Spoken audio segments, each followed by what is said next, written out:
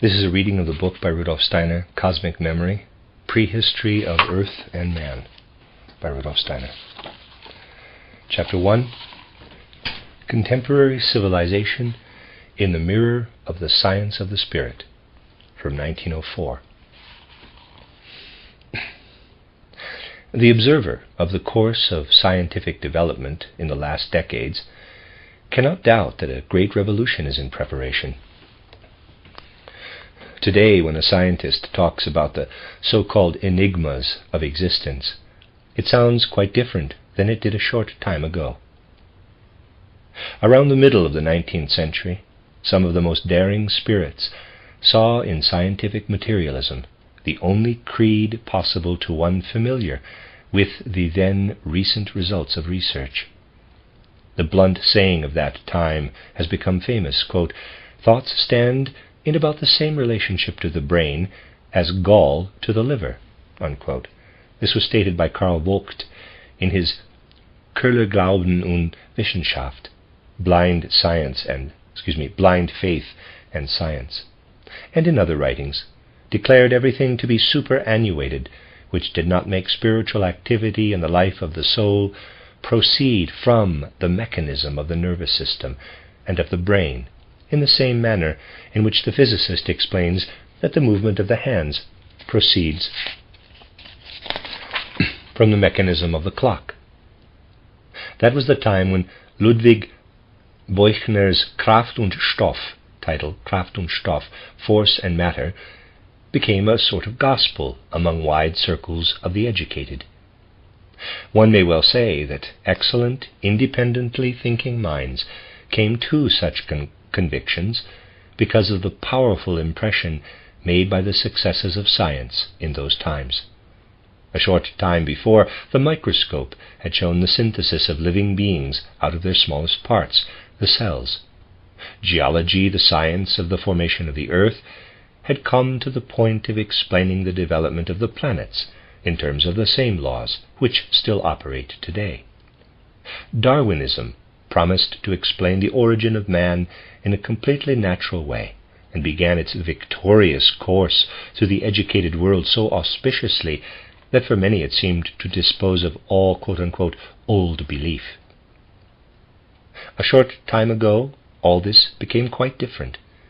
It is true that stragglers who adhere to these opinions can still be found in men like Ladenburg at the Congress of Scientists in 1903, who proclaim the materialistic gospel, but against them stand others who have arrived at a quite different way of speaking through more mature reflection on scientific questions.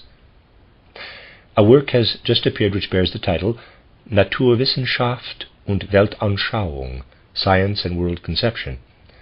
Its author is Max Favon, a physiologist of the school of Haeckel. In this work, one can read the following, quote, "Indeed, even if we possessed the most complete knowledge of the physiological events in the cells and fibers of the cerebral cortex with which psychic events are connected, even if we could look into the mechanism of the brain as we look into the works of a clock, we would never find anything but moving atoms. No human being could see or otherwise perceive through his senses how sensations and ideas arise in this mechanism. The results which the materialistic conception has obtained in its attempt to trace mental processes back to the movements of atoms illustrates its efficiency very clearly. As long as the materialistic conception has existed, it has not explained the simplest sensation by movements of atoms. Thus it has been, and thus it will be in the future. How could it be conceivable that things which are not perceptible by the senses, such as the psychic processes, could ever be explained by a mere splitting up of large bodies into their smallest parts? The atom is still a body, after all, and no movement of atoms is ever capable of bridging the gulf between the material world and the psyche. However fruitful the materialistic point of view has been as a scientific working hypothesis, however fruitful it will doubtless remain in this sense in the future, I point only to the successes of structural chemistry, just as useless is it as the basis for a world conception. Here it shows itself to be too narrow. Philosophical materialism has finished playing its historical role. This attempt at a scientific world conception has failed forever." End quote. Thus, at the beginning of the 20th century, a scientist speaks about the conception which, around the middle of the 19th century, was proclaimed as a new gospel demanded by the advances of science. It is especially the 50s, the 60s, and the 70s of the 19th century which may be designated as the years of the high tide of materialism. The explanation of mental and spiritual phenomena on the basis of purely mechanical processes exercised a really fascinating influence at that time. The materialists could tell themselves that they had won a victory over the adherents of a spiritual world conception. Those also who had not started from scientific studies joined their ranks, while Buechner, Vogt, Moorschat, and others still built on purely scientific premises in his title Alten und Neuen Glauben, Old and New Belief, 1872, David Friedrich Strauss attempted to obtain bases for the new creed from his theological and philosophical ideas. Decades before, he had already intervened in the intellectual life with his title Leben Jesu, Life of Jesus, in a manner which caused a sensation. He seemed to be equipped with the full theological and philosophical culture of his time. He now said boldly that the materialistic explanation of the phenomena of the universe, including man, had to form the basis for a new gospel, for a new moral comprehension and formation of existence. The descent of man from purely animal ancestors seemed about to become a new dogma, and in the eyes of scientific philosophers, all adherence to spiritual soul origin of our race amounted to an antiquated superstition from the infancy of mankind, with which one did not have to disturb oneself further.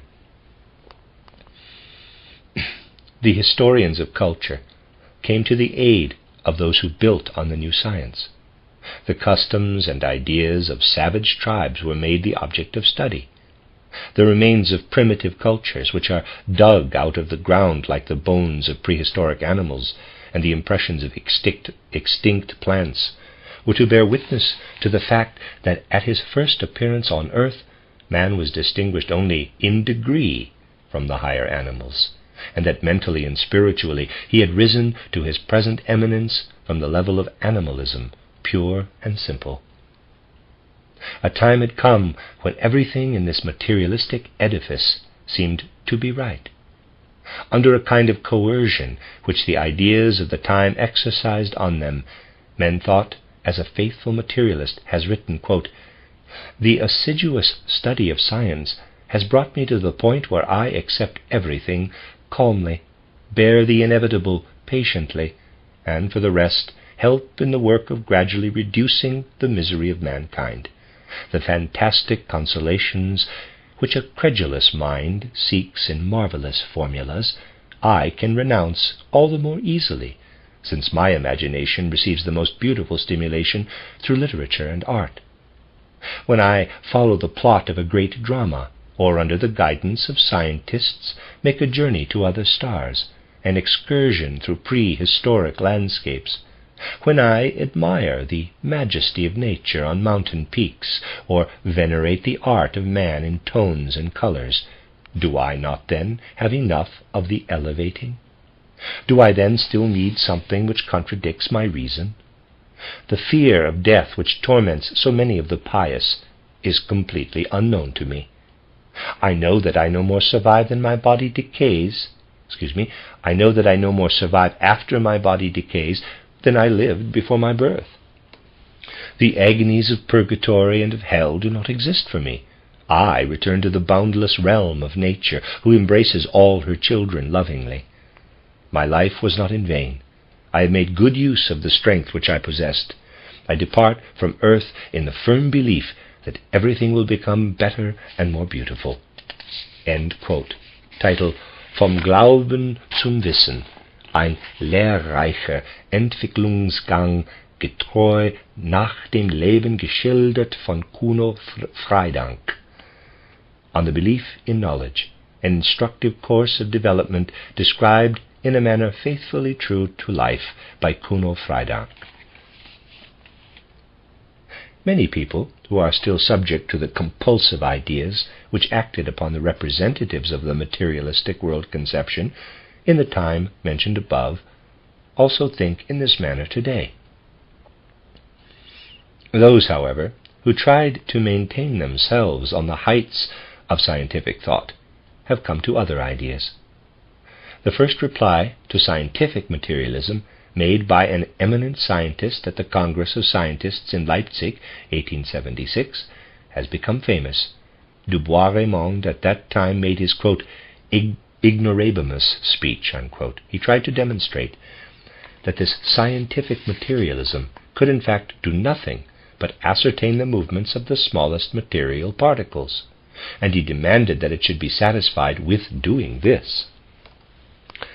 But he emphasized at the same time that in doing this contributes absolutely nothing to an explanation of mental and spiritual processes. One may take whatever attitude one pleases toward these statements of Du Bois-Reymond, but this much is clear. They represented a rejection of the materialistic interpretation of the world.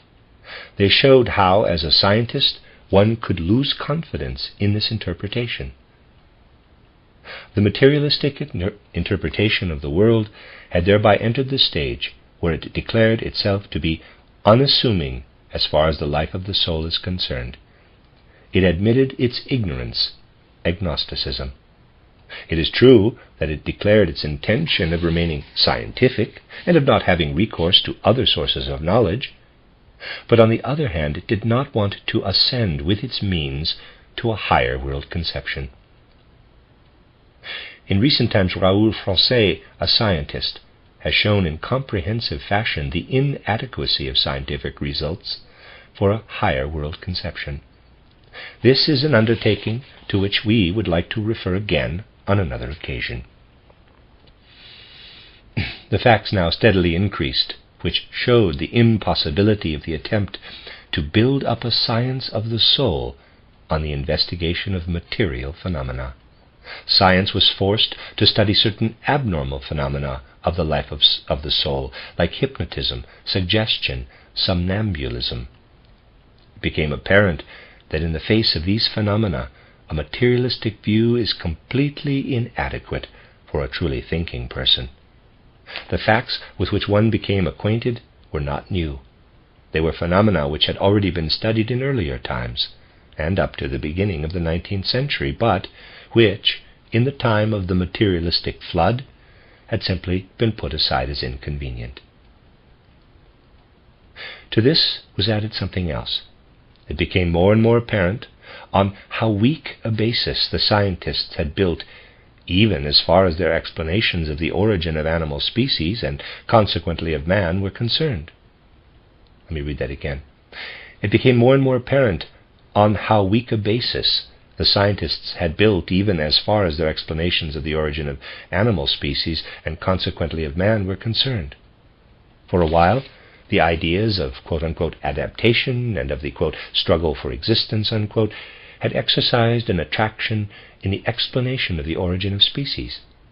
One learned to understand that in following them one had followed mirages. A school was formed under the leadership of Weismann, which denied that characteristics which an organism had acquired through adaptation to the environment could be transmitted by inheritance, and that in this way a transformation of organisms could occur. One therefore ascribed everything to the quote struggle for existence unquote, and spoke of an quote omnipotence of natural selection unquote. A stark contrast to this view was presented by those who, relying on unquestionable facts, declared that a quote struggle for existence unquote had been spoken of in cases where it did not even exist. They wanted to demonstrate that nothing could be explained by it. They spoke of an impotence of natural selection.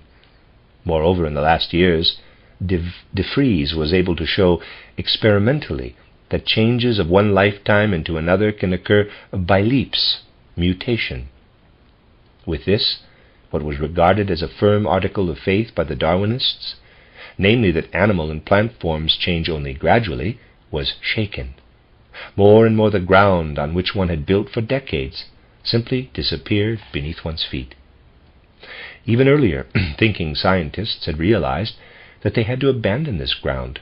Thus W. H. Rolf, who died young in 1884, declared in his book titled Biologische Probleme zugleich als Versuch zur Entwicklung einer rationellen Ethik, Biological Problems with an Attempt at the Development of Rational Ethics, quote, "Only through the introduction of insatiability does the Darwinian principle of the struggle for life become acceptable, because it is only then that we have an explanation for the fact that wherever it can, a creature acquires more than it needs for maintaining the status quo, that it grows to excess where the occasion for this is given.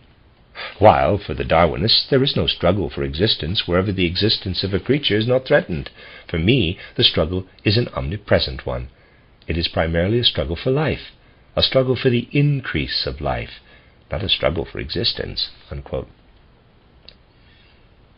It is only natural that in view of these facts, the judicious confess to themselves, quote, "The materialistic universe of thought is not fit for the construction of a world conception. If we base ourselves on it, we cannot say anything about mental and spiritual phenomena." Unquote. Today there are already numerous scientists who seek to erect a structure of the world for themselves, based on quite different ideas. One need only recall the work of the botanist Reinke, quote, titled Die Welt als Tat, the world as deed. However, it becomes apparent that such scientists have not been trained with impunity amidst purely materialistic ideas. What they utter from their new idealistic standpoint is inadequate, can satisfy them for a while, but not those who look more deeply into the enigmas of the world. Such scientists cannot bring themselves to approach those methods which proceed from a real contemplation of the mind and the soul. They have the greatest fear of mysticism, of gnosis or theosophy. This appears clearly, for example, in the work of Verworn, quoted above. He says, quote, "There is a ferment in science. Things which seemed clear and transparent to everybody have become cloudy today. Long-tested symbols and ideas with which everyone dealt and worked at every step without hesitation a short time ago have begun to totter and are looked upon with suspicion. Fundamental concepts such as those of matter appear to have been shaken, and the firmest ground is beginning to sway under the scientists' steps. Certain problems alone stand with rock-like firmness, problems on which until now all attempts, all efforts of science have been shattered. In the face of this knowledge, one who is despondent resignedly throws himself into the arms of mysticism, which has always been the last refuge when the tormented intellect could see no way out. The sensible man looks for new symbols and attempts to create new bases on which he can build further." Unquote. One can see that because of his habits of conceptualization, the scientific thinker of today is not in a position to think of mysticism otherwise than as implying intellectual confusion and vagueness. What concepts of the life of the soul does such a thinker not reach? At the end of the work referred to above we read, quote, "Prehistoric man formed the idea of a separation of body and soul in face of death. The soul separated itself from the body and led an independent existence. It found no rest and returned as a ghost unless it was banned by sepulchral ceremonies. Man was terrorized by fear and superstition. The remains of these ideas have come down to our time. The fear of death, that is, of what is to come after, is widespread today. How differently does all this appear from the standpoint of psychomonism? Since the psychic experiences of the individual only take place when certain regular connections exist, they cease when these connections are in any way disturbed, as happens numberless times in the course of a day. With the bodily changes at death, these connections stop entirely. Thus no sensation and conception, no thought and no feeling of the individual can remain. The individual soul is dead. Nevertheless, the sensations and thoughts and feelings continue to live. They live beyond the transitory individual in other individuals, wherever the same complexes of conditions exist. They are transmitted from individual to individual, from generation to generation, from people to people. They weave at the eternal loom of the soul. They work at the history of the human spirit. Thus we all survive after death as links in the great interconnected chain of spiritual development. End quote. But is that something different from the survival of the wave in others which it has caused, itself meanwhile disappearing? Let me read that again. But is that something different from the survival of the wave in others which it has caused, itself meanwhile disappearing? Does one really survive when one continues to exist only in one's effects? Does one not have such a survival in common with all phenomena, even those of physical nature? One can see that the materialistic world conception had to undermine its own foundations. As yet it cannot lay new ones. Only a true understanding of mysticism, theosophy, and gnosis will enable it to do so. The chemist Osterwald spoke several years ago at the Congress of Scientists at Lübeck of the, quote, overcoming of materialism, unquote, and for this purpose founded a new periodical dealing with the philosophy of nature. Science is ready to receive the fruits of a higher world conception. All resistance will avail it nothing. It will have to take into account the needs of the longing human soul. The end of chapter 1. This is a reading of the book Cosmic Memory. Chapter 2 is entitled From the Akasha Chronicle. It is a preface. By means of ordinary history, man can learn only a small part of what humanity experienced in prehistory. Historical documents shed light on but a few millennia. What archaeology, paleontology, and geology can teach us is very limited. Furthermore, everything built on external evidence is unreliable. One need only consider how the picture of an event or people, not so very remote from us, has changed when new historical evidence has been discovered. One need but compare the descriptions of one and the same thing as given by different historians, and he will soon realize on what uncertain ground he stands in these matters. Everything belonging to the external world of the senses is subject to time. In addition, time destroys what has originated in time. On the other hand, external history is dependent on what has been preserved in time. Nobody can say that the essential has been preserved if he remains content with external evidence. Everything which comes into being in time has its origin in the eternal, but the eternal is not accessible to sensory perception. Nevertheless, the ways to the perception of the eternal are open for man. He can develop forces dormant in him so that he can recognize the eternal. In the essays titled Wie erlangt man Erkenntnisse der höheren Welten, title How Does One Attain Knowledge of Higher Worlds, which appear in this periodical, footnote, these essays were published in book form, Berlin, 1909, this development is referred to. These present essays will also show that at a certain high level of his cognitive power, man can penetrate to the eternal origins of the things which vanish with time. A man broadens his power of cognition in this way, if he is no longer limited to external evidence, where knowledge of the past is concerned.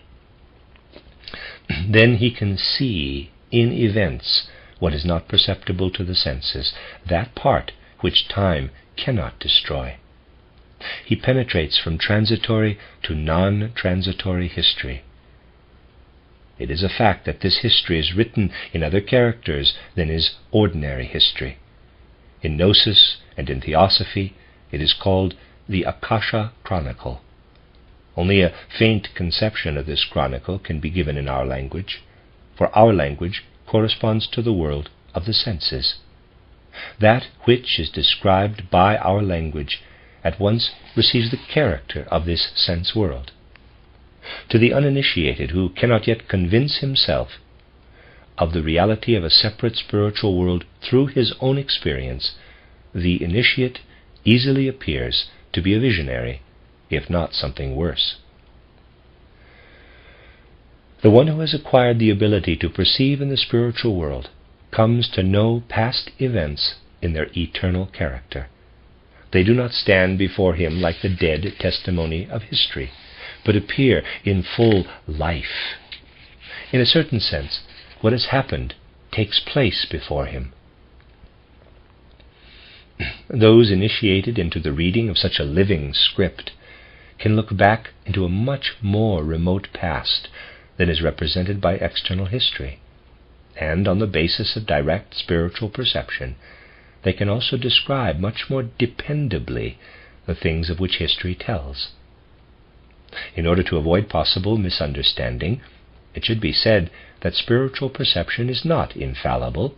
This perception also can err, can see in an inexact, oblique, wrong manner. No man is free from error in this field, no matter how high he stands. Therefore one should not object when communications emanating from such spiritual sources do not always entirely correspond. But the dependability of observation is much greater here than in the external world of the senses. What various initiates can relate about history and prehistory will be in essential agreement.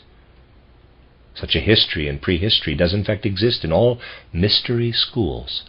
Here, for millennia, the agreement has been so complete that the conformity existing among external historians of even a single century cannot be compared with it.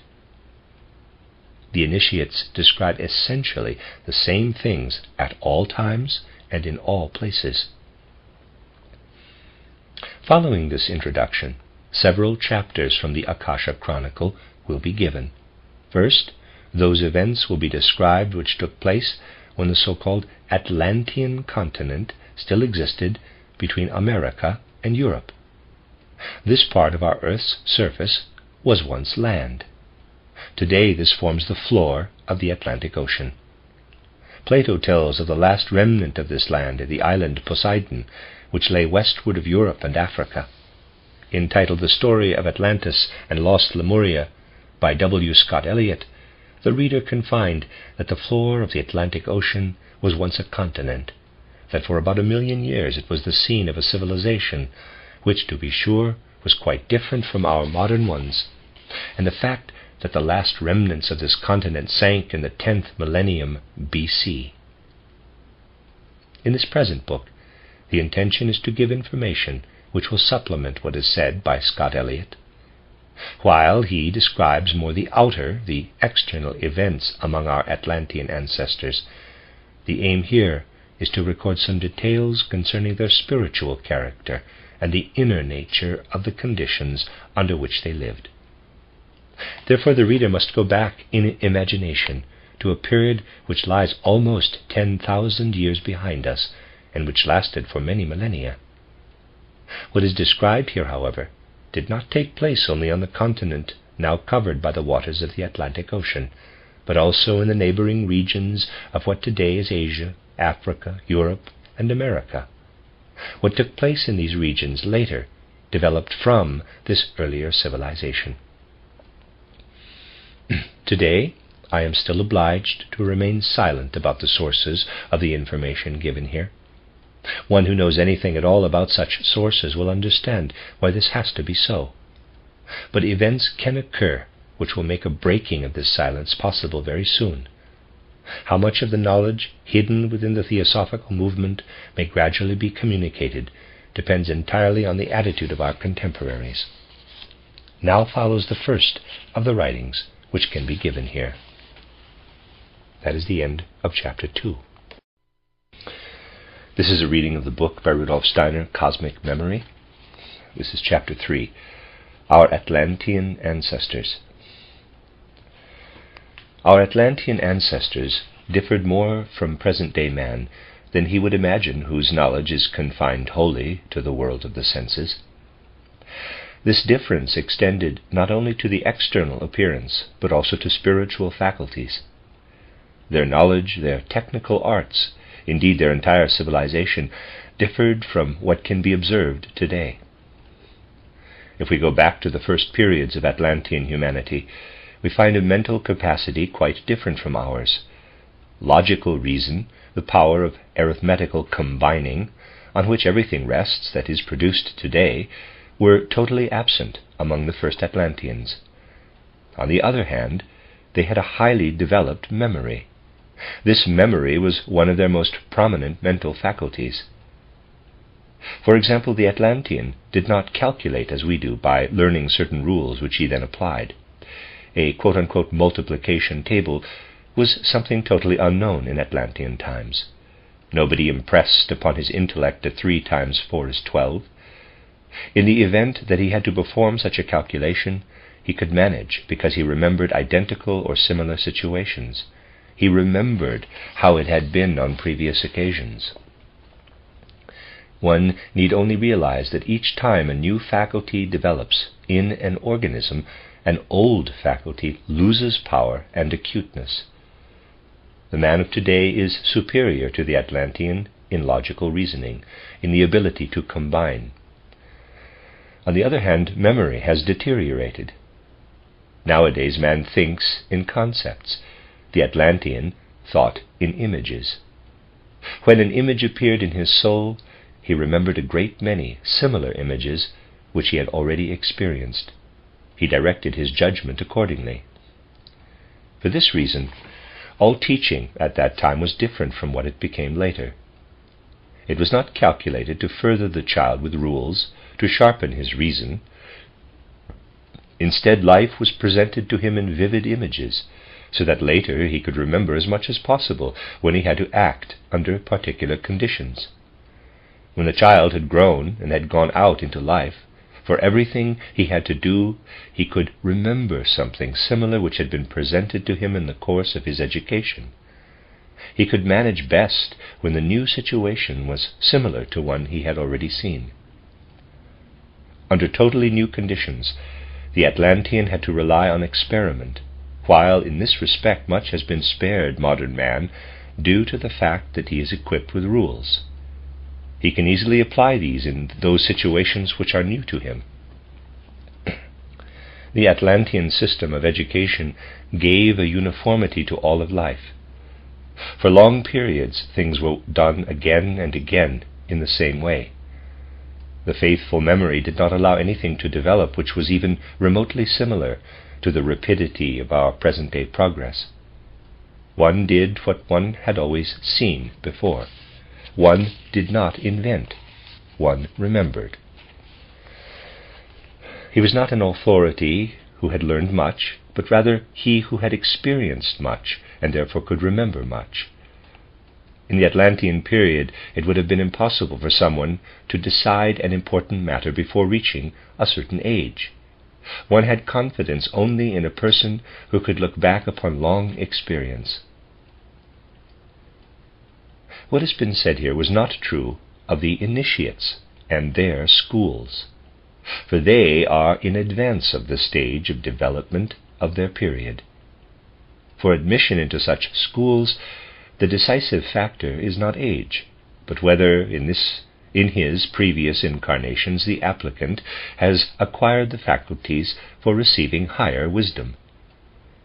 The confidence placed in the initiates and their representatives during the Atlantean period was not based on the richness of their personal experience, but rather on the antiquity of their wisdom. In the case of the initiate, personality ceases to have any importance. He is totally in the service of eternal wisdom. Therefore, the characteristic features of a particular period do not apply to him. While the power to think logically was absent among the Atlanteans, especially the earlier ones, in their highly developed memory they possessed something which gave a special character to everything they did. But with the nature of one human power, others are always connected. Memory is closer to the deeper natural basis of man than reason, and in connection with it, other powers were developed which were still closer to those of subordinate natural beings than our contemporary human powers. Thus the Atlanteans could control what one calls the life force. As today one extracts the energy of heat from coal and transforms it into motive power for our means of locomotion, the Atlanteans knew how to put the germinal energy of organisms into the service of their technology. One can form an idea of this from the following. Think of a kernel of a seed grain. In this an energy lies dormant. This energy causes the stalk to sprout from the kernel. Nature can awaken this energy which reposes in the seed. Modern man cannot do it at will. He must bury the seed in the ground and leave the awakening to the forces of nature. The Atlantean could do something else. He knew how one can change the energy of a pile of grain into technical power, just as modern man can change the heat energy of a pile of coal into such power. Plants were cultivated in the Atlantean period not merely for use as foodstuffs, but also in order to make the energies dormant in them available to commerce and industry. Just as we have mechanisms for transforming the energy dormant in coal into energy of motion in our locomotives, so the Atlanteans had mechanisms in which they, so to speak, burned plant seeds, and in which the life force was transformed into technically utilizable power. The vehicles of the Atlanteans, which floated a short distance above the ground, were moved in this way. These vehicles traveled at a height lower than that of the mountain ranges of the Atlantean period, and they had steering mechanisms by the aid of which they could rise above these mountain ranges. One must imagine that with the passage of time all conditions on our earth have changed very much. Today the above-mentioned vehicles of the Atlanteans would be totally useless. Their usefulness depended on the fact that then the cover of air which envelops the earth was much denser than at present. Whether in face of current scientific beliefs, one can easily imagine such greater density of air must not occupy us here. Because of their very nature, science and logical thinking can never decide what is possible or impossible. Their only function is to explain what has been ascertained by experience and observation. The above-mentioned density of air is as certain for occult experience as any fact of today given by the senses can be. Equally certain, however, is the fact, perhaps even more inexplicable for contemporary physics and chemistry, that at that time the water on the whole earth was much thinner than today. Because of this thinness, the water could be directed by the germinal energy used by the Atlanteans into technical services which today are impossible. As a result of the increased density of the water, it has become impossible to move and to direct it in such ingenious ways as once were possible. From this it must be sufficiently clear that the civilization of the Atlantean period was radically different from ours. It will also be understood that the physical nature of an Atlantean was quite different from that of a contemporary man. The Atlantean took into himself water, which could be used by the life force inherent in his own body in a manner quite different from that possible in today's physical body. It was due to this that the Atlantean could consciously employ his physical powers in an entirely different way from a man of today. He had, so to speak, the means to increase the physical powers in himself when he needed them for what he was doing. In order to have an accurate conception of the Atlanteans, one must know that their ideas of fatigue and the depletion of forces were quite different from those of present-day man. An Atlantean settlement, as must be evident from everything we have described, had a character which in no way resembled that of a modern city. In such a settlement everything was, on the contrary, still in alliance with nature. Only a vaguely similar picture is given if one should say that in the first Atlantean periods, about to the middle of the third subrace, a settlement resembled a garden in which the houses were built of trees with artfully intertwined branches.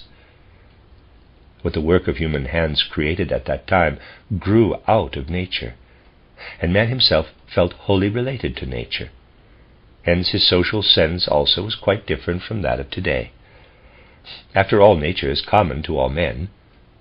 What the Atlantean built up on the basis of nature he considered to be common property, just as a man of today thinks it only natural to consider as his private property what his ingenuity, his intelligence have created for him. One familiar with the idea that the Atlanteans were equipped with such spiritual and physical powers as have been described will also understand that in still earlier times mankind presented a picture which reminds him, in only a few particulars, of what he is accustomed to see today. Not only men, but also the surrounding nature has changed enormously in the course of time. Plant and animal forms have become different. All of earthly nature has been subjected to transformations. Once inhabited regions of earth have been destroyed. Others have come into existence. The ancestors of the Atlanteans lived in a region which has disappeared, the main part of which lay south of contemporary Asia. In theosophical writings they are called the Lemurians.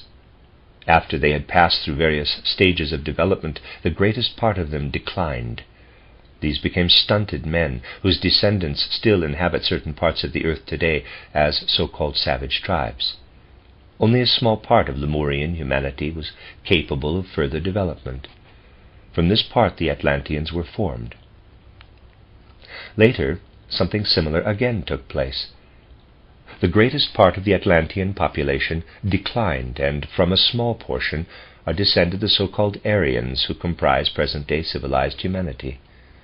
According to the nomenclature of the science of the spirit, the Lemurians, Atlanteans, and Aryans are root races of mankind. If one imagines that two such root races preceded the Lemurians, and that two will succeed the Aryans in the future, one obtains a total of 7. One always arises from another, in the manner just indicated, with respect to the Lemurians, Atlanteans, and Aryans. Each root race has physical and mental characteristics which are quite different from those of the preceding one. While, for example, the Atlanteans especially developed memory and everything connected with it, at the present time it is the task of the Aryans to develop the faculty of thought and all that belongs to it. In each root race, various stages must also be gone through. There are always 7 of these. In the beginning of a period identified with a root race, its principal characteristics are in a youthful condition. Slowly they attain maturity and finally enter a decline. The population of a root race is thereby divided into 7 subraces. But one must not imagine that one subrace immediately disappears when a new one develops. Each one may maintain itself for a long time, while others are developing beside it. Thus there are always populations which show different stages of development living beside each other on Earth. The first subrace of the Atlanteans developed from a very advanced part of the Lemurians who had a high evolutionary potential. The faculty of memory appeared only in its rudiments among the Lemurians, and then only in the last period of their development. One must imagine that while a Lemurian could form ideas of what he was experiencing, he could not preserve these ideas. He immediately forgot what he had represented to himself. Nevertheless, that he lived in a certain civilization, that, for example, he had tools, erected buildings, and so forth, this he owed not to his own powers of conception, but to a mental force in him which was instinctive. However, one must not imagine this to have been the present-day instinct of animals, but one of a different kind. Theosophical writings call the first subrace of the Atlanteans that of the Remohals, let's say, Rmoahals. The memory of this race was primarily directed toward vivid sense impressions. Colors which the eye had seen, sounds which the ear had heard, had a long after effect in the soul.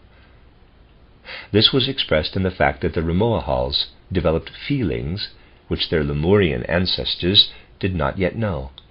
For example, the attachment to what has been experienced in the past is a part of these feelings. With the development of memory was connected that of language. As long as man did not preserve what was past, a communication of what had been experienced could not take place through the medium of language. Because in the last Lemurian period the first beginnings of memory appeared, at that time it was also possible for the faculty of naming what had been seen and heard to have its inception. Only men who have the faculty of recollection can make use of a name which has been given to something.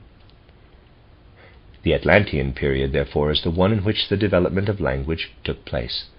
With language a bond was established between the human soul and the things outside man. He produced a speech word inside himself, and this speech word belonged to the objects of the external world. A new bond is also formed among men by communications through the medium of language. It is true that all this existed in a still youthful form among the Rmoahals, but nevertheless it distinguished them profoundly from their Lemurian forefathers. The soul powers of these first Atlanteans still possessed something of the forces of nature. These men were more closely related to the beings of nature which surrounded them than were their successors. Their soul powers were more connected with forces of nature than are those of modern man. Thus the speech word which they produced had something of the power of nature. They not only named things, but in their words was a power over things and also over their fellow men. The word of the Rmoahals not only had meaning but also power. The magic power of words is something which was far truer for those men than it is for men of today. When a Rmoahals man pronounced a word, this word developed a power similar to that of the object it designated. Because of this, words at that time were curative. They could advance the growth of plants, tame the rage of animals, and perform other similar functions. All this progressively decreased in force among the later subraces of the Atlanteans. One could say that the original fullness of power was gradually lost. The Rmoahals men felt this plenitude of power to be a gift of mighty nature, and the relationship to the latter had a religious character. For them, language was something especially sacred. The misuse of certain sounds which possessed an important power was an impossibility. Each man felt that such misuse must cause him enormous harm. The good magic of such words would have changed into its opposite. That which would have brought blessings if used properly would bring ruin to the author if used criminally. In a kind of innocence of feeling, the Rmoahals ascribed their power not so much to themselves as to the divine nature acting within them. This changed among the second subrace, the so-called Tlavatli peoples, Tlavatli, Tlavatli. Tlavatli, I guess. The men of this race began to feel their own personal value. Ambition, a quality unknown to the Rmoahals, made itself felt among them. Memory was in a sense transferred to the conception of communal life. He who could look back upon certain deeds demanded recognition of them from his fellow men. He demanded that his works be preserved in memory. Based upon this memory of deeds, a group of men who belonged together elected one as leader. A kind of regal rank developed. This recognition was even preserved beyond death. The memory, the remembrance of the ancestors, or of those who had acquired merit in life, developed. From this there emerged among some tribes a kind of religious veneration of the deceased, an ancestor cult. This cult continued into much later times, and took the most varied forms. Among the Rmoahals, a man was still esteemed only to the degree to which he could command respect at a particular moment through his powers. If someone among them wanted recognition for what he had done in earlier days, he had to demonstrate by new deeds that he still possessed his old power. He had to recall the old works to memory by means of new ones. What had been done was not esteemed for its own sake. Only the second subrace considered the personal character of a man to the point where he took his past life into account in the evaluation of this character. A further consequence of memory for the communal life of man was the fact that groups of men were formed which were held together by the remembrance of common deeds. Previously, the formation of groups depended wholly upon natural forces, upon common descent. Man did not add anything through his own mind to what nature had made of him. Now a powerful personality recruited a number of people for a joint undertaking, and the memory of this joint action formed a social group. This kind of social communal life became fully developed only during the third subrace, the Toltecs. It was therefore the men of this race who first founded what can be called a community, the first method of forming a state. The leadership, the government of these communities was transmitted from one generation to the next. The father now gave over to the son what previously survived only in the memory of contemporaries. The deeds of the ancestors were not to be forgotten by their whole line of descent. What an ancestor had done was esteemed by his descendants. However, one must realize that in those times men actually had the power to transmit their gifts to their descendants. Education, after all, was calculated to mold life through vivid images. The effectiveness of this education had its foundation in the personal power which emanated from the educator. He did not sharpen the power of thought, but in fact developed those gifts which were of a more instinctive kind. Through such a system of education, the capacities of the father were generally transmitted to the son. Under such conditions, personal experience acquired more and more importance among the third subrace. When one group of men separated from another for the foundation of a new community, it carried along the remembrance of what it had experienced at the old scene. But at the same time there was something in this remembrance which the group did not find suitable for itself, in which it did not feel at ease. Therefore it then tried something new. Thus conditions improved with every one of these new foundations. It was only natural that what was better was imitated. These are the facts which explain the development of those flourishing communities in the period of the third subrace described in Theosophic literature. The personal experiences which were acquired found support from those who were initiated into the eternal laws of spiritual development. Powerful rulers themselves were initiated so that personal ability might have full support. Through his personal ability, man slowly prepares himself for initiation. He must first develop his powers from below in order that the enlightenment from above can be given to him. In this way, the initiated kings and leaders of the Atlanteans came into being. Enormous power was in their hands, and they were greatly venerated. But in this fact also lay the reason for decline and decay. The development of memory led to the preeminent power of a personality. Man wanted to account for something through his power. The greater the power became, the more he wanted to exploit it for himself. The ambition which had developed turned into marked selfishness. Thus the misuse of these powers arose. When one considers the capabilities of the Atlanteans resulting from their mastery of the life force, one will understand that this misuse inevitably had enormous consequences. A broad power over nature could be put at the service of personal egotism. This was accomplished in full measure by the fourth subrace, the primal Turanians. The members of this race, who were instructed in the mastery of the above-mentioned powers, often used them in order to satisfy their selfish wishes and desires. But used in such a manner, these powers destroy each other in their reciprocal effects. It is as if the feet were stubbornly to carry a man forward, while his torso wanted to go backward. Such a destructive effect could only be halted through the development of a higher faculty in man. This was the faculty of thought. Logical thinking has a restraining effect on selfish personal wishes. The origin of logical thinking must be sought among the fifth subrace, the primal Semites.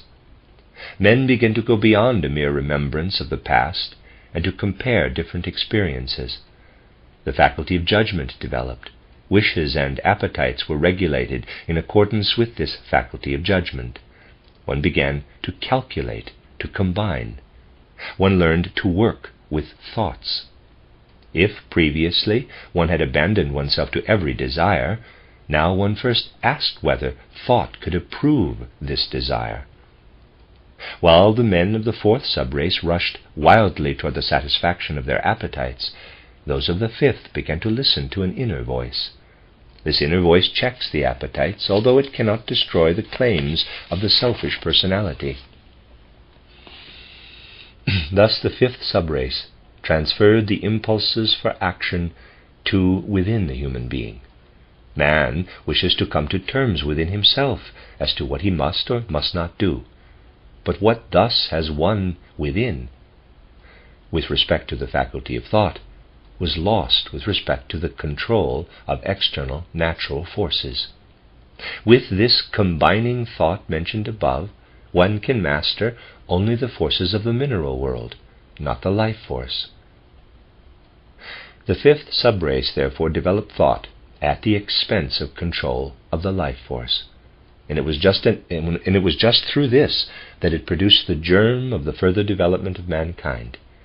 Now personality, self-love, even complete selfishness could grow freely, for thought alone, which works wholly within and can no longer give direct orders to nature, is not capable of producing such devastating effects as the previously misused powers. From this fifth subrace, the most gifted part was selected, which survived the decline of the fourth root race, and formed the germ of the fifth, the Aryan race, whose mission is the complete development of the thinking faculty.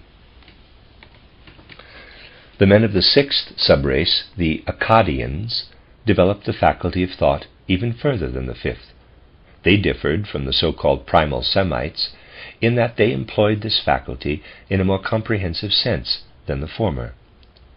It has been said that while the development of the faculty of thought prevented the claims of the selfish personality from having the same devastating effects as among the earlier races, these claims were not destroyed by it. The primal Semites at first arranged their personal circumstances as their faculty of thought directed. Intelligence took the place of mere appetites and desires. The conditions of life changed.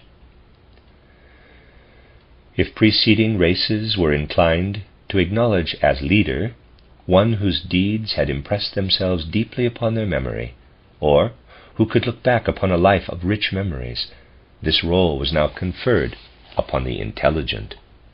If previously that which lived in a clear remembrance was decisive, one now regarded as best what was most convincing to thought.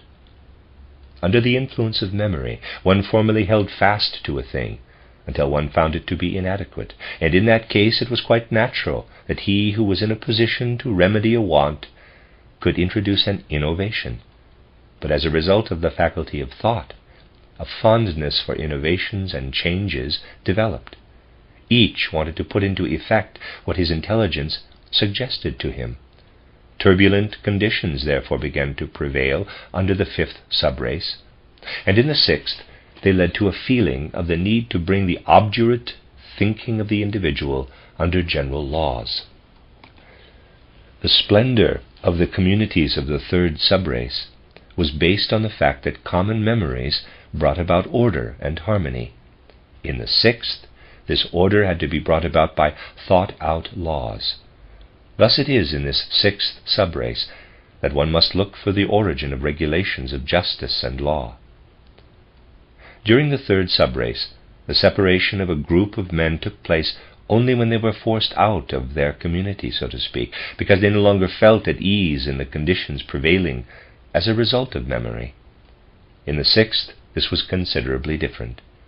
The calculating faculty of thought sought the new as such.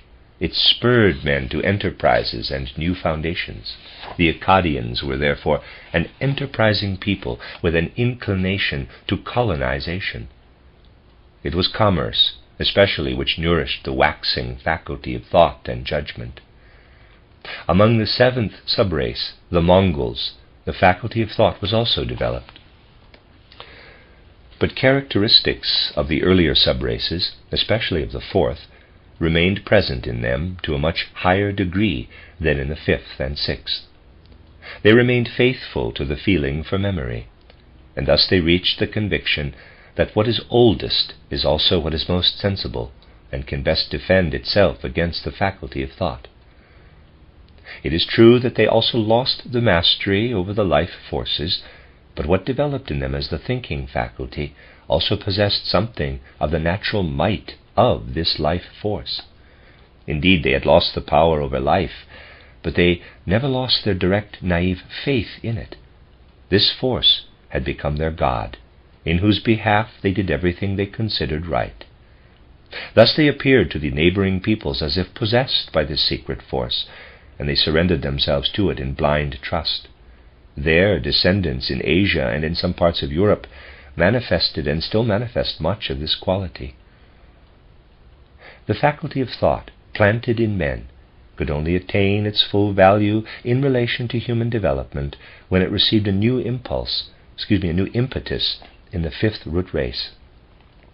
The fourth root race, after all, could only put this faculty at the service of that to which it was educated through the gift of memory. The fifth alone reached life conditions for which the proper tool is the ability to think. The end of chapter 3. This is a reading of the book, The Cosmic Memory by Rudolf Steiner. Chapter 4, Transition of the Fourth into the Fifth Root Race.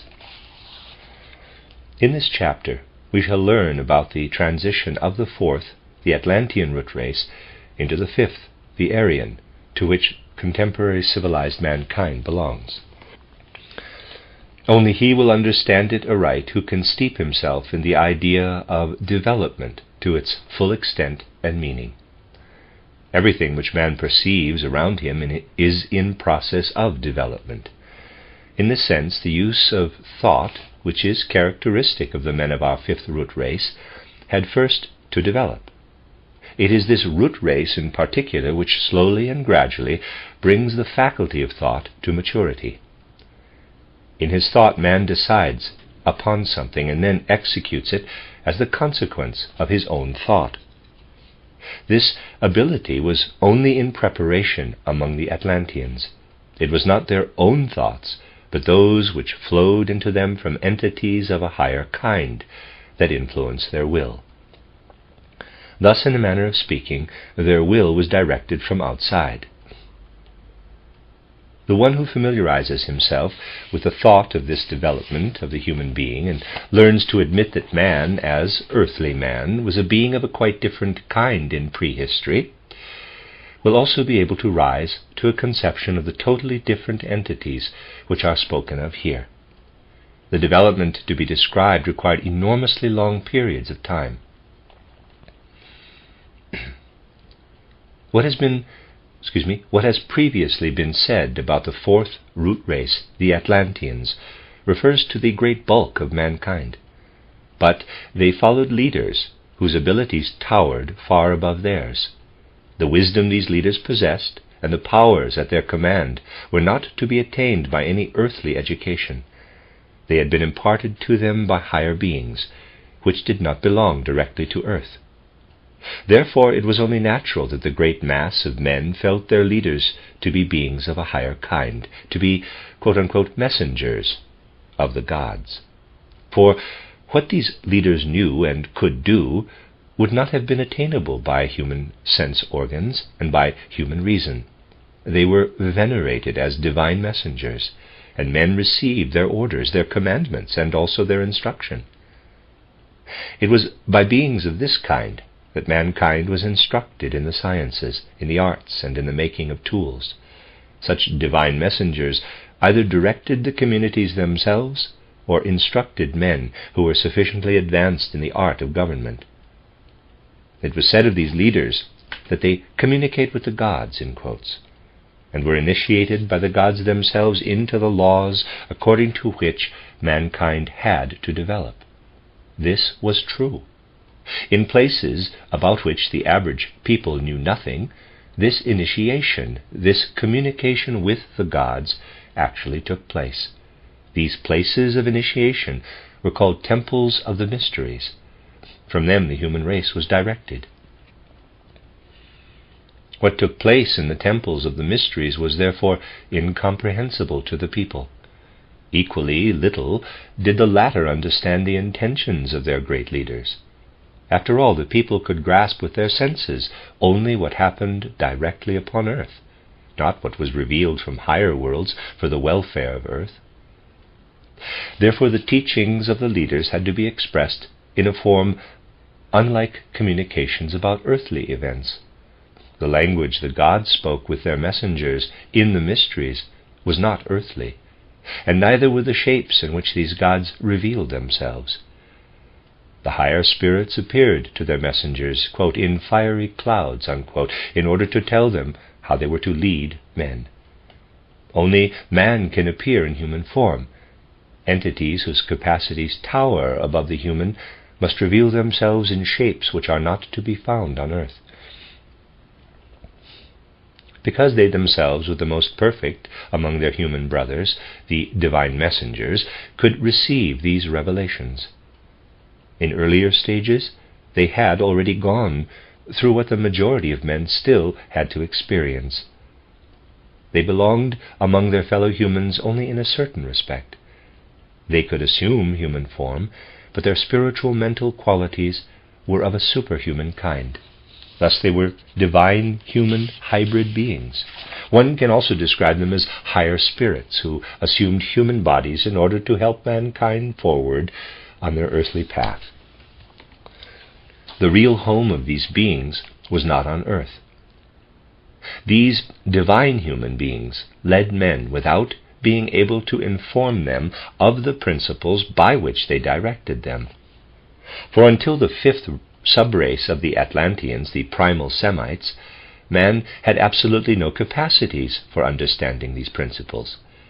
The faculty of thought, which developed in this subrace, was such a capacity, but this evolved slowly and gradually.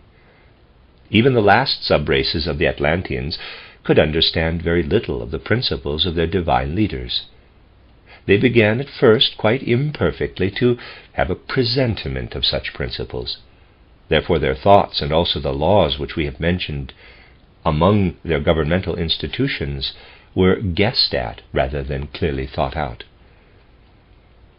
The principal leader of the fifth Atlantean subrace gradually prepared it so that in later times, after the decline of the Atlantean way of life, it could begin a new one which was to be wholly directed by the faculty of thought.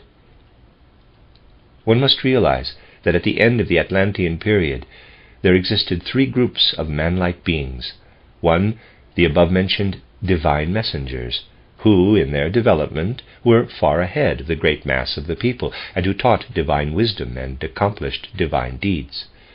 Number two, the great mass of humanity, among which the faculty of thought was in a dull condition, although they possessed natural abilities which modern men have lost. Number three, a small group of those who were developing the faculty of thought. While they gradually lost the natural abilities of the Atlanteans through this process, they were advancing to the stage where they could grasp the principles of the divine messengers with their thoughts. The second group of human beings was doomed to gradual extinction.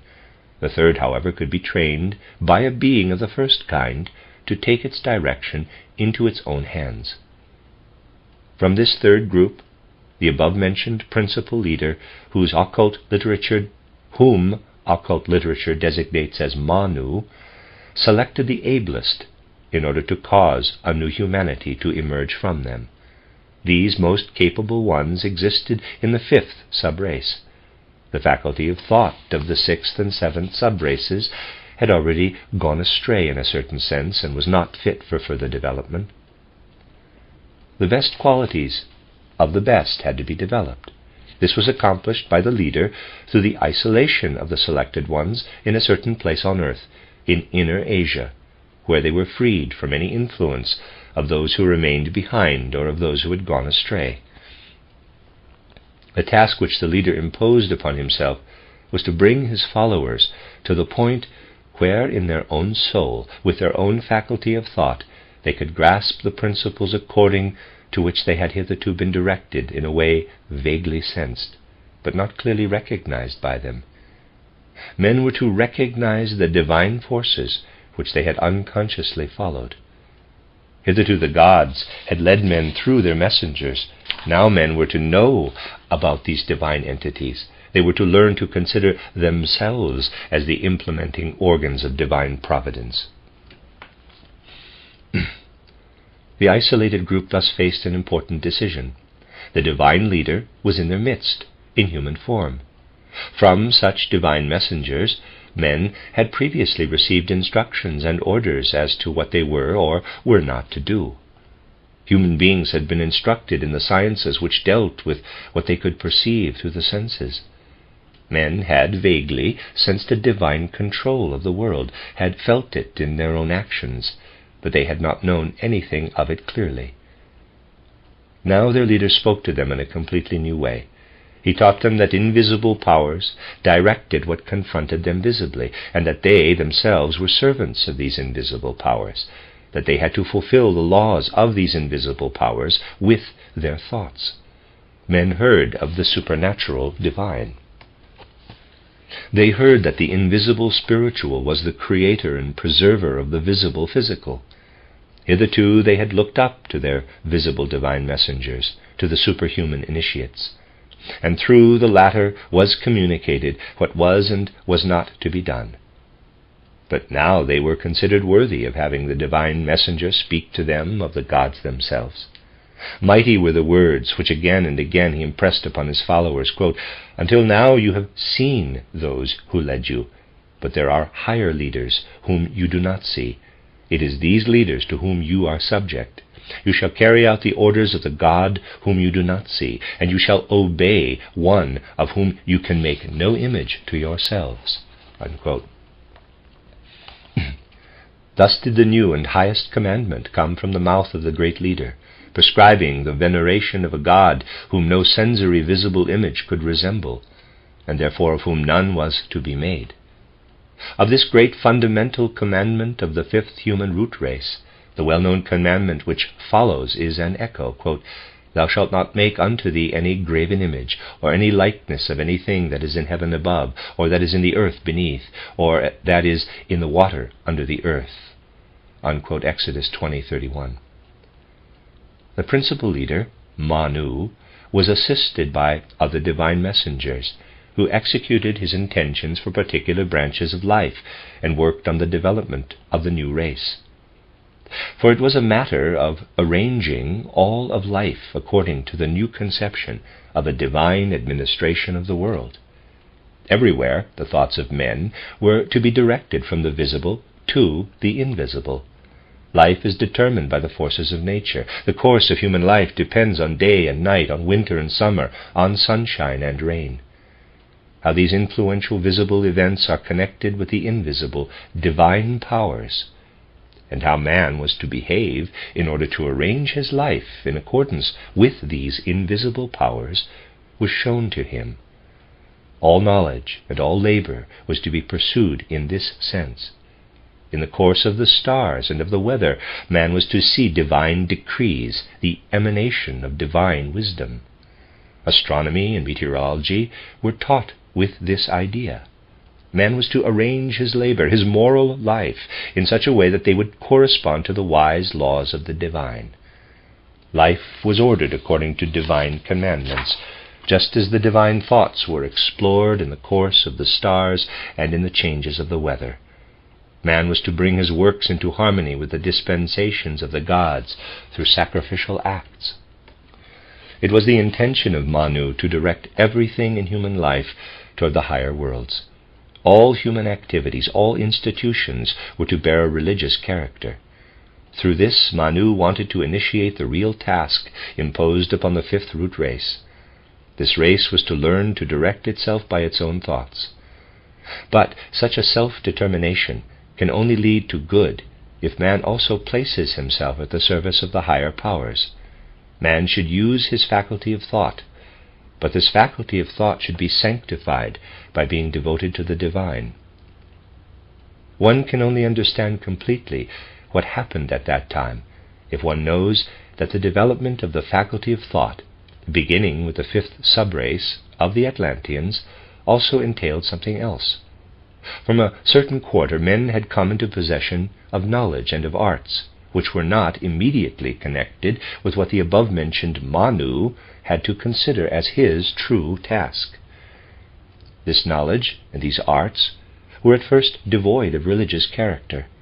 They came to man in such a way that he could think of nothing other than to place them at the service of self-interest, of his personal needs. Footnote: for the present, it is not permitted to make public communications about the origin of this knowledge and these arts. A passage from the Akasha Chronicle must therefore be omitted here. End of footnote. To such knowledge belongs, for example, that of the use of fire in human activities.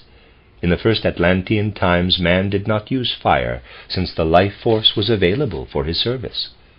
But with the passage of time, he was less and less in a position to make use of this force. Hence he had to learn to make tools, utensils, from so-called lifeless objects. He employed fire for this purpose. Similar conditions prevailed with respect to other natural forces. Thus man learned to make use of such natural forces without being conscious of their divine origin. So it was meant to be. Man was not to be forced by anything to relate these things which served his faculty of thought to the divine order of the world. Rather was he to do this voluntarily in his thoughts.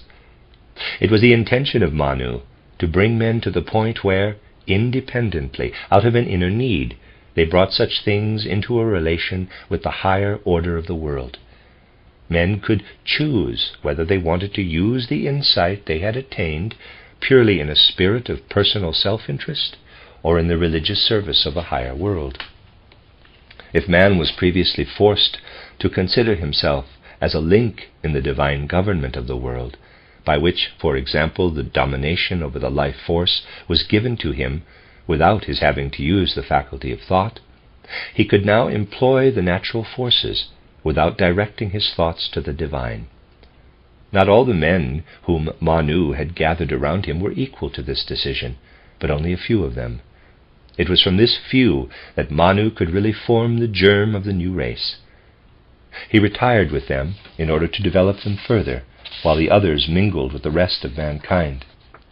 From this small number of men who finally gathered around Manu, everything is descended which up to the present forms the true germs of progress of the fifth root race.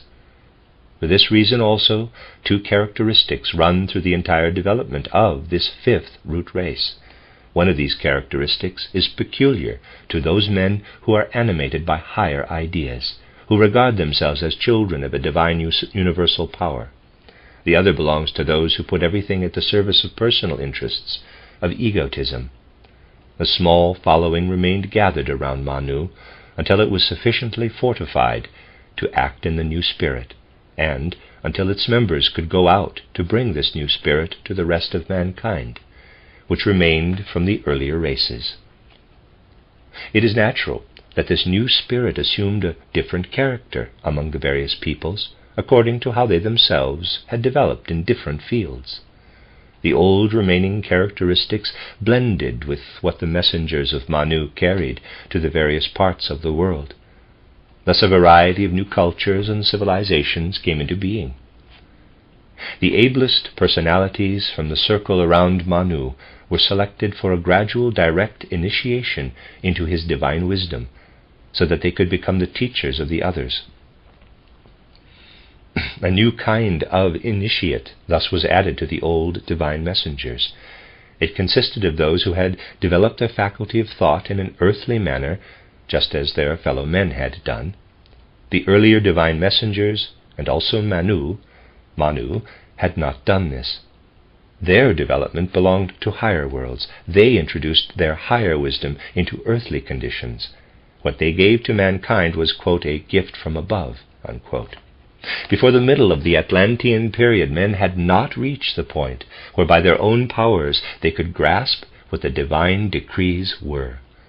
Now, at the time indicated, they were to attain this point. Earthly thinking was to elevate itself to the concept of the divine.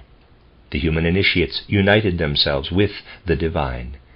This represents an important revolution in the development of the human race. The first Atlanteans did not, as yet, have a choice as to whether or not they would consider their leaders to be divine messengers, for what the latter accomplished imposed itself as the deed of higher worlds. It bore the stamp of a divine origin. Thus the messengers of the Atlantean period were entities sanctified by their power, surrounded by the splendor which this power conferred upon them. From an external point of view, the human initiates of later times are men among men. But they remain in relation with the higher worlds, and the revelations and manifestations of the divine messengers come to them.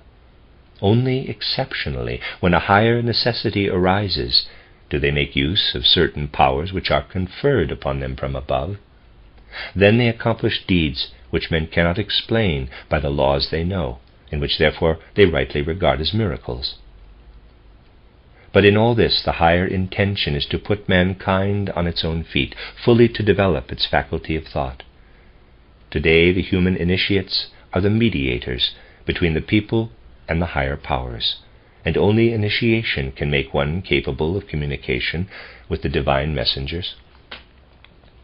The human initiates, the sacred teachers, became leaders of the rest of mankind in the beginning of the fifth root race. The great priest-kings of prehistory, who are not spoken of in history, but rather in the world of legend, belong among these initiates. The higher divine messengers retired from the earth more and more, and left the leadership to these human initiates, whom, however, they assisted in word and deed. Were this not so, man would never attain free use of his faculty of thought. The world is under divine direction, but man is not to be forced to admit this. He is to realize and to understand it by free reflection. When he reaches this point, the initiates will gradually divulge their secrets to him, but this cannot happen all at once. The whole development of the fifth root race is a slow road to this goal. At first Manu himself led his following like children. Then the leadership was gradually transferred to the human initiates. Today, progress still consists in a mixture of the conscious and unconscious acting and thinking of men. Only at the end of the fifth root race, when throughout the sixth and seventh sub-races a sufficiently great number of men are capable of knowledge, will the greatest among the initiates be able to reveal himself to them openly.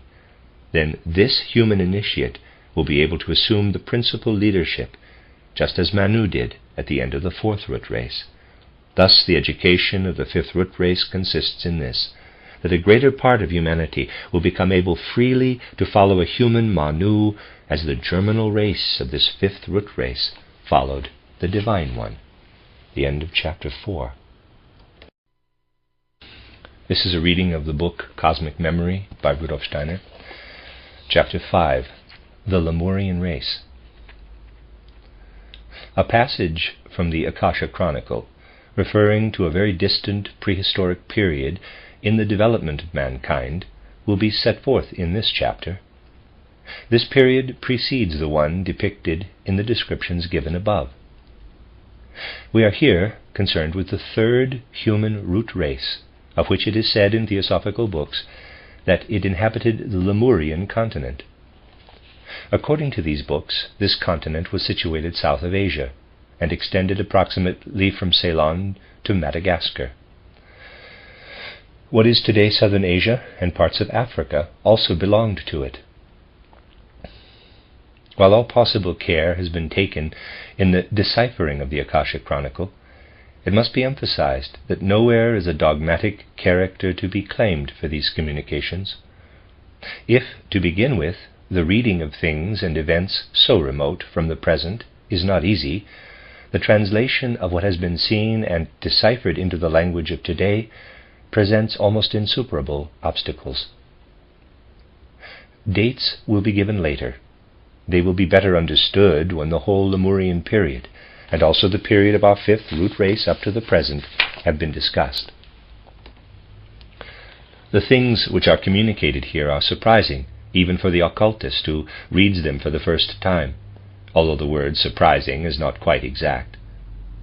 Therefore he should only communicate them after the most careful examination.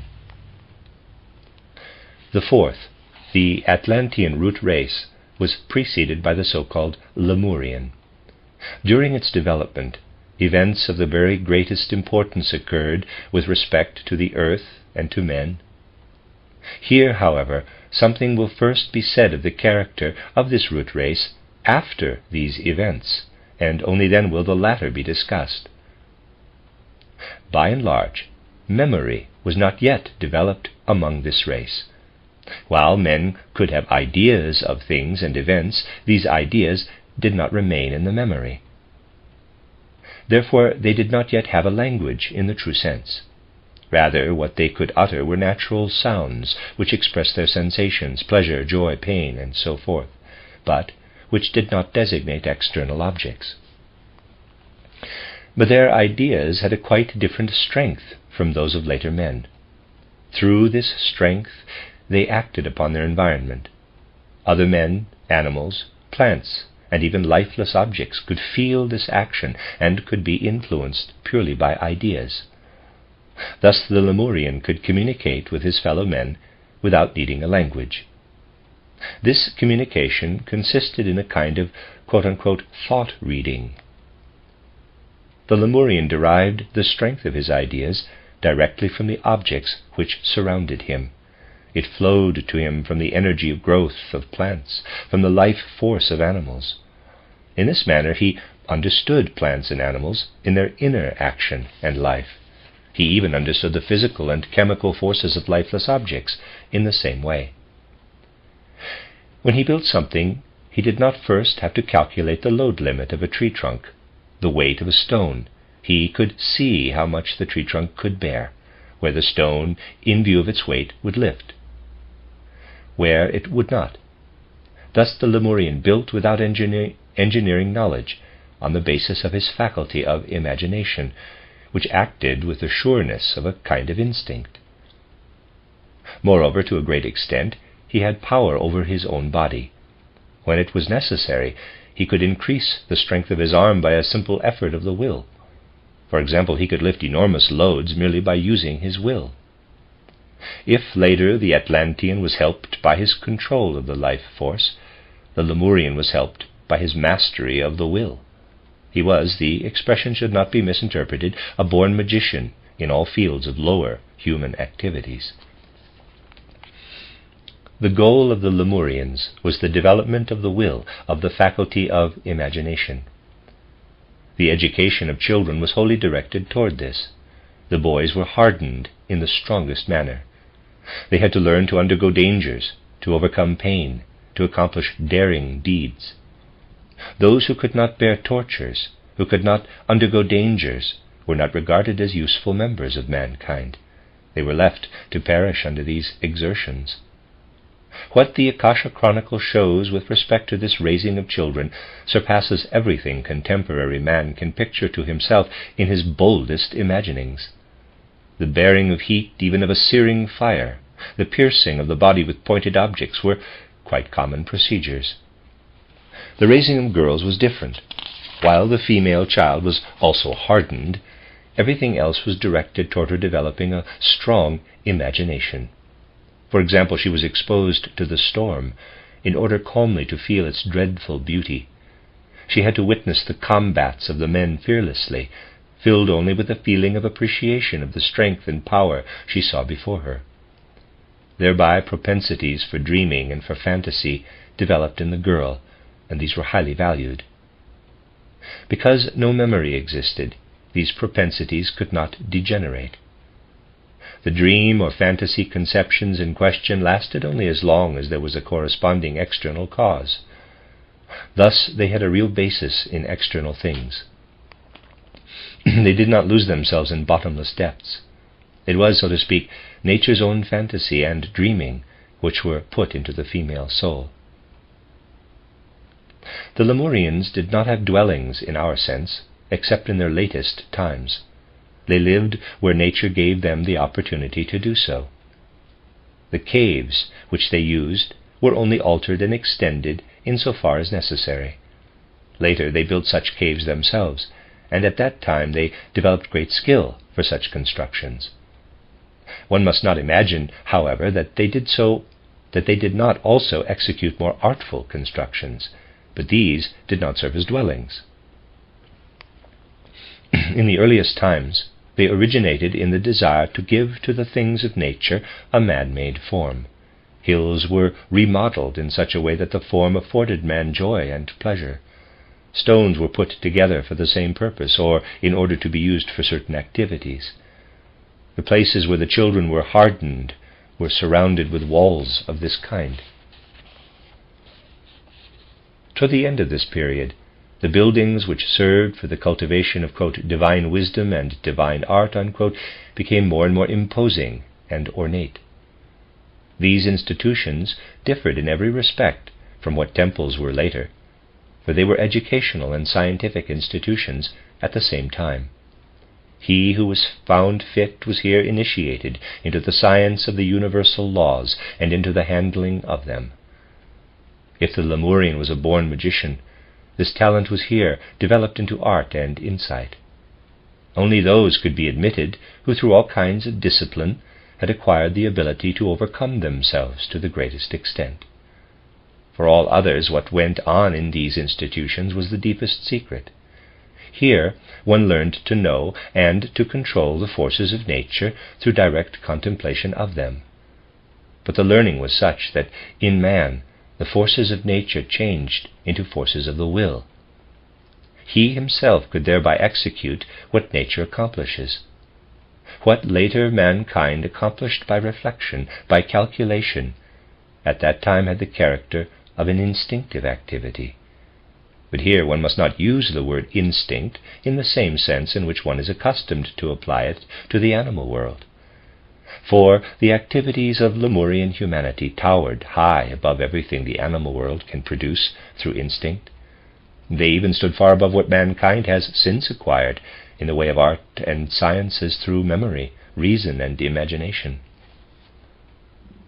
If one were to use an expression for these institutions, which would facilitate an understanding of them, one could call them, quote, colleges of willpower and of the clairvoyant power of the imagination. From them emerged the men who in every respect became rulers of the others. Today it is difficult to give in words a true conception of all these conditions, for everything on earth has changed since that time. Nature itself and all human life were different. Therefore human labor and the relationship of man to man differed greatly from what is customary today. The air was much thicker even than in later Atlantean times, the water much thinner, and what forms the firm crust of our earth today was not yet as hard as it later became. The world of plants and animals had developed only as far as the amphibians, the birds, and the lower mammals, and as far as vegetable growths which resemble our palms and similar trees. However, all forms were different from what they are today. What now exists only in small forms was then developed to gigantic sizes. At that time our small ferns were trees and formed mighty forests. The modern higher mammals did not exist.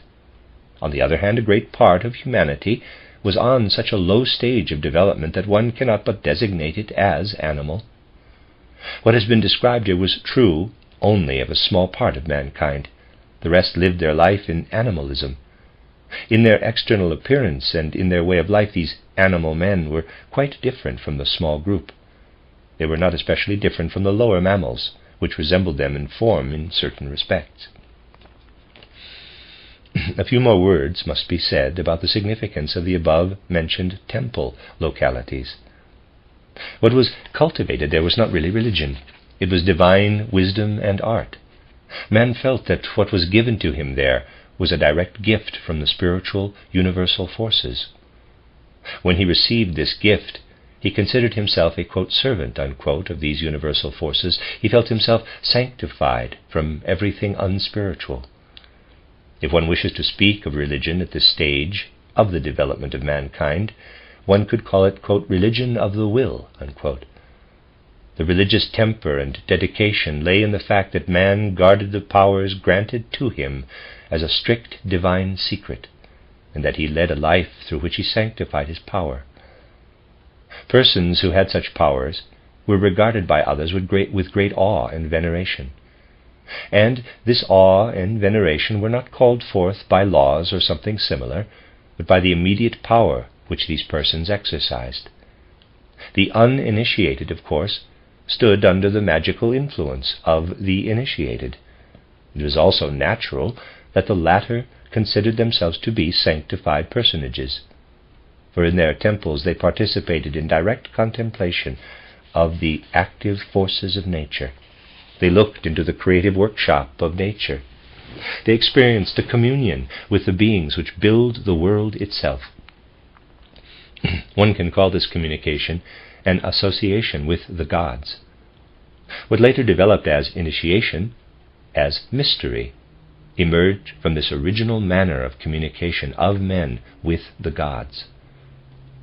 In subsequent times, this communication had to become different, since the human imagination, the human spirit, took other forms. Of special importance is something which occurred in the course of Lemurian development by virtue of the fact that the women lived in the manner described above. They thereby developed special human powers. Their faculty of imagination, which was in alliance with nature, became the basis for a higher development of the life of ideas. They took the forces of nature into themselves, where they had an after effect in the soul. Thus the germs of memory were formed. With memory was also born the capacity to form the first and simplest moral concepts. The development of the will among the male element at first knew nothing of this. The man followed instinctively either the impulses of nature or the influences emanating from the initiated. It was from the manner of life of the women that the first ideas of good and evil arose. There one began to love some of the things which had made a special impression on the imagination and to abhor others. While the control which the male element exercised was directed more toward the external action of the powers of the will, toward the manipulation of the forces of nature, beside it, in the female element, there developed an action through the soul, through the inner personal forces of man. The development of mankind can only be correctly understood by the one who takes into consideration that the first progress in the life of the imagination was made by women. The development connected with the life of the imagination, with the formation of memory, of customs which formed the seeds for a life of law, for a kind of morals, came from this side. If man had seen and exercised the forces of nature, woman became the first interpreter of them. It was a special new manner of living through reflection which developed here. This manner had something much more personal than that of the men. One must imagine this manner of the women to have been also a kind of clairvoyance, although it differed from the magic of the will of the men. In her soul, woman was accessible to another kind of spiritual powers. The latter spoke more to the feeling element of the soul, less to the spiritual, to which man was subject. Thus there emanated from men an effect which was more natural divine, from women one which was more soul divine. The development which woman went through during the Lemurian period had the result that at the appearance of the next, the Atlantean root race on Earth, an important role devolved upon her. This appearance took place under the influence of highly developed entities, who were familiar with the laws of the formation of races and capable of guiding the existing forces of human nature into such paths that a new race could come into being. These beings will be specially mentioned further on. May it suffice for the moment to say that they possessed superhuman wisdom and power. They now isolated a small group out of Lemurian mankind and designated these to be the ancestors of the coming Atlantean race. The place where they did this was situated in the tropical zone. Under their direction, the men of this group had been trained in the control of the natural forces. They were very strong and knew how to win the most diverse treasures from the earth. They could cultivate the fields and use their fruits for their subsistence. They had become characters of strong will through the discipline to which they had been subjected. Their souls and hearts were developed only in small measure. On the other hand, these had been developed among the women. Memory and fantasy and everything connected with them were to be found among the latter. The above-mentioned leaders caused the group to divide itself into smaller groups. They put the women in charge of ordering and establishing these groups. Through her memory, woman had acquired the capacity to make the experiences and adventures of the past useful for the future. What had proved helpful yesterday, she used today and realized that it would also be useful tomorrow. The institutions for communal life, therefore, emanated from her. Under her influence, the concepts of good and evil developed. Through her thoughtful life, she had acquired an understanding for nature. Out of the observation of nature, those ideas developed in her, according to which she directed the actions of men. The leaders had arranged things in such a way that through the soul of woman, the willful nature, the vigorous strength of men were ennobled and refined. Of course, one must represent all this to oneself as childish beginnings. The words of our language all too easily call up ideas which are taken from the life of the present. By way of the awakened soul life of the women, the leaders first developed the soul life of the men. In the colony we have described, the influence of the women was therefore very great. One had to go to them for advice when one wanted to interpret the signs of nature. The whole manner of their soul life, however, was still dominated by the hidden human soul forces. One does not describe the matter quite exactly, but fairly closely, if one speaks of a somnambulistic contemplating among these women. In certain higher dreams, the secrets of nature were divulged to them, and they received the impulses for their actions. Everything was animated for them and showed itself to them in soul powers and apparitions. They abandoned themselves to the mysterious weaving of their soul forces. That which impelled them to their actions were inner voices, or what plants, animals, stones, wind, and clouds, the whispering of the trees, and so on, told them. From this state of soul originated that which one can call human religion. The spiritual in nature and in human life gradually came to be venerated and worshipped. Some women attained a special preeminence, because out of special mysterious depths they could interpret what the world contained. Thus it could come to pass among such women that which lived within them could transpose itself into a kind of natural language. For the beginning of language lies in something which is similar to song. The energy of thought was transformed into audible sound. The inner rhythm of nature sounded from the lips of wise women. One gathered around such women, and in their song-like sentences felt the utterances of higher powers. Human worship of the gods began with such things. For that period there can be no question of sense in that which was spoken. Sound, tone, and rhythm were perceived. One did not imagine anything along with these, but absorbed in the soul the power of what was heard. The whole process was under the direction of the higher leaders. They had inspired the wise priestesses with tones and rhythms in a manner which cannot now be further discussed.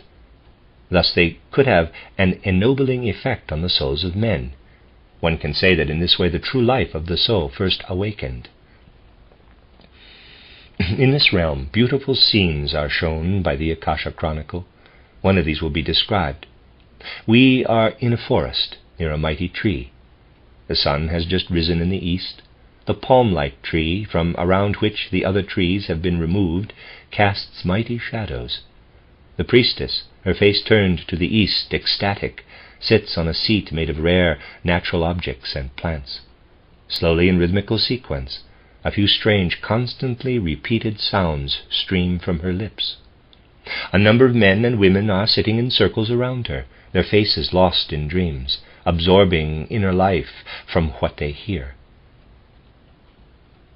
Other scenes too can be seen. At a similarly arranged place, a priestess sings in a similar manner, but her tones have in them something mightier, more powerful. Those around her move in rhythmic dances. For this was the other way in which soul entered into mankind. The mysterious rhythms which one had heard from nature were imitated by the movements of the limbs. One thereby felt at one with nature and with the powers acting in her. The place on earth in which this stock of a coming race of men was developed was especially suited for this purpose. It was one where the then still turbulent earth had become fairly calm, for Lemuria was turbulent. After all, the earth at that time did not yet have its later density. The thin ground was everywhere undermined by volcanic forces which broke forth in smaller or larger streams. Mighty volcanoes existed almost everywhere and developed a continuous destructive activity. Men were accustomed to reckoning with this fiery activity in everything they did. They also used this fire in their labors and contrivances. Their occupations were often such that the fire of nature served as a basis for them, in the same way as artificial fire does in human labor today. It was through the activity of this volcanic fire that the destruction of the Lemurian land came about. While the part of Lemuria from which the parent race of the Atlanteans was to develop had a hot climate, it was by and large free of volcanic activity. Human nature could unfold more calmly and peacefully here than in the other regions of the earth. The more nomadic life of former times was abandoned, and fixed settlements became more and more numerous. One must represent to oneself that at that time the human body still had very malleable and pliant qualities. This body still changed form whenever the inner life changed. Not long before, men had still been quite diverse as regards their external form. At that time, the external influence of region and climate was still decisive in respect to their form. Only in the colony described did the body of man increasingly become an expression of his inner soul life. Moreover, this colony had an advanced, externally more nobly formed race of men. One must say that through the things which they had done, the leaders had really first created what is the true human form. This occurred quite slowly and gradually. It happened in such a way that the soul life of man was first developed, and that the still soft and malleable body adapted itself to this. It is a law in the development of mankind that as progress continues, man has less and less of a molding influence on his physical body. This physical human body, in fact, received a fairly unchanging form only with the development of the faculty of reason, and with the hardening of the rock, mineral, and metal formations of earth connected with this development. For in the Lemurian, and even in the Atlantean period, stones and metals were much softer than later. This is not contradicted by the fact that there exist descendants of the last Lemurians and Atlanteans who today exhibit forms as fixed as the human races which were formed later. These remnants had to adapt themselves to the changed environmental conditions of Earth and thus became more rigid. Just this is the reason for their decline. They did not transform themselves from within. Instead, their less developed interior was forced into rigidity from the outside and thus compelled to stagnation. This stagnation is really a regression, for the inner life too has degenerated, because it could not fulfill itself within the rigid external bodily structure. Animal life was subject to even greater changeability. We shall speak further about the animal species existing at the time of the development of man, and about their origin, as well as about the development of new animal forms after man already existed. Here we shall say only that the existing animal species continually transformed themselves, and that new ones were developing. This transformation was, of course, a gradual one. The reasons for the transformation lay in part in a change of habitat and of the manner of life. The animals had a capacity of extraordinarily rapid adaptation to new conditions. The malleable body changed its organs comparatively rapidly, so that after a more or less brief period, the descendants of a particular animal species resembled their ancestors only slightly. The same was the case in even greater measure for the plants. The greatest influence on the transformation of men and animals was exercised by man himself. This was true whether he instinctively brought organisms into such an environment that they assumed certain forms, or whether he achieved this by experiments in breeding. The transforming influence of man on nature was immeasurably great at that time compared with the conditions of today. This was especially the case in the colony we have described, for there the leaders directed this transformation in a way of which men were not conscious. This was the case to such a degree that when men left the colony, in order to found the different Atlantean races, they could take with them a highly developed knowledge of the breeding of animals and plants. The labor of cultivation in Atlantis was then essentially a consequence of the knowledge thus brought along. But here again it must be emphasized that this knowledge had an instinctive character. In this state, essentially, it remained among the first Atlantean races. The preeminence of the feminine soul, which has been described, was especially strong in the last Lemurian period and continued into the Atlantean times, during which the fourth subrace was preparing itself. But one must not imagine that this was the case among all of mankind. It was true, however, for that part of the population of Earth from which the truly advanced races later emerged. This influence exercised the strongest effect upon all that which in man is unconscious. The development of certain constant gestures, the refinements of sensory perception, the feeling for beauty, a good part of the general life of sensations and feelings which is common to all men. All this originally emanated from the spiritual influence of woman.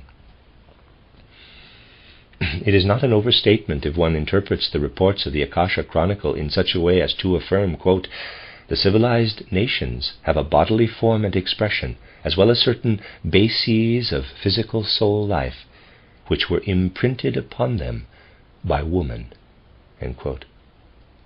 In the next chapter, we shall go back to earlier periods of the development of mankind, during which the population of Earth still belonged to only one sex.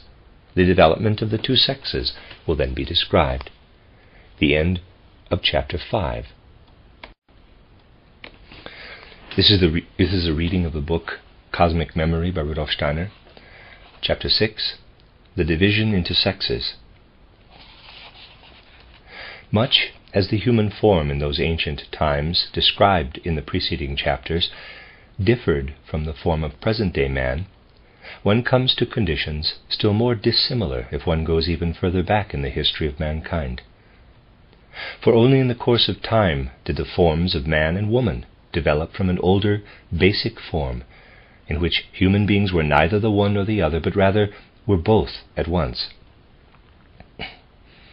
He who wants to form an idea of these enormously distant periods of the past must, however, liberate himself completely from the habitual conceptions taken from what man sees around him. The times into which we now look back lie somewhat before the middle of the epoch, which in the preceding passages were designated as the Lemurian. At that time the human body still consisted of soft and malleable materials. The other forms of earth were still soft and malleable. As opposed to its later hardened condition, earth was still in a welling, more fluid one. As the human soul at that time embodied itself in matter, it could adapt this matter to itself in a much greater degree than later. That the soul takes on a male or a female body is due to the fact that the development of external terrestrial nature forces, that the soul takes on a male or a female body is due to the fact that the development of external terrestrial nature forces the one or the other upon it. While the material substances had not yet become rigid, the soul could force these substances to obey its own laws. It made of the body an impression of its own nature. But when matter became denser, the soul had to submit to the laws impressed upon this matter by external terrestrial nature. As long as the soul could still control matter, it formed its body as neither male nor female, but instead gave it qualities which embraced both at the same time. For the soul is simultaneously male and female. It carries these two natures in itself. Its male element is related to what is called will, its female element to what is called imagination. The external formation of earth resulted in that the body assumed a one-sided form. The male body has taken a form which is conditioned by the element of will. The female body, on the other hand, bears the stamp of imagination. Thus it comes about that the two-sexed male-female soul inhabits a single-sexed male or female body. In the course of development, the body had taken a form determined by the external terrestrial forces, so that it was no longer possible for the soul to pour its whole inner energy into this body. The soul had to retain something of this energy within itself, and could let only a part of it flow into the body. If one continues with the Akasha Chronicle, the following becomes apparent. In an ancient period, human forms appear before us, which are soft, malleable, and quite different from later ones. They still carry the nature of man and woman within themselves to an equal degree. In the course of time, the material substances become denser. The human body appears in two forms, one of which begins to resemble the subsequent shape of man, the other that of woman. When this difference had not yet appeared, every human being could produce another human being out of himself. Impregnation was not an external process, but was something which took place inside the human body itself.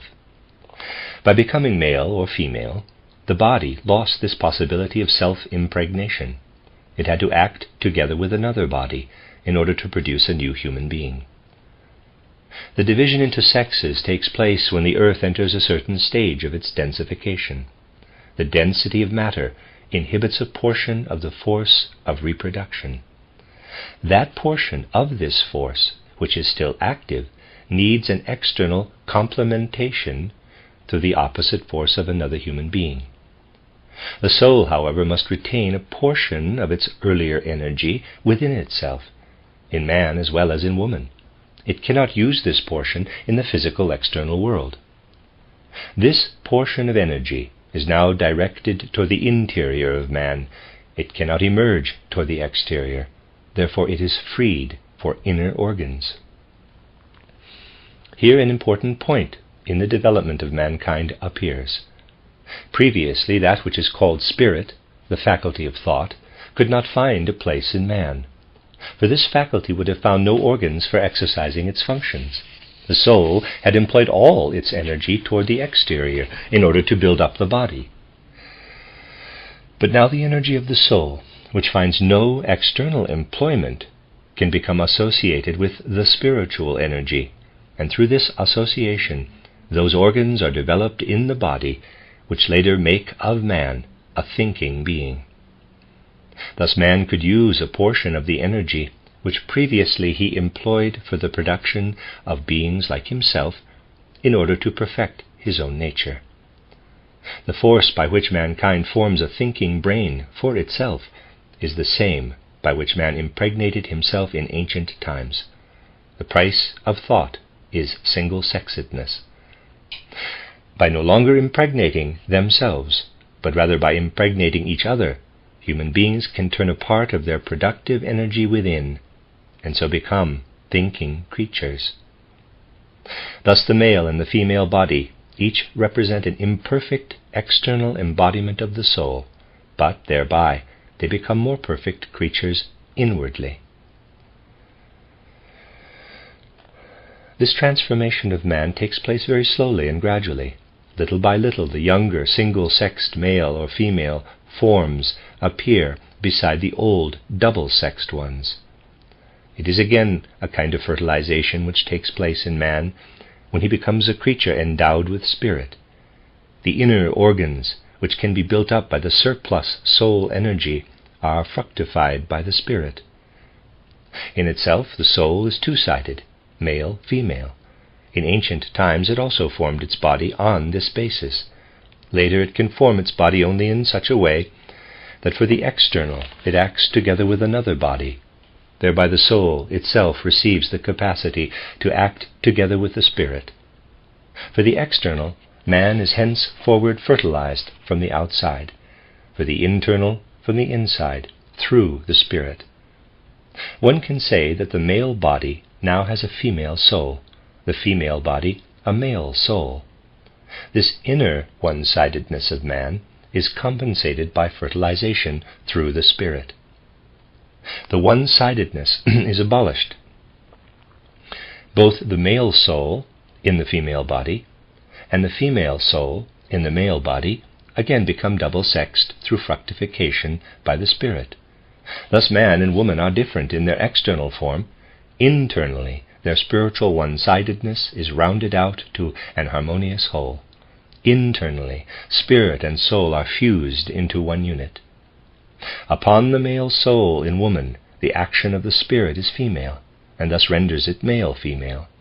Upon the female soul in man, the action of the spirit is male, and thus renders it male-female also. The double-sexedness of man has retired from the external world, where it existed in the pre-Lemurian period, into his interior. One can see that the higher inner essence of a human being has nothing to do with man or woman. The inner equality, however, does result from a male soul in woman and correspondingly from a female soul in man. The union with the spirit finally brings about the equality. But the fact that before the establishment of this equality there exists a difference involves a secret of human nature. The understanding of this secret is of great significance for all mystery science. It is the key to important enigmas of life. For the present we are not permitted to lift the veil which is spread over this secret. Thus, physical man has developed from double-sexedness to single-sexedness, to the separation into male and female. In this way man has become a spiritual being of the kind which he is now. But one must not suppose that no beings which possessed cognition had been in contact with the earth before then. When one follows the Akasha Chronicle, it does indeed appear that in the first Lemurian period, later physical man, because of his double sex, was a totally different being from that which one today designates as man. He could not connect any sensory perceptions with thoughts. He did not think. His life was one of impulses. His soul expressed itself only in instincts, in appetites, in animal desires, and so on. His consciousness was dreamlike. He lived in dullness. But there were other beings among these men. These, of course, were also double-sexed. For at the stage of terrestrial development of that time, no male or female human body could be produced. The external conditions did not yet exist for this. But there were other beings which could acquire knowledge and wisdom in spite of their double-sexedness. This was possible because they had gone through a quite different development in a still more remote past. It was possible for their soul to be fructified by the spirit without first awaiting the development of the inner organs of the physical body of man. By means of the physical brain, the soul of contemporary man can think only that which it receives from the outside through the physical senses. This is the condition to which the development of man's soul has led. The human soul had to wait until a brain existed which became the mediator with the spirit. Without this detour, this soul would have remained spiritless. it would have remained arrested at the stage of dreamlike consciousness. This was different among the superhuman beings mentioned above.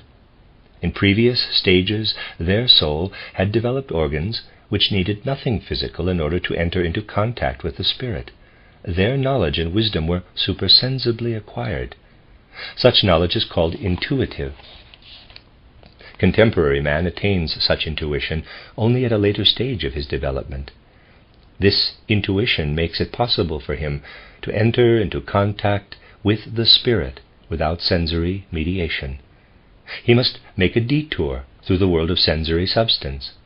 This detour is called the descent of the human soul into matter, or popularly, the fall of man. Because of a different earlier development, the superhuman beings did not have to take part in this descent. Since their soul had already attained a higher stage, their consciousness was not dreamlike, but inwardly clear.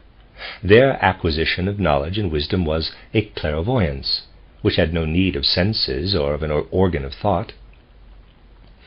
The wisdom according to which the world is built shone into their souls directly. Therefore they could become the leaders of youthful humanity, which was still sunk in dullness. They were the bearers of a primeval wisdom, toward the understanding of which mankind is only now struggling along the detour mentioned above. They differed from what one calls man through the fact that wisdom shone upon them as the sunlight does upon us, as a free gift from above. Man was in a different position. He had to acquire wisdom by the work of the senses and of the organ of thought. Originally, it did not come to him as a free gift. He had to desire it. Only when the desire for wisdom lived in man did he acquire it through his senses and his organ of thought.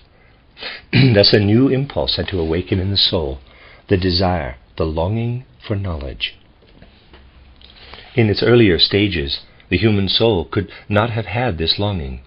The impulses of the soul were directed only toward materialization, in that which assumed form externally, in what took place in it as a dreamlike life, but not toward cognition of the external world, nor toward knowledge.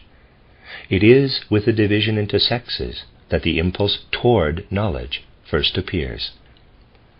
The superhuman beings received wisdom by way of clairvoyance, just because they did not have this desire for it. They waited until wisdom shone into them, as we wait for the sunlight, which we cannot produce at night, but which must come to us by itself in the morning. The longing for knowledge is produced by the fact that the soul develops inner organs, the brain, and so forth, by means of which it gains possession of knowledge. This is a consequence of the circumstance that a part of the energy of the soul is no longer directed toward the outside, but toward the inside. The superhuman beings, however, which have not carried out this separation of their spiritual forces, direct all the energy of their soul toward the outside. Therefore that force is also available to them externally for fructification by the spirit, which man turns inward for the development of the organs of cognition. Now, that force by means of which one human being turns toward the outside in order to act together with another is love. The superhuman beings directed all their love outward in order to let universal wisdom flow into their soul. Man, however, can only direct a part of it outward. Man became sensual, and thereby his love became sensual. He draws away from the outside world that part of his nature which he directs toward his inner development, and thus that arises which one calls selfishness. When he became man or woman in the physical body, man could surrender himself with only a part of his being. With the other part he separated himself from the world around him. He became selfish, and his action toward the outside became selfish. His striving after inner development also became selfish. He loved because he desired, and likewise he thought because he desired wisdom. The selfless, all-loving natures, the leaders, the superhuman beings, confronted man who was still childishly selfish. The soul, which among these beings does not reside in a male or female body, is itself male-female. It loves without desire. Thus the innocent soul of man loved before the division into sexes. But at that time it could not understand, because it was still at an inferior stage, that of dream consciousness. The soul of the superhuman beings also loves in this manner, however with understanding, because of its advanced development. Man must pass through selfishness in order to attain selflessness again at a higher stage, where, however, it will be combined with completely clear consciousness. The task of the superhuman natures, of the great leaders, was that they impressed upon youthful man their own character, that of love. They could do this only for that part of the spiritual energy which was directed outward. Thus sensual love was produced. It is therefore a consequence of the activity of the soul in a male or female body. Sensual love became the force of physical human development. This love brings man and woman together in so far as they are physical beings. Upon this love rests the progress of physical humanity. It was only over this love that the superhuman natures had power. That part of human soul energy which is directed inward and is to bring about cognition by the detour through the senses, that part is withdrawn from the power of those superhuman beings. However, they themselves had never descended to the development of corresponding inner organs. They could clothe the impulse toward the external in love, because love acting toward the external was part of their own nature. Because of this, a gulf opened between them and youthful mankind. Love at first in sensual form they could plant in man. Knowledge they could not give, for their own knowledge had never made the detour through the inner organs which man was now developing. They could speak no language which a creature with a brain could have understood. The inner organs of man, mentioned above, first became ripe for a contact with the spirit only at that stage of terrestrial existence which lies in the middle of the Lemurian period. But they had already been formed incompletely at a much earlier stage of development, for the soul had already gone through physical embodiments in preceding times. It had lived in dense substance, not on earth but on other celestial bodies. Details about this must be given later. At present we shall say only that the terrestrial beings previously lived on another planet, where, in accordance with the prevailing conditions, they developed up to the point at which they were when they arrived on earth. They put off the substances of this preceding planet like clothing, and at the level of development which they thus attained, became pure soul germs with the capacity to perceive, to feel, and so forth. In short, to lead that dreamlike life which remained peculiar to them in the first stages of their terrestrial existence. The superhuman entities, previously mentioned, the leaders in the field of love, had already been so perfect on the preceding planet that they did not have to descend to develop the rudiments of those inner organs. But there were other beings, not as far advanced as these leaders of love, who, on the preceding planet, were still numbered among quote-unquote men, but at that period were hurrying ahead of men. Thus, at the beginning of the formation of the earth, they were further advanced than men, but still were at the stage where knowledge must be acquired through inner organs. These beings were in a special position. They were too far advanced to pass through the physical human body, male or female, but on the other hand were not so far advanced that they could act through full clairvoyance, like the leaders of love. They could not yet be beings of love. They could no longer be men. Thus they could only continue their own development as half-superhuman beings, in which they were aided by men. They could speak to creatures with a brain, in a language which the latter could understand. Thereby the human soul energy, which was turned inward, was stimulated, and could connect itself with knowledge and wisdom. It was thus that wisdom of a human kind first appeared on earth. The, quote, half-superhuman beings, unquote, mentioned above could use this human wisdom in order to achieve for themselves that of perfection which they still lacked. In this manner they became the stimulators of human wisdom.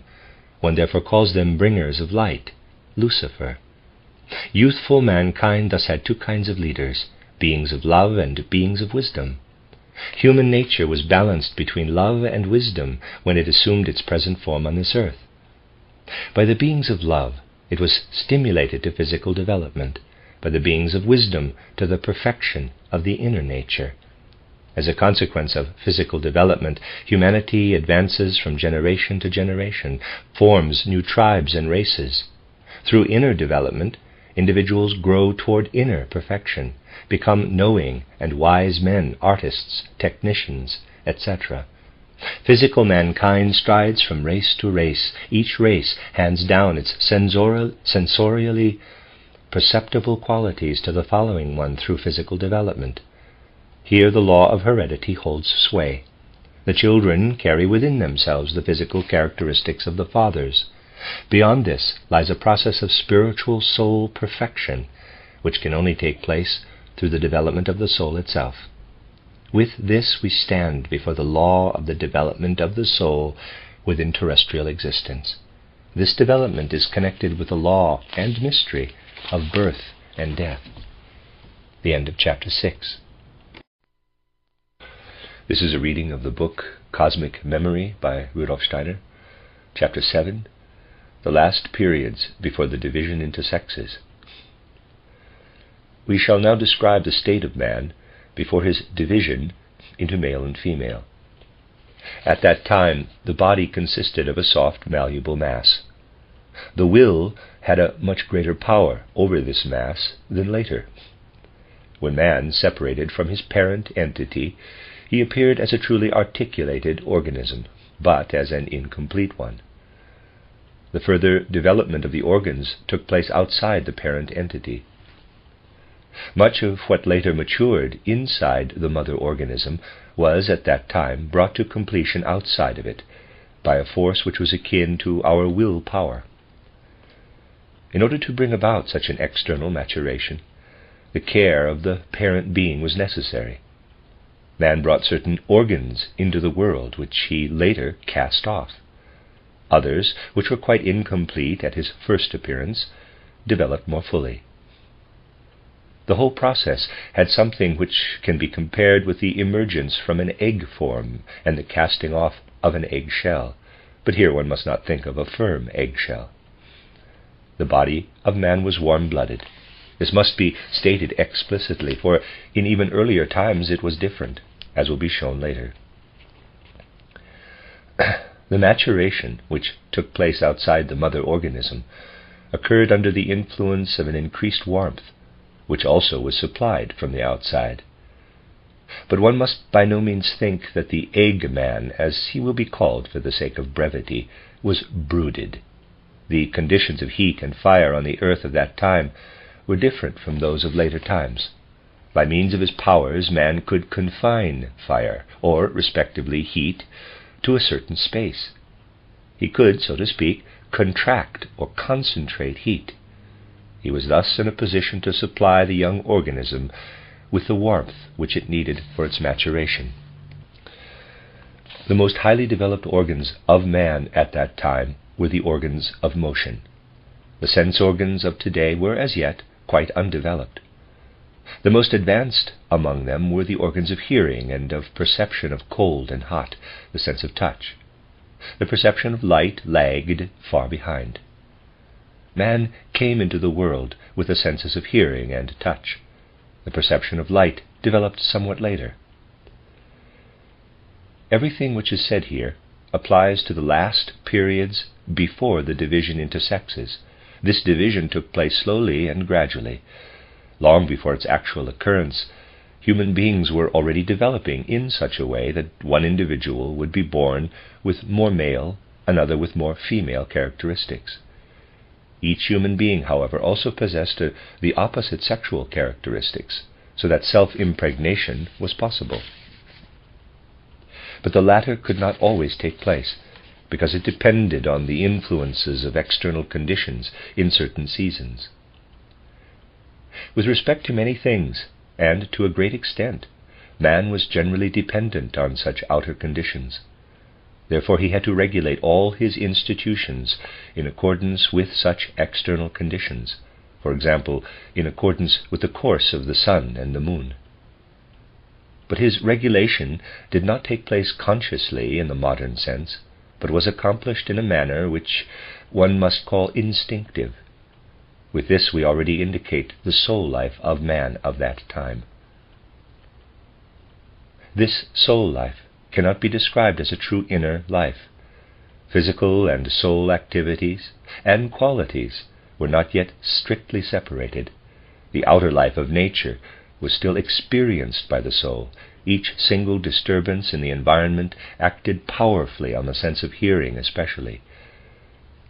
Every disturbance of the air, every movement was, quote-unquote, heard. In their movements, wind and water spoke an eloquent language to man. In this manner, a perception of the mysterious activity of nature penetrated into him. This activity reverberated in his soul. His own activity was an echo of these impressions. He transformed the perceptions of sound into his own activity. He lived among such tonal movements and expressed them by his will. In this way he was impelled to all his daily labors. He was influenced in a somewhat lesser degree by the influences which act upon the touch, but they also played an important role. He felt the environment in his body and acted accordingly. From such influences upon the touch, he could tell when and how he had to work. He knew from them where he should rest. In them he recognized and avoided dangers which threatened his life. In accordance with these influences, he regulated his food intake. The remainder of the soul life took its course in a manner quite different from that of later periods. In the soul lived images of external objects, not conceptions of them. For instance, when man entered a warmer space from a colder one, a certain colored image arose in his soul. But this colored image had nothing to do with any external object. It originated in an inner force which was akin to the will. Such images continuously filled the soul. One can compare this only with the flowing dream impressions of man. At that time the images were not completely irregular, but proceeded according to law. Therefore, in relation to this stage of mankind, one should speak of an image consciousness rather than of a dream consciousness. For the most part, colored images filled this consciousness, but these were not the only kind. Thus man wandered through the world, and through his hearing and touch participated in the events of this world. But in his soul life, this world was mirrored in images which were very unlike what existed in the external world. Joy and sorrow were associated with the images of the soul, to a much lesser degree than is the case today, with the ideas of men which reflect their perceptions of the external world. It is true that one image awakened happiness, another displeasure, one hate, another love, but these feelings had a much paler character. On the other hand, strong feelings were aroused by something else. At that time man was much more active than later. Everything in his environment, as well as the images in his soul, stimulated him to activity, to movement. When his activity could proceed without hindrance, he experienced pleasure. But when this activity was hindered in any way, he felt displeasure and discomfort. It was the absence or presence of hindrances to his will which determined the content of his sensations, his joy and his pain. This joy or this pain were again released in his soul in a world of living images. Light, clear, beautiful images lived in him when he could be completely free in his actions. Dark, misshapen images arose in his soul when his movements were hindered. Until now, the average man has been described. Among those who had developed into a kind of superhuman beings, soul life was different. Their soul life did not have this instinctive character. Through their senses of hearing and touch, they perceived deeper mysteries of nature, which they could interpret consciously. In the rushing of the wind, in the rustling of the trees, the laws, the wisdom of nature were unveiled to them. The images in their souls did not merely represent reflections of the external world, but were likenesses of the spiritual powers of the world. They did not perceive sensory objects, but spiritual entities. For example, the average man experienced fear, and an ugly, dark image arose in his soul. By means of such images, the superhuman being received information and a revelation about the spiritual entities of the world. The processes of nature did not appear to him as dependent on lifeless natural laws, as they do to the scientist of today, but rather as the actions of spiritual beings. External reality did not yet exist, for there were no external senses. But spiritual reality was accessible to the higher beings. The spirit shone into them as the sun shines into the physical eye of a man today. In these beings, cognition was what one may call intuitive knowledge in the fullest sense of the word. For them there was no combining and speculating, but an immediate perception of the activity of spiritual beings. Therefore these superhuman individuals could receive communications from the spiritual world directly into their will. They consciously directed the other men. They received their mission from the world of spirits and acted accordingly. When the time came in which the sexes separated, these beings considered it their task to act upon the new life in accordance with their mission. The regulation of sexual life emanated from them. Everything which relates to the reproduction of mankind originated with them. In this, they acted quite consciously, but the other men could only feel this influence as an instinct implanted in them. Sexual love was implanted in man by immediate transference of thought. At first, all its manifestations were of the noblest character. Everything in this area which has taken on an ugly character comes from later times, when men became more independent and when they corrupted an originally pure impulse. In these older times there was no satisfaction of the sexual impulse for its own sake. Then everything was a sacrificial service for the continuation of human existence. Reproduction was regarded as a sacred matter, as a service which man owes to the world. Sacrificial priests were the directors and regulators in this field. Of a different kind were the influences of the half-superhuman beings. The latter were not developed to the point of being able to receive the revelations of the spiritual world in an entirely pure form. Along with these impressions of the spiritual world, the effects of the sensible world also arose among the images of their souls. The truly superhuman beings received no impressions of joy and pain through the external world. They were wholly given over to the revelations of the spiritual powers. Wisdom flowed to them as light does to sensory beings. Their will was directed toward nothing but acting in accordance with this wisdom. In this acting lay their highest joy. Wisdom, will, and activity constituted their nature. This was different among the half-superhuman entities. They felt the impulse to receive impressions from the outside, and with the satisfaction of this impulse they connected joy with its frustration, displeasure. Through this they differed from the superhuman entities.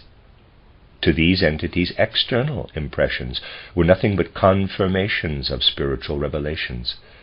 They could look out into the world without receiving anything more than a reflection of what they had already received from the Spirit.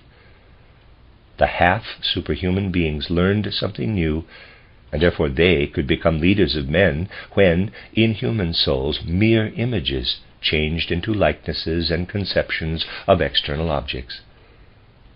This happened when a portion of the previous reproductive energy of man turned inward, at the time when entities with brains were developed.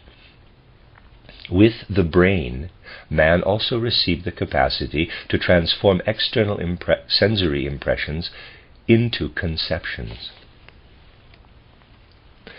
It must therefore be said that by half superhuman beings, man was brought to the point of directing his inner nature toward the sensuous external world. He was not permitted to open the images of his soul directly to pure spiritual influences.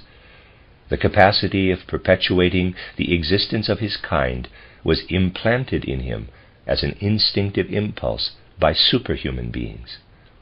Spiritually, he would at first have had to continue a sort of dream existence if the half-superhuman beings had not intervened. Through their influence, the images of his soul were directed toward the sensuous external world. He became a being which was conscious of itself in the world of the senses. Thereby it came about that man could consciously direct his actions in accordance with his perceptions of the world of the senses. Before this, he had acted from a kind of instinct. He had been under the spell of his external environment and of the powers of higher individualities, which acted on him. Now he began to follow the impulses and enticements of his conceptions. Therewith free choice became possible for man. This was the beginning of good and evil. Before we continue in this direction, something will be said concerning the environment of man on earth. In addition to man, there existed animals, which for their kind were at the same stage of development as he. According to current ideas, one would include them among the reptiles. Apart from them, lower forms of animal life existed. Between man and the animals, there was an essential difference. Because of his still malleable body, man could live only in those regions of the earth which had not yet passed over into the most solid material form. And in these regions, animal organisms, which had a similarly plastic body, lived with him. But in other regions lived animals which already had dense bodies and also had developed separate sexedness and the senses. Where they had come from will be explained later. These animals could not develop further because their bodies had taken on this denser materiality too soon. Some species of these became extinct. Others have perpetuated their kind to the point of contemporary forms. Man could attain higher forms because he remained in the regions which corresponded to his state at that time. Thereby his body remained so pliant and soft that he could develop the organs which were to be fructified by the spirit. With this development, his external body had reached the point where it could pass over into denser materiality and become a prototype envelope for the more delicate spiritual organs. Not all human bodies, however, had reached this point. There were few advanced ones. These were first animated by spirit. Others were not animated. If the spirit had penetrated into them, it could have developed only in a defective manner because of the as yet incomplete inner organs. Therefore at first these human beings were compelled to develop further without spirit. A third kind had reached the point where weak spiritual impulses could act in them. They stood between the two other kinds. Their mental activity remained dull. They had to be led by higher spiritual powers. All possible transitions existed between these three kinds. Further development was now possible only in that a portion of the human beings attained higher forms at the expense of the others. First, the completely mindless ones had to be abandoned. A mingling with them for the purpose of reproduction would have pulled the more highly developed down to their level. Everything which had been given a mind was therefore separated from them. Thereby the latter descended more and more to the level of animalism. Thus alongside man there developed man-like animals. Man left a portion of his brothers behind on his road in order that he himself might ascend higher. This process had by no means come to an end. Among the men with a dull mental life, Those who stood somewhat higher could advance only if they were raised to an association with higher ones and separated themselves from those less endowed with spirit. Only thus could they develop bodies which would be fit to receive the full human spirit. After a certain time, the physical development had come to a kind of stopping point, in that everything which lay above a certain boundary remained human. Meanwhile, the conditions of life on earth had changed in such a way that a further thrusting down would no longer produce animal-like creatures, but such as were no longer capable of living. That which had been thrust down into the animal world has either become extinct or survives in the different higher animals. Therefore one must consider these animals as beings which had to stop at an earlier stage of human development. They have not retained the form which they had at the time of their separation, however, but have gone from a higher to a lower level. Thus the apes are men of a past epoch who have regressed. As man was once less perfect than he is at present, they were once more perfect than they are now. That which has remained in the field of the human has gone through a similar process, but within these human limits. Many savage tribes must be considered to be the degenerated descendants of human forms which were once more highly developed. They did not sink to the level of animalism, but only to that of savagery. The immortal part of man is the spirit. It has been shown when the spirit entered the body. Before this, the spirit belonged to other regions. It could only associate itself with the body when the latter had attained a certain level of development.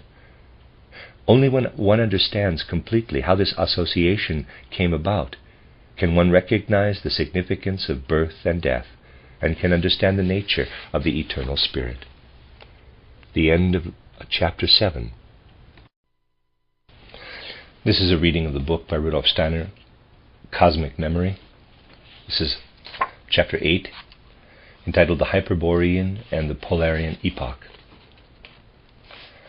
The following passages from the Akasha Chronicle go back to the periods which precede what was described in the last chapters. In view of the materialistic ideas of our time, the risk we undertake with these communications is perhaps even greater than that connected with what has been described in the preceding passages. Today such things are readily met with the accusation of fantasy and baseless speculation.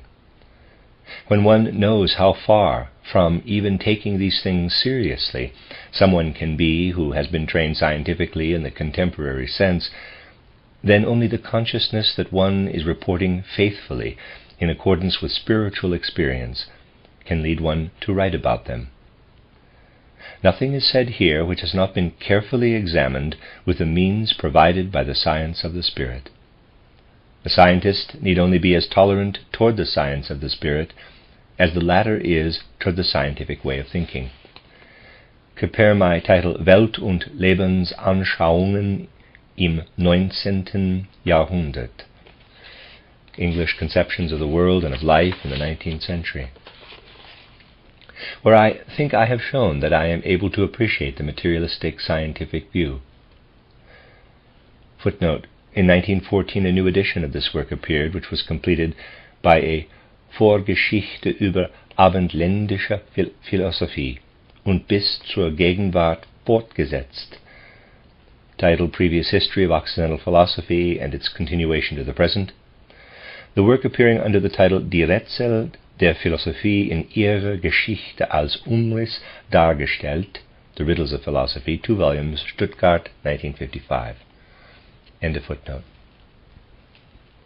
For those, however, who incline toward these matters of the science of the spirit, I would like to make a special remark concerning the passages reproduced here.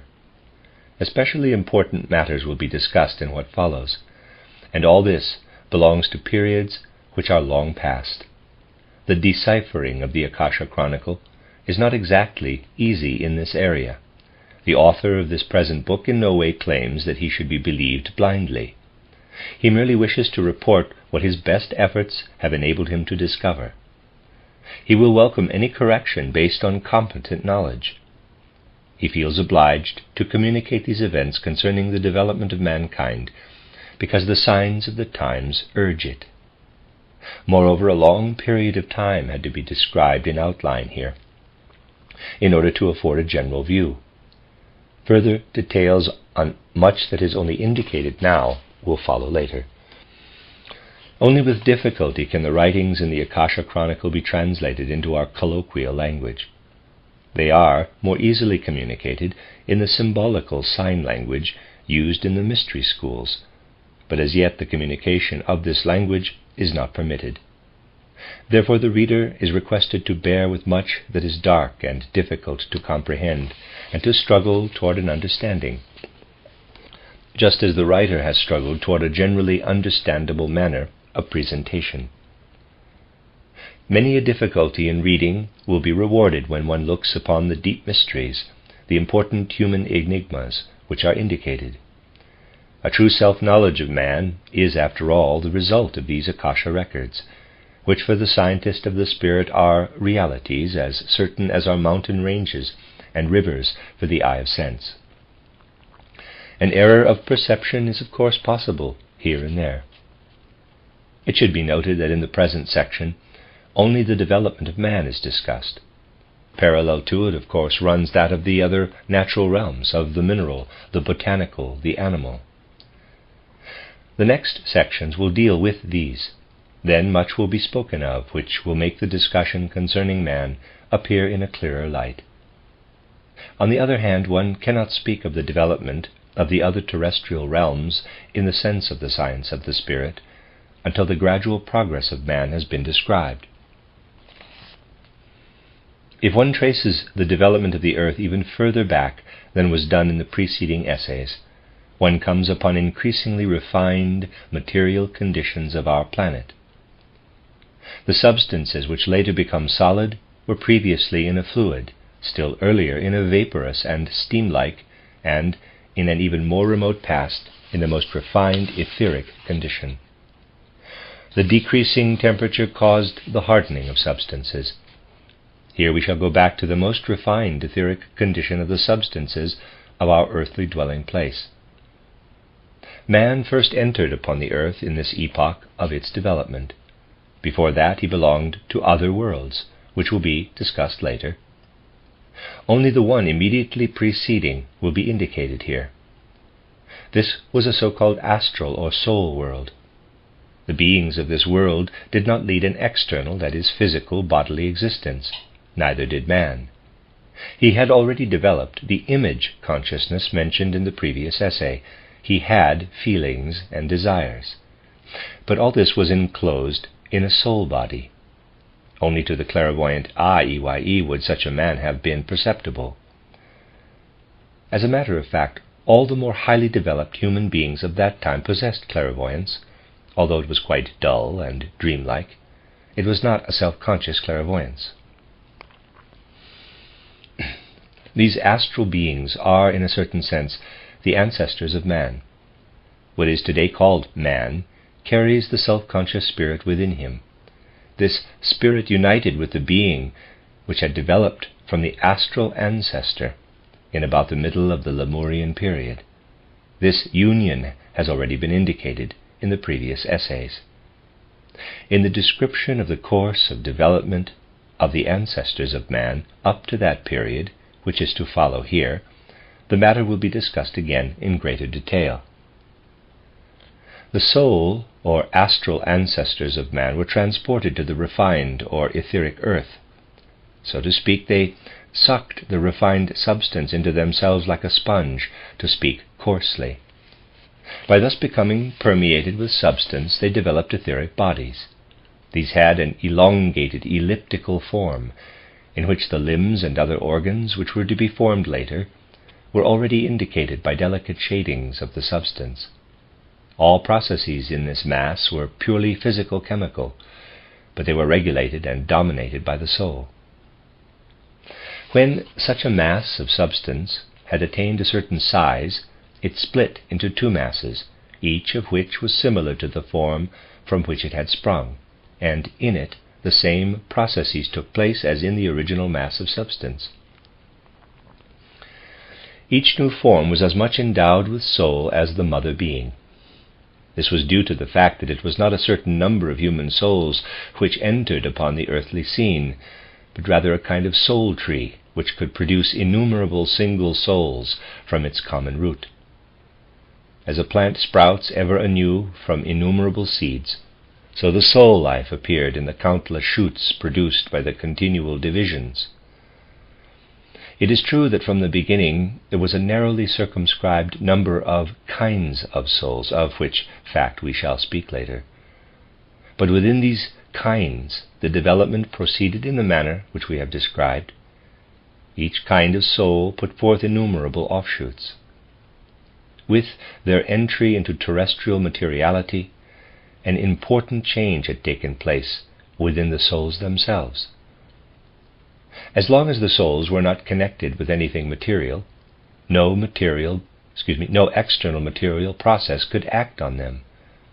Any action upon them was purely of the nature of soul, was a clairvoyant one. They thus shared in the life of everything pertaining to soul in their environment. All that existed at that time was experienced in this way. The actions of stones, plants, and animals, which then existed only as astral, soul-like forms, were felt as inner soul experiences. With the entering upon the earth, something totally new was added to this. External material processes exercised an effect on the soul, which now appeared in material garb. At first it was only the processes of motion in this material outside world which produced movements within the etheric body. As today we perceive the vibration of the air as sound, these etheric beings perceived the vibrations of the etheric matter which surrounded them. Such a being was basically a single organ of hearing. This sense developed first, but one can see from this that separate organs of hearing developed only later. With the increasing densification of terrestrial matter, the spiritual being gradually lost the ability to mold this matter. Only the bodies which had already been formed could produce their like out of themselves. A new manner of reproduction arose. The daughter being appeared as a considerably smaller form than the mother being, and only gradually grew to the size of the latter. While before there had been no signs of reproduction, these now made their appearance. At this time, however, it is no longer merely a physical-chemical process which takes place in these forms.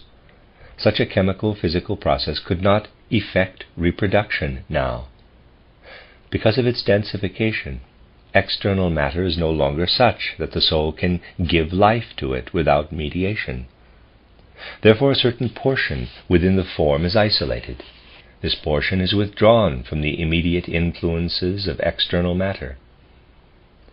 Only the body, outside of this isolated portion, remains exposed to these influences. It is in the same condition in which the whole body was before. In the separated portion, the soul element continues to act.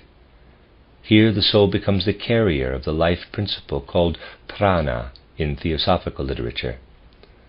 Thus, the bodily ancestor of man now appears endowed with two organs. One is the physical body, the physical envelope. It is subject to the chemical and physical laws of the surrounding world. The other is the sum of the organs which are subject to the special life principle. A portion of soul activity is freed in this manner. This activity no longer has any power over the physical part of the body.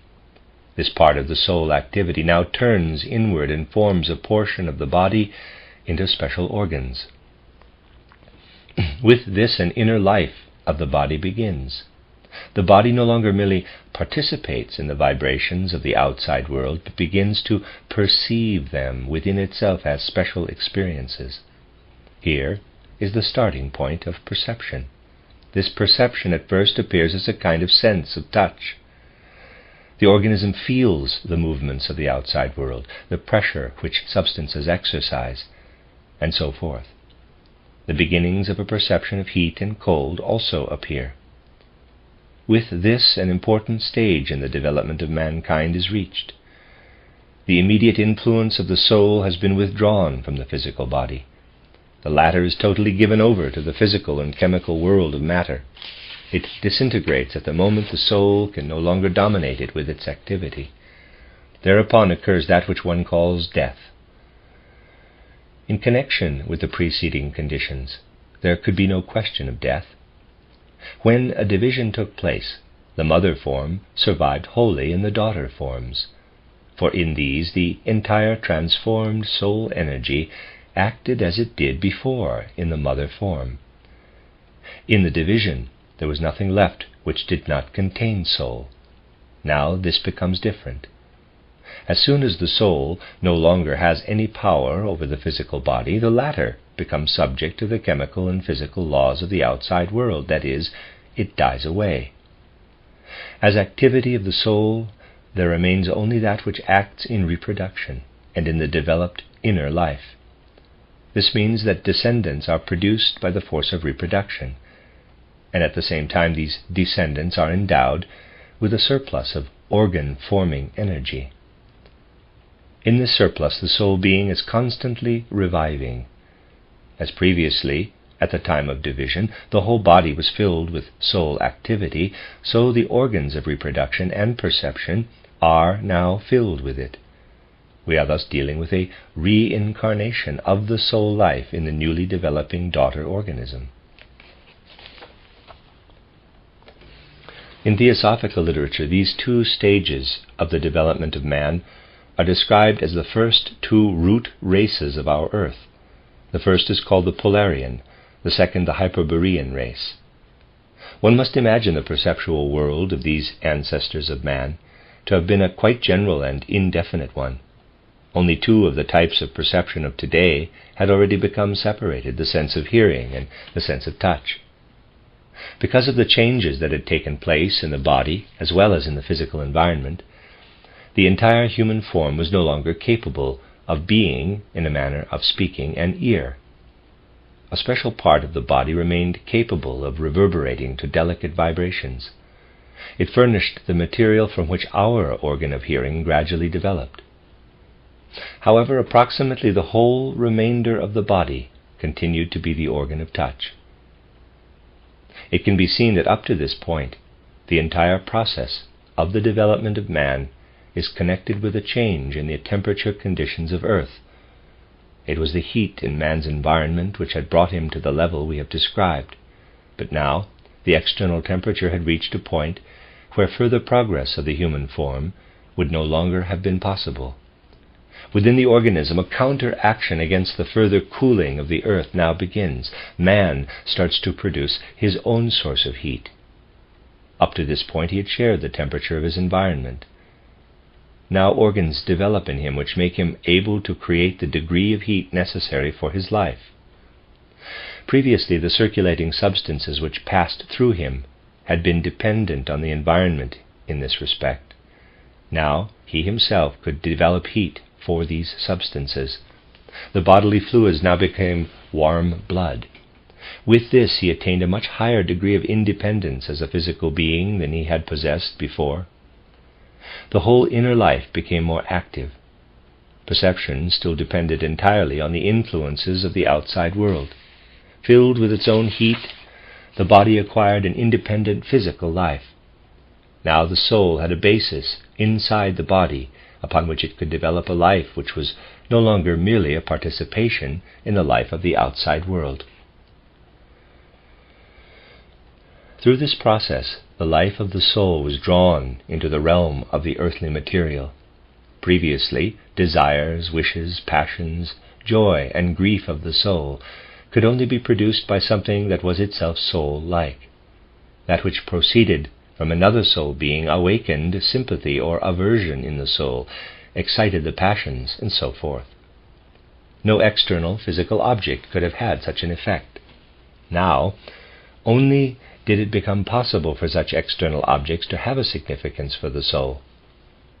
For the latter experienced the enhancement of the inner life, which had awakened when the body produced its own heat, as something pleasant, the disturbance of this inner life as something disagreeable. An external object suitable for contributing to physical well-being could be desired, could be wished for. What in theosophical literature is called kama, K-A-M-A, the body of wishes, became connected with earthly man. The objects of the senses could now become objects of desire. Through his body of wishes, man became tied to earthly existence. This fact coincides with a great event in the universe, with which it is causally connected. Up to this point there had been no material separation between sun, earth, and moon. In their effect on man, these three were one body. Now the separation took place. The more delicate substantiality, which includes everything which had previously made it possible for the soul to act in an immediately vitalizing manner, separated itself as the sun. The coarsest part was extruded as the moon, and the earth, with respect to its substantiality, stood in the middle between the two others. This separation was of course not a sudden one. Rather, the whole process proceeded gradually while man was advancing from the stage of reproduction by division to the one described last. It was indeed by the universal processes just mentioned that this development of man was brought about. The sun first withdrew its substance from the common heavenly body. Thereby it became impossible for the soul element to vitalize the remaining earthly matter without mediation. Then the moon began to form itself. Thus the earth entered the condition which made possible the capacity for perception characterized above. In association with this process, a new sense developed. The temperature conditions of earth became such that bodies gradually took on the fixed limits which separated the transparent from the opaque. The sun, which had been extruded from the terrestrial mass, received its task as light-giver. In the human body, the sense of seeing developed. At first, this seeing was not as we know it today. Light and darkness acted upon man as vague sensations. For instance, under certain conditions he experienced light as pleasant, as promoting his physical life, and sought it, strove toward it. At the same time, his soul life proper still continued in dreamlike pictures. In this life, colored images, which had no immediate relation to external objects, arose and vanished. Man still related these colored images to spiritual influences. Light images appeared to him when he was affected by pleasant soul influences, dark images when he was touched by unpleasant soul influences. Up to now, what was caused by the development of bodily heat has been described as inner life. But it can be seen that it was not an inner life in the sense of the later development of mankind. Everything proceeds by stages, including the development of the inner life. As it was meant in the preceding essay, this true inner life begins only with the fertilization of the spirit, when man begins to think about that which acts upon him from the outside. Everything which has been described here shows how man grew into the condition pictured in the preceding chapter. Essentially, one is already moving in the period which was characterized there when one describes the following. The soul learns more and more to apply to external bodily existence that which it had previously experienced within itself, and related only to the soul-like. This now happens with the colored images. As before, a pleasing impression of something soul-like had been connected with a luminous image in the soul. Now a bright impression of light from the outside became connected with such an image. The soul began to see the objects around it in colors. This was connected with the development of new instruments of sight. At previous stages, for the perception of light and darkness, the body had had an eye, EYE, which no longer exists today. The legend of the Cyclops with one eye is a recollection of these conditions. The two eyes developed when the soul began to connect the light impressions from the outside more intimately with its own life. With this, the capacity for the perception of the soul-like in the environment disappeared. More and more the soul became the mirror of the external world. The outside world is repeated within the soul as image. Hand in hand with this went the division into sexes. On one side, the human body became receptive only to fertilization by another human being. On the other side, there developed the physical soul organs, the nervous system, through which the sense impressions of the outside world were mirrored in the soul. With this, the entry of the thinking spirit into the human body had been prepared. The end of chapter 8.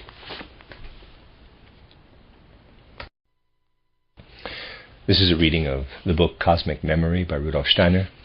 This is chapter 9, entitled Beginning of the Present Earth, Extrusion of the Sun. We shall now follow the Akasha Chronicle back into that remote past in which our present Earth had its beginning. By, in quotes, Earth, is to be understood that condition of our planet by virtue of which it can support minerals, plants, animals, and men in their form of today.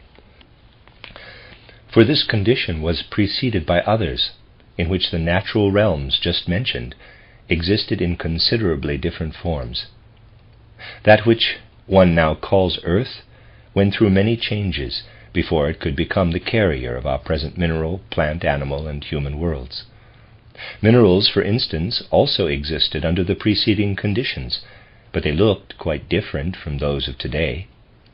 These past conditions will be discussed further below.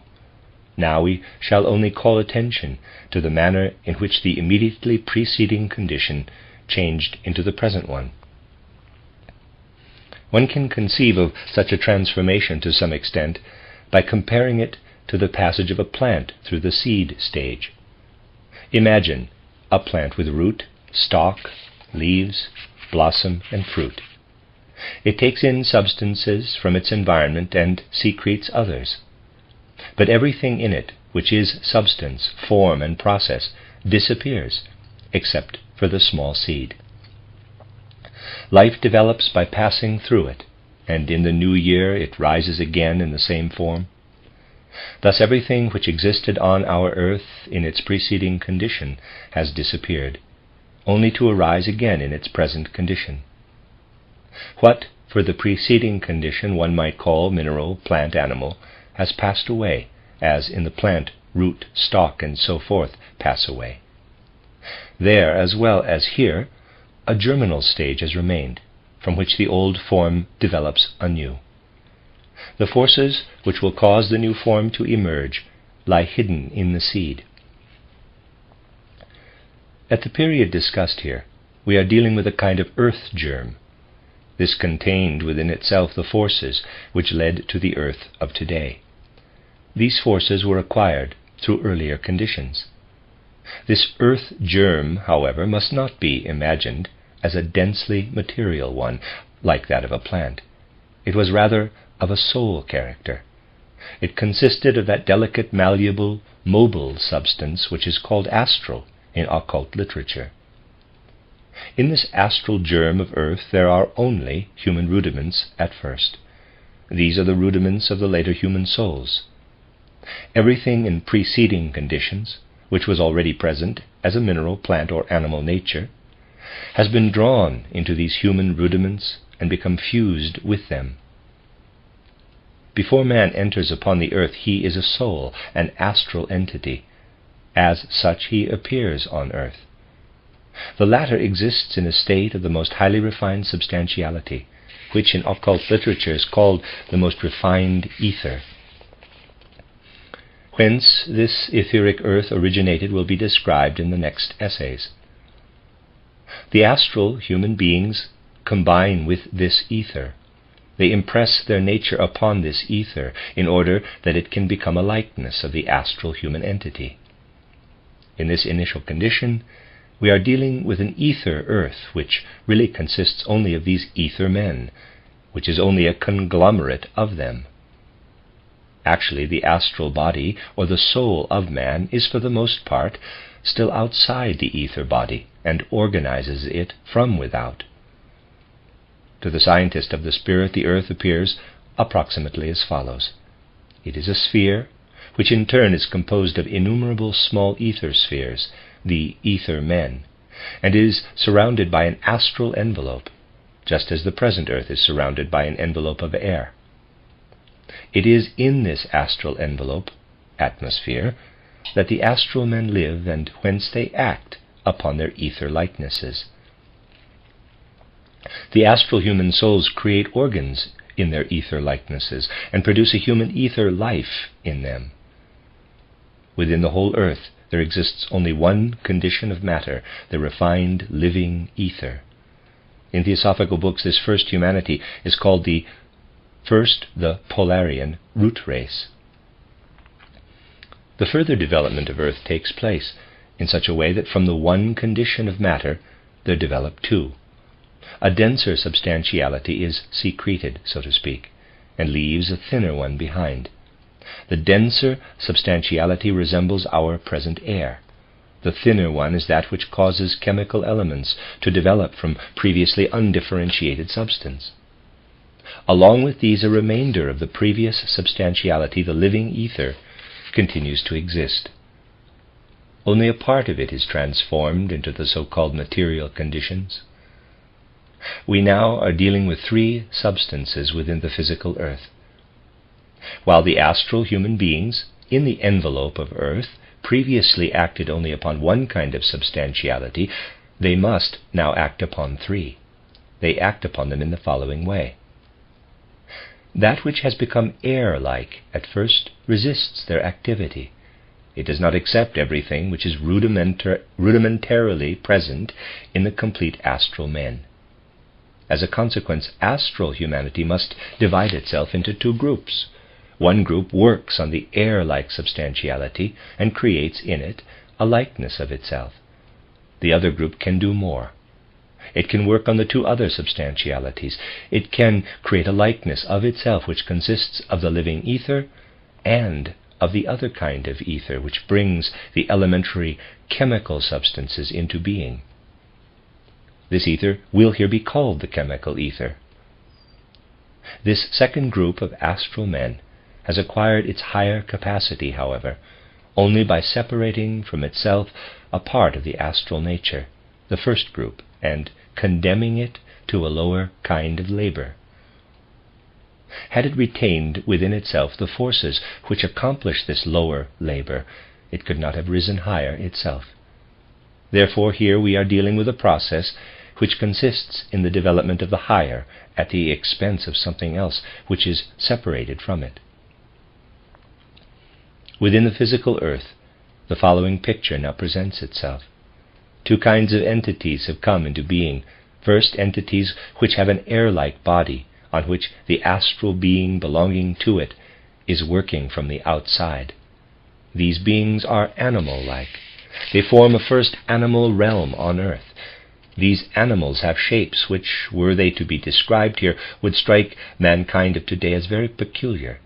Their shape, one must keep in mind that this shape is based only on an air-like substance, does not resemble any of the animal forms existing now. At most, they have a remote similarity to the shells of certain snails and mussels which exist today. Beside these animal forms, the development of physical man progresses. The astral man, who has now ascended higher, produces a physical likeness of himself, which consists of the two kinds of matter, of the life ether and of the chemical ether. One thus deals with a man who consists of the astral body, and is working himself into an ether body, which in turn consists of two kinds of ether, life ether and chemical ether. Through the life ether, this physical likeness of man is endowed with the capacity to reproduce itself, to cause beings of its own kind to emerge from it. Through the chemical ether, it develops certain forces, which are similar to the present forces of chemical attraction and repulsion. Thereby, this likeness of man is in a position to attract certain substances from the environment and to combine them with itself, secreting them again later by means of the repelling forces. These substances, of course, can only be taken from the animal realm described above and from the realm of man. This constitutes a beginning of nutrition. Thus these first likenesses of man were eaters of animals and of men. Besides these beings, the descendants of the earlier beings, composed merely of life ether, continue to exist, but they become atrophied, since they have to adapt to the new terrestrial conditions. After they have undergone many transformations, the unicellular animal beings develop from them, and also the cells which later make up the more complicated living organisms. The following process then takes place. The air-like substantiality divides itself into two, of which one becomes denser, watery, while the other one remains air-like. The chemical ether also divides itself into two conditions of matter. One of them becomes denser and forms that which we shall here call the light ether. It endows the entities which possess it with a gift of luminosity. On the other hand, a portion of the chemical ether continues to exist as such. We are now dealing with a physical earth which is composed of the following kinds of matter: water, air, light ether, chemical ether, and life ether. In order that the astral entities can act on these kinds of matter, another process takes place, by which the higher develops at the expense of the lower, which becomes separated from it. Thereby physical entities of the following kind are produced. First, those whose physical body consists of water and air. Now, coarse astral entities which have been split off act on these.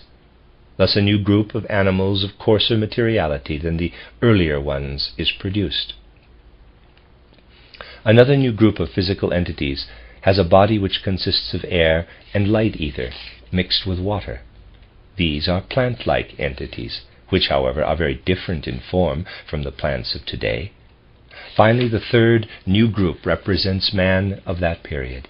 His physical body consists of three kinds of ether: the light ether, the chemical ether, and the life ether. If one considers that descendants of the old groups also continue to exist, one can judge what a variety of living beings there already were at that stage of terrestrial existence. There now follows an important cosmic event. The sun is extruded. Thereby certain forces simply leave the earth.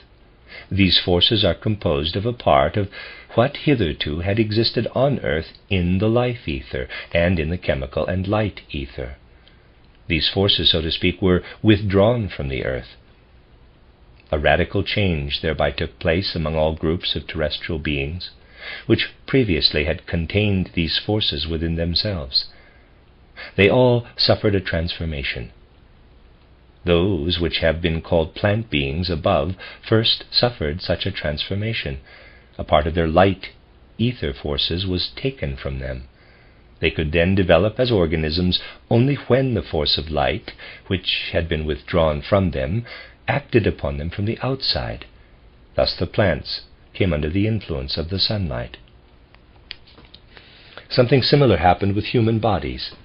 From then onward, their light ether also had to act together with the light ether of the sun in order to be capable of life.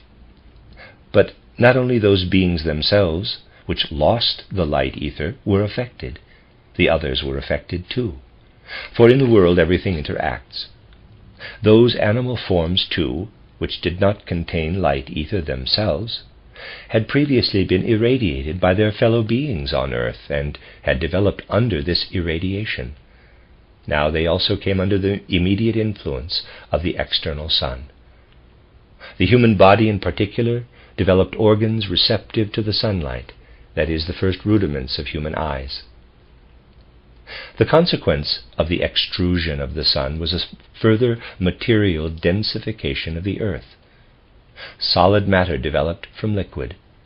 Likewise the light ether separated into another kind of light ether, and into an ether which gives bodies the capacity to increase temperature.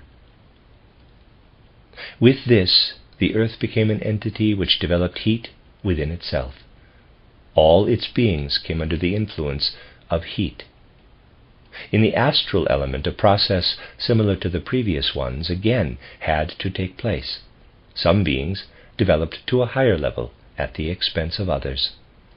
A group of beings split off which were well suited to work on coarse, solid substantiality. With this, there had developed the firm skeleton of the mineral realm of earth. At first, the higher natural realms did not act upon this rigid mineral skeleton. Thus, on the earth there exists a mineral realm which is solid, and a plant realm which has water and air as its densest substantiality. In the latter realm, through the events we have described, the air body had become condensed to a water body. There also existed animals of the most varied forms, some with water and some with air bodies. The human body itself had become subject to a process of densification. It had condensed its most compact corporeality to the point of wateriness. The newly developed heat, ether, coursed through this water body. This gave to his body a substantiality which could perhaps be called gas-like. This material condition of the human body is described in works on mystery science as that of the fire mist. Man was embodied in this body of fire mist. With this, the examination of the Akasha Chronicle has reached a point shortly before the cosmic catastrophe caused by the extrusion of the moon from the earth. The end of chapter 9. This is a reading of the book Cosmic Memory by Rudolf Steiner. This is chapter 10, Extrusion of the Moon. One must be quite clear about the fact that only later did man assume the dense substantiality which he has today, and that he did this very gradually. If one wants to form an idea of his corporeality on the level of development which is being discussed, one can best do this by imagining it as similar to water vapor or to a cloud suspended in the air. But of course this idea approaches reality in a completely external way. For the fire cloud man is internally alive and organized. In comparison to what man became later, however, one must imagine him at this stage as in a state of soul slumber and as only very dimly conscious. Everything which can be called intelligence, understanding, reason is lacking in this being.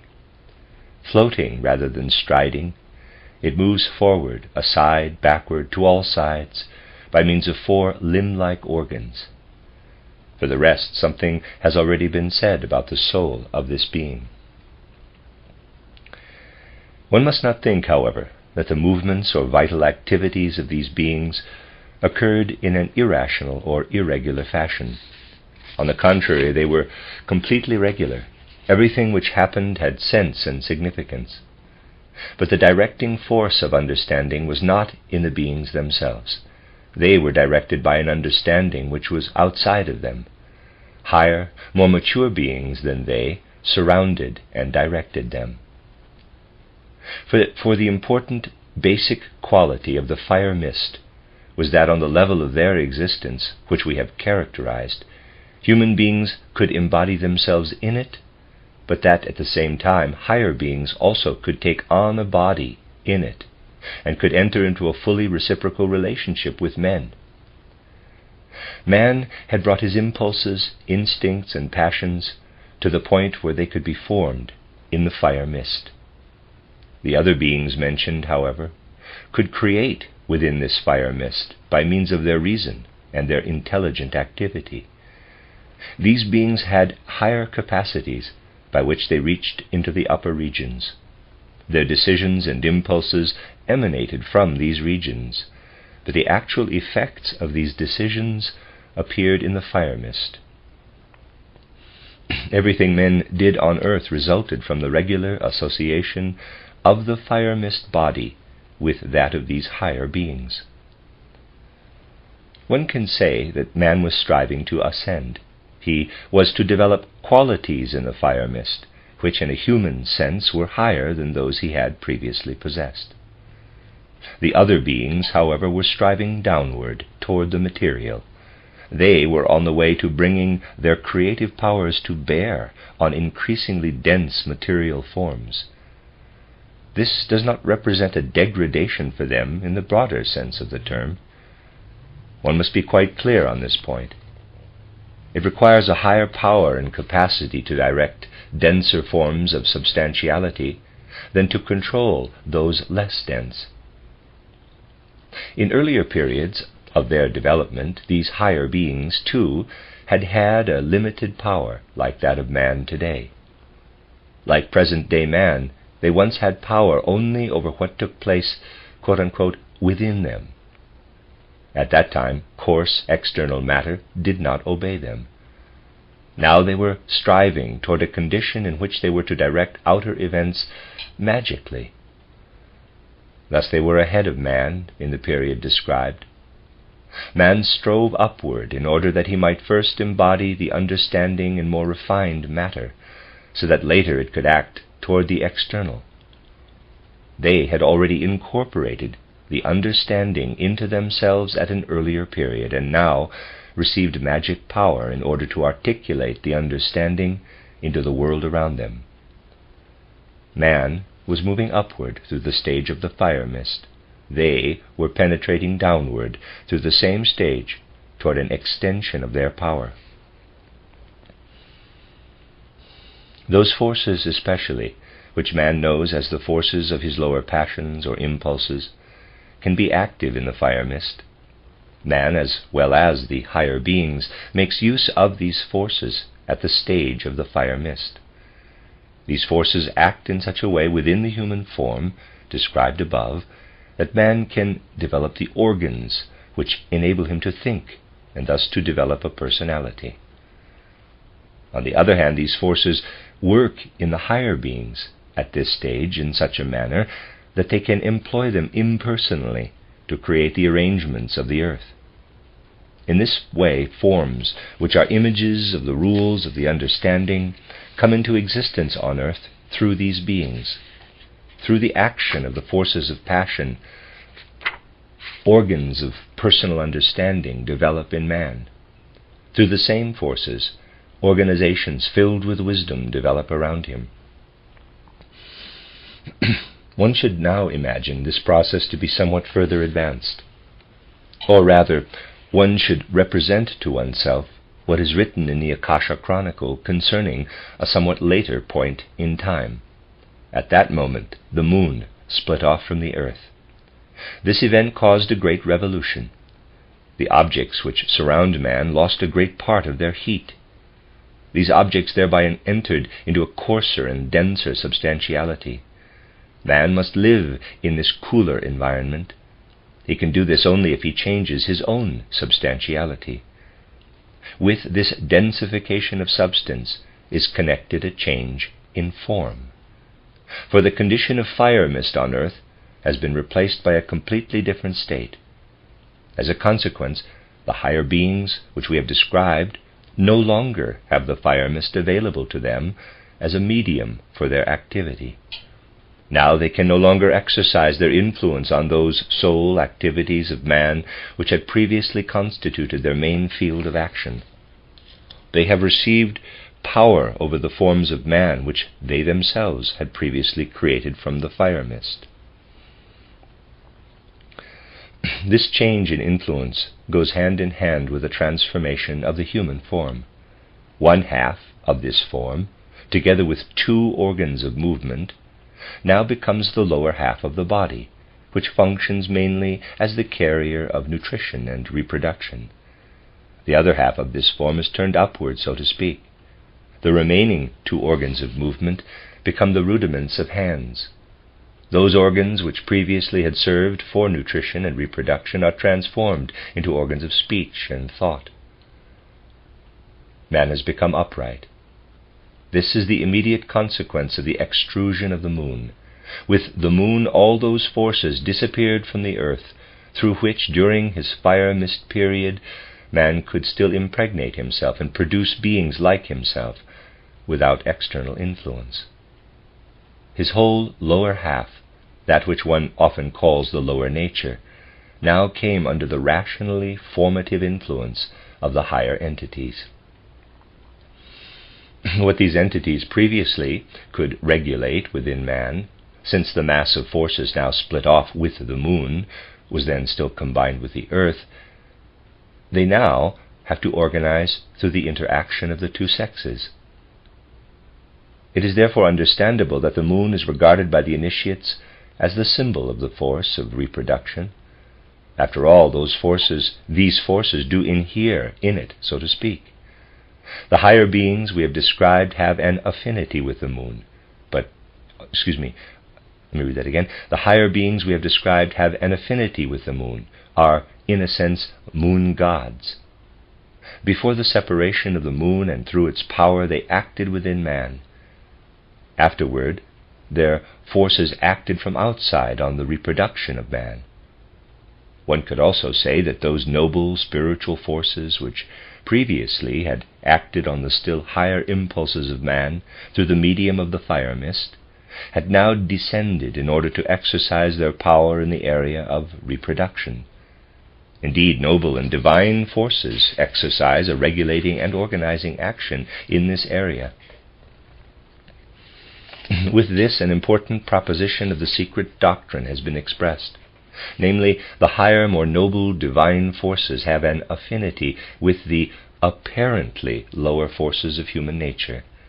The word apparently must here be understood in its full significance.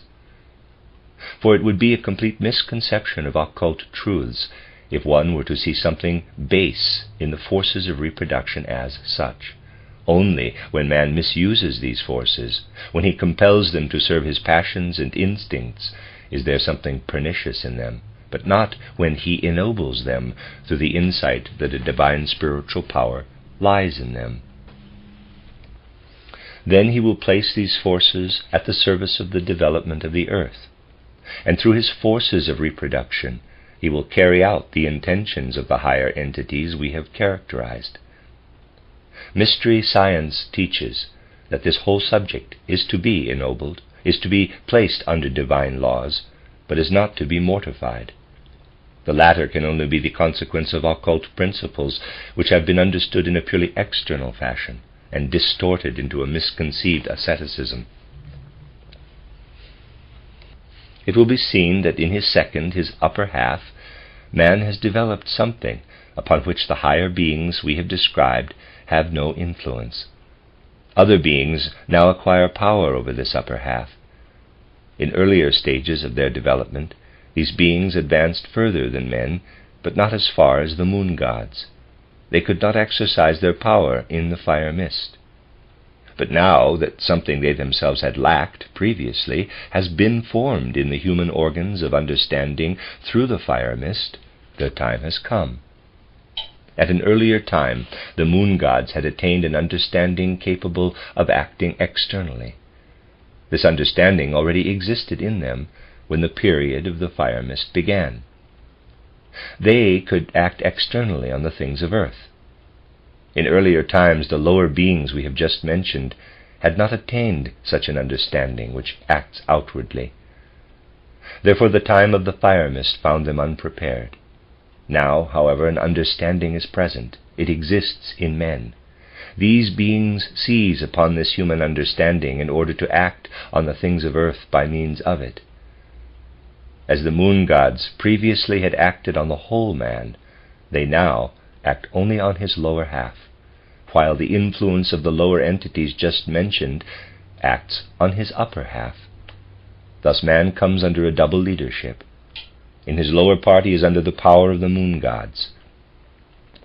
In his developed personality, however, he comes under the leadership of those entities which are summed up under the name Lucifer, the name of their regent. The Luciferic gods thus complete their own development by making use of the awakened human powers of understanding. Previously they had not been able to attain this level. At the same time, they give man the predisposition to freedom, to the discrimination between good and evil. While it is true that the human organ of understanding has been formed entirely under the leadership of the moon gods, these gods would have left it to slumber. They were not interested in making use of it. They possessed their own powers of understanding. In their own interest, the Luciferic beings were concerned with developing the human understanding and directing it toward the things of earth. Thereby for men they became the teachers of all that can be accomplished by the human understanding. But they could not be anything more than stimulators. They could not develop an understanding within themselves, but only in man. Thus there developed two directions of activity on earth. One proceeded directly from the moon divinities and was lawfully regulated and rational from the very beginning. The moon gods had already served their apprenticeship and were now beyond the possibility of error. The Luciferic gods, which acted on men, had yet to win their way to such illumination. With their guidance, man had to learn to find the laws of his being. Under Lucifer's leadership, he himself had to become as, quote, one of the gods, unquote. Here the question arises: if in their development the Luciferic entities had not reached the stage of intelligent creation in the fire mist, at what stage had they stopped? To what point in earth development were they able to work together with the moon gods? The Akasha Chronicle gives information on this. They could participate in earthly creation up to the point at which the sun split off from the earth. It appears that while they performed somewhat lesser work than the moon gods up to this time, nevertheless they belonged to the host of divine creators.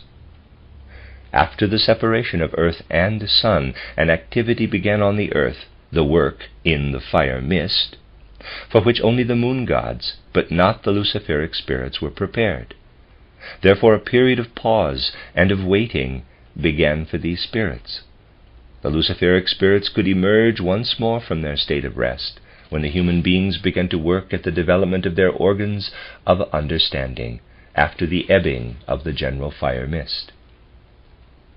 For the creation of the understanding is related to the activity of the sun.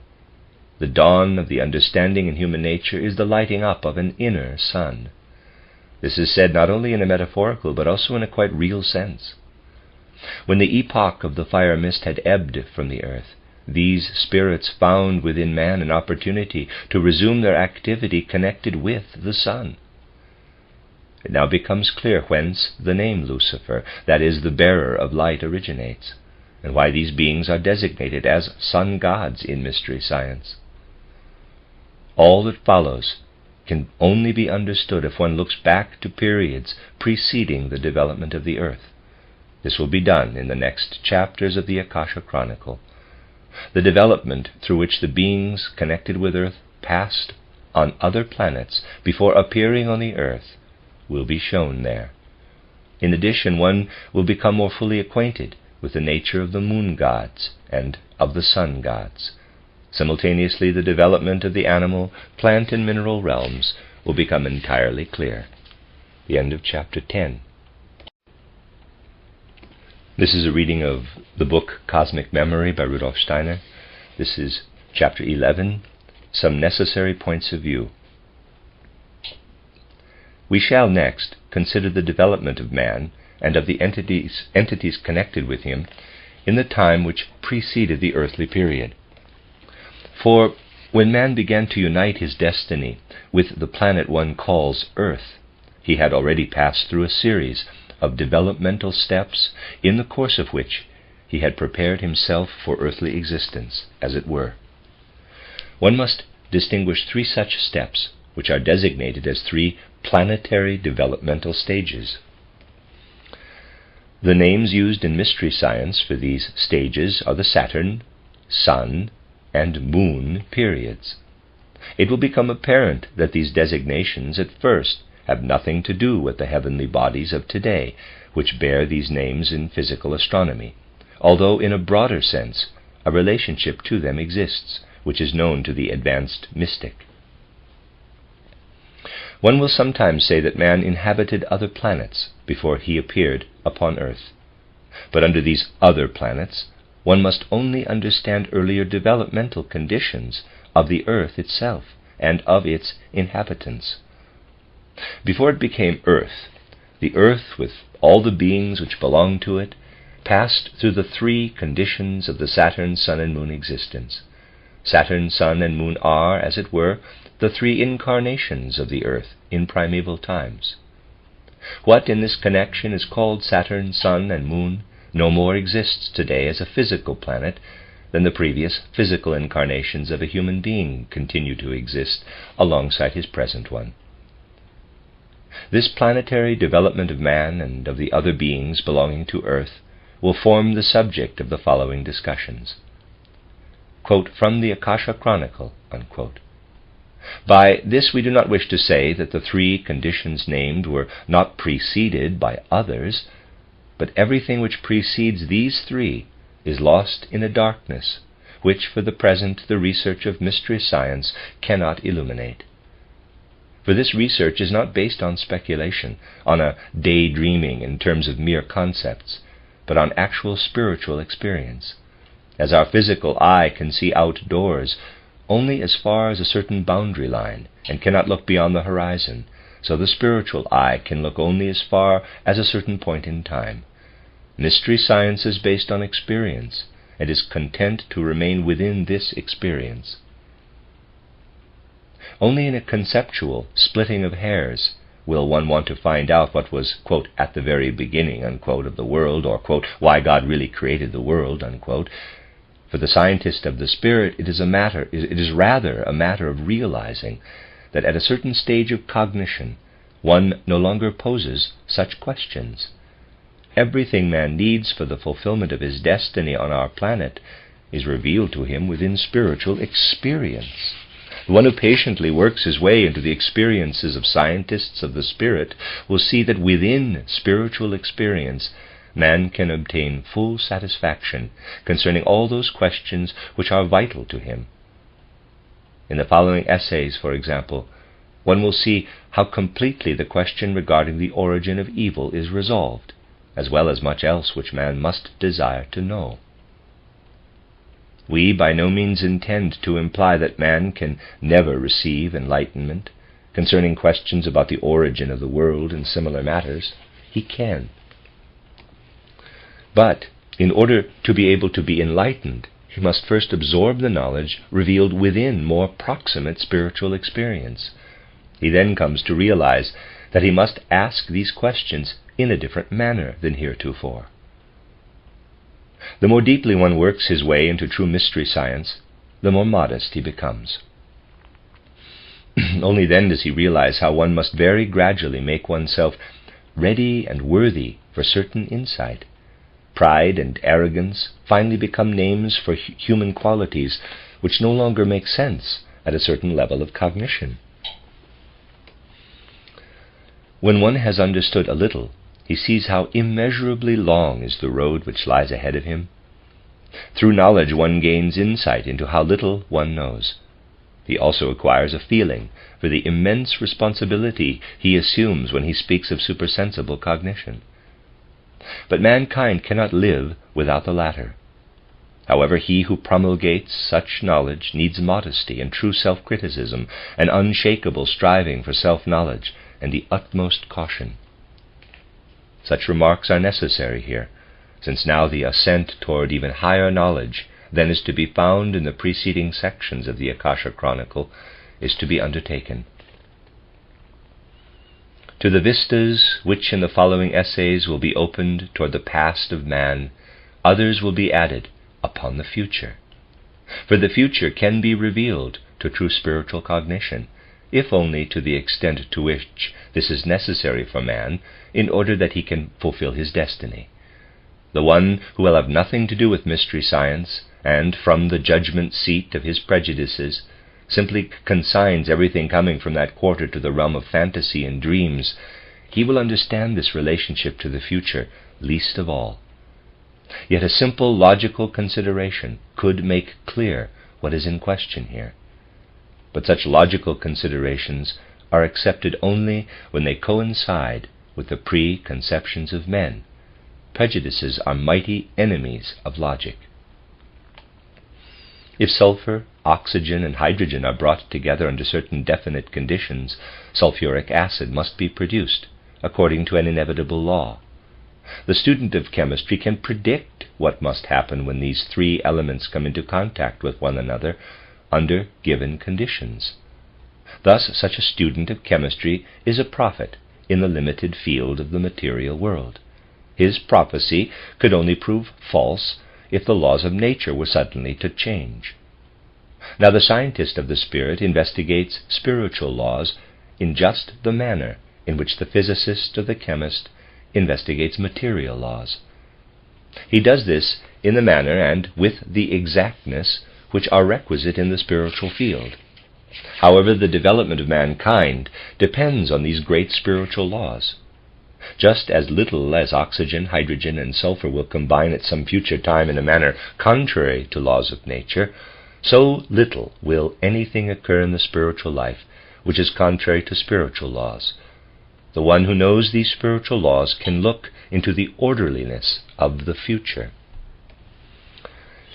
The use of precisely this comparison for the prophetic prediction of the coming destinies of mankind is intentional here, because true mystery science really understands this prediction in just this sense.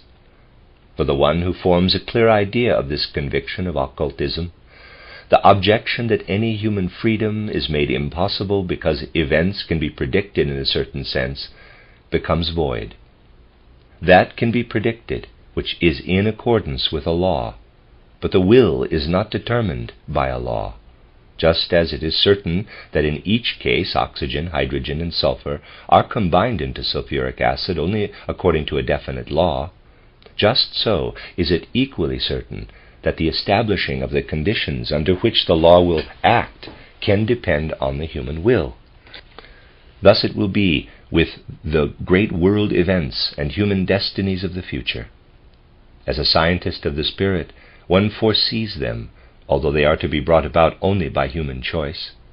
He foresees what is accomplished by the freedom of man. The following essays will show that this is possible. However, one must be clear about one essential difference between the prediction of events through physical science and that through spiritual cognition. Physical science is based on the insights of the understanding, and therefore its prophecy is only based on the intellect, which has to rely on judgments, deductions, combinations, and so forth. Prophecy through spiritual cognition, on the contrary, proceeds from an actual higher seeing or perceiving. The scientist of the spirit must strictly avoid even representing anything to himself which is based on mere reflecting, combining, speculating, and so forth. Here he must practice the most far-reaching renunciation, and be quite clear that all speculating, intellectual philosophizing, and so forth, is a hindrance to true seeing. These activities still belong entirely to the lower nature of man, and truly higher cognition begins only when this nature raises itself to the higher nature in man. Here nothing is really said against these activities, which are not only wholly justified in their field, but are there the only justified ones. In itself a thing is neither higher nor lower. It is higher or lower only in relation to something else. What is high in one respect can be very low in another. However, what must be understood through seeing cannot be understood through mere reflection, or through even the most magnificent combinations of the intellect. A person may be ever so ingenious, in the usual sense of the word, but this ingenuity will avail him absolutely nothing with respect to the cognition of supersensible truths. He must even renounce it and abandon himself solely to the higher seeing. Then he will perceive things without his ingenious reflecting, just as he perceives the flowers in the fields without further reflection. It does not help one to reflect about the appearance of a meadow. All intellect is powerless there. The same is true of seeing into the higher worlds. What can be said prophetically in this way about the future of man is the basis for all ideals which have a real practical significance. If they are to have value, ideals must be rooted as deeply in the spiritual world as our natural laws in the natural world. Laws of development must be such true ideals. Otherwise they spring from a gushing enthusiasm and a fantasy which are valueless and can never be fulfilled. In the broadest sense, all great ideals of world history have proceeded from clear cognition. For, in the final analysis, all these great ideals originate with the great scientists of the spirit or initiates, and those lesser ones who collaborate in the development of humanity direct themselves either consciously or most often unconsciously in accordance with the instructions of the spiritual scientists. Everything unconscious must finally have its origin in something conscious. The bricklayer who works on a house unconsciously directs himself according to matters of which others are conscious, who have determined the place where the house is to be built, the style in which it is to be erected, and so forth. But this determining of place and style is based on something of which the determiners remain unconscious, but of which others are or were conscious. An artist, for example, knows why a particular style requires a straight line here, a curved line there, and so forth. The one who uses this style for his house perhaps does not become conscious of this why. This is also the case with the great events in the development of the world and of mankind. Behind those who work in a certain field stand higher, more conscious workers, and thus the scale of consciousness goes up and down. Behind the general mass of men stand the inventors, artists, scientists, and so forth. Behind them stand the initiates of mystery science, and behind them stand superhuman beings. The development of the world and of mankind becomes comprehensible only if one realizes that ordinary human consciousness is but one form of consciousness, and that there are higher and lower forms. But here, too, one must not misapply the expressions higher and lower. They have a significance only in relation to the point where one happens to be standing. It is no different with this than with right and left. When one stands at a certain place, some objects are right or left of him. If one moves a little to the right, objects which before were on the right are now on the left. The same is true of the levels of consciousness which lie higher or lower than ordinary human consciousness. When man himself develops more highly, his relations to the other levels of consciousness change. But these changes are connected with his development. It is therefore important to indicate such other levels of consciousness here by means of examples. The beehive, or that magnificent commonwealth embodied in an ant-hill, provide bases for such an indication. The collaboration of the various kinds of insects, females, males, workers, proceeds in a completely systematic fashion. The distribution of tasks among the several categories can only be described as an expression of true wisdom. What happens here is just as much the result of a consciousness as the institutions of man in the physical world, technology, art, state, and so forth, are an effect of his consciousness. However, the consciousness at the base of the beehive or the ant society is not to be found in the same physical world in which the ordinary human consciousness exists. In order to describe the situation, one can express oneself somewhat as follows. One finds man in the physical world. His physical organs, his whole structure are such that at first one looks for his consciousness also in this physical world. It is otherwise with the beehive or the ant-hill. Here it would be quite wrong to confine oneself to the physical world with respect to the consciousness in question, as was done in the case of man. No, here one must say that to find the ordering principle of the beehive or the ant-hill, one cannot confine oneself to the world where the bees or ants live in their physical bodies. In this case, the conscious mind must be sought directly in another world.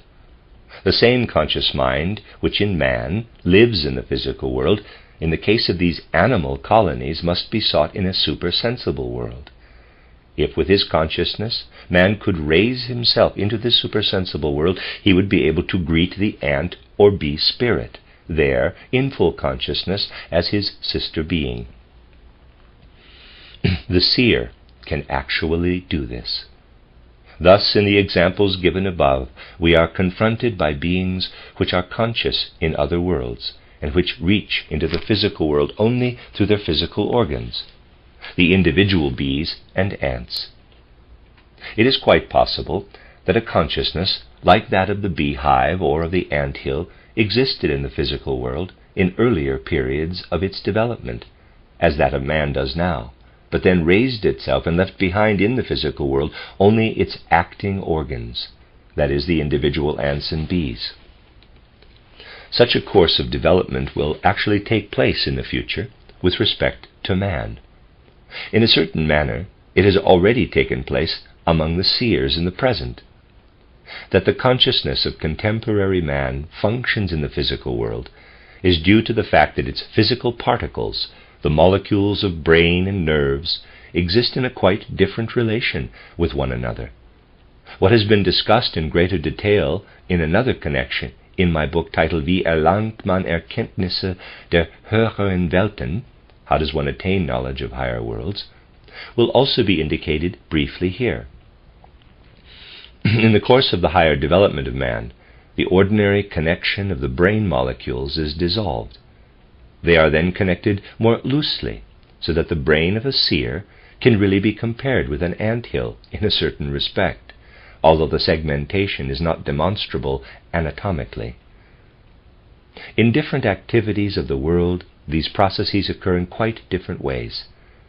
At a time long past, the individual molecules of the anthill, that is, the ants themselves, were firmly connected, just as are the molecules of the human brain today. At that time, the consciousness corresponding to them was in the physical world, as that of man is today. When human consciousness will travel into higher worlds in the future, the connection between the material parts in the physical world will be as loose as is that between the individual ants today. What in time will occur physically in all men already takes place today in the brain of the clairvoyant, but no instrument of the world of the senses is sufficiently delicate to show the loosening which comes about through this anticipatory development.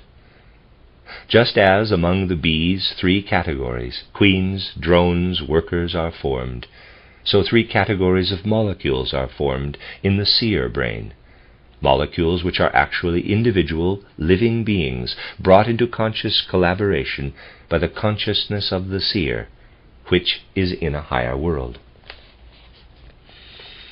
Another level of consciousness is represented by what one usually calls the folk or racial spirit, without representing anything very definite to oneself by this.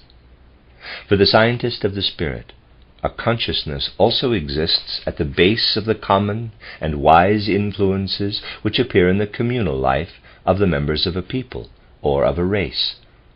Through occult research, one finds this consciousness to be in another world, just as was the case with the consciousness of a beehive or of an anthill. However, there are no organs for this folk or racial consciousness in the physical world. Rather, these organs are to be found only in the so-called astral world.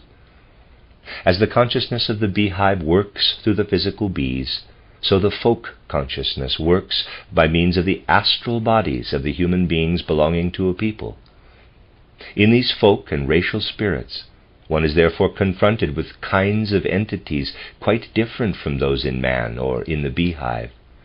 Many more examples would have to be given in order to show clearly how subordinate and superior entities exist in relation to man. But it is hoped that what has been given will be sufficient to introduce the avenues of human development described in the following chapters. For the development of man himself can only be understood when one considers that he develops together with beings whose consciousness exists in other worlds than his own. What happens in his world is also dependent on these beings who are connected with other levels of consciousness, and therefore can be understood only in relation to this fact. The end of chapter 11. This is a reading of the book Cosmic Memory by Rudolf Steiner. It's chapter 12, on the origin of the earth. As individual man has to pass through different stages after his birth, as he must ascend from infancy through childhood and so on to the age of the mature adult, so too must mankind as a whole go through a similar process. Humanity has developed to its present condition by passing through other stages. With the methods of the clairvoyant, one can discern three principal stages of this development of mankind, which were passed through before the formation of the earth took place, and before this sphere became the scene of that development. Therefore at present we are concerned with the fourth stage in the great universal life of man. For now we shall relate the relevant facts here. The deeper explanation will appear in the course of the description, insofar as is possible in the words of ordinary language, that is, without having recourse to the form of expression of mystery science. Man existed before there was an earth, but one must not imagine, as has already been suggested, that perhaps he had previously lived on other planets and then at a certain time migrated to earth. Rather, the earth has developed together with man. Just as man has passed through three main stages of development, so has the earth before becoming that which one now calls earth. For the time being, as has been indicated above, one must completely liberate oneself from the significance which contemporary science connects with the names Saturn, Sun, and Moon, if one wants to see the explanations of the scientist of the spirit in this area in their proper light. For the present, one should connect with these names no other significance than that already given to them in the following communications. Before the heavenly body, on which the life of man takes place, became earth, it had had three other forms, which one designates as Saturn, Sun, and Moon. One can thus speak of four planets, on which the four principal stages of the development of mankind take place. It is so that before the earth became earth, it was Moon, before that, Sun, and yet earlier, Saturn. One is justified, as will appear from the following communications, to assume three further principal stages which the earth, or better, the heavenly body which developed into the present earth, still has to pass through. In mystery science these have been named Jupiter, Venus, and Vulcan. Thus the heavenly body with which human destiny is connected has passed through three stages in the past, is now in its fourth, and will in the future have to pass through three more until all the talents which man has within himself are developed, until he arrives at the peak of his perfection. One must realize that the development of man and of his heavenly body does not proceed as gradually as, for instance, the passage of an individual human being through infancy, adolescence, and so forth, where one condition goes over into another more or less imperceptibly. Rather, there are certain interruptions. The Saturn condition does not go over immediately into the Sun stage.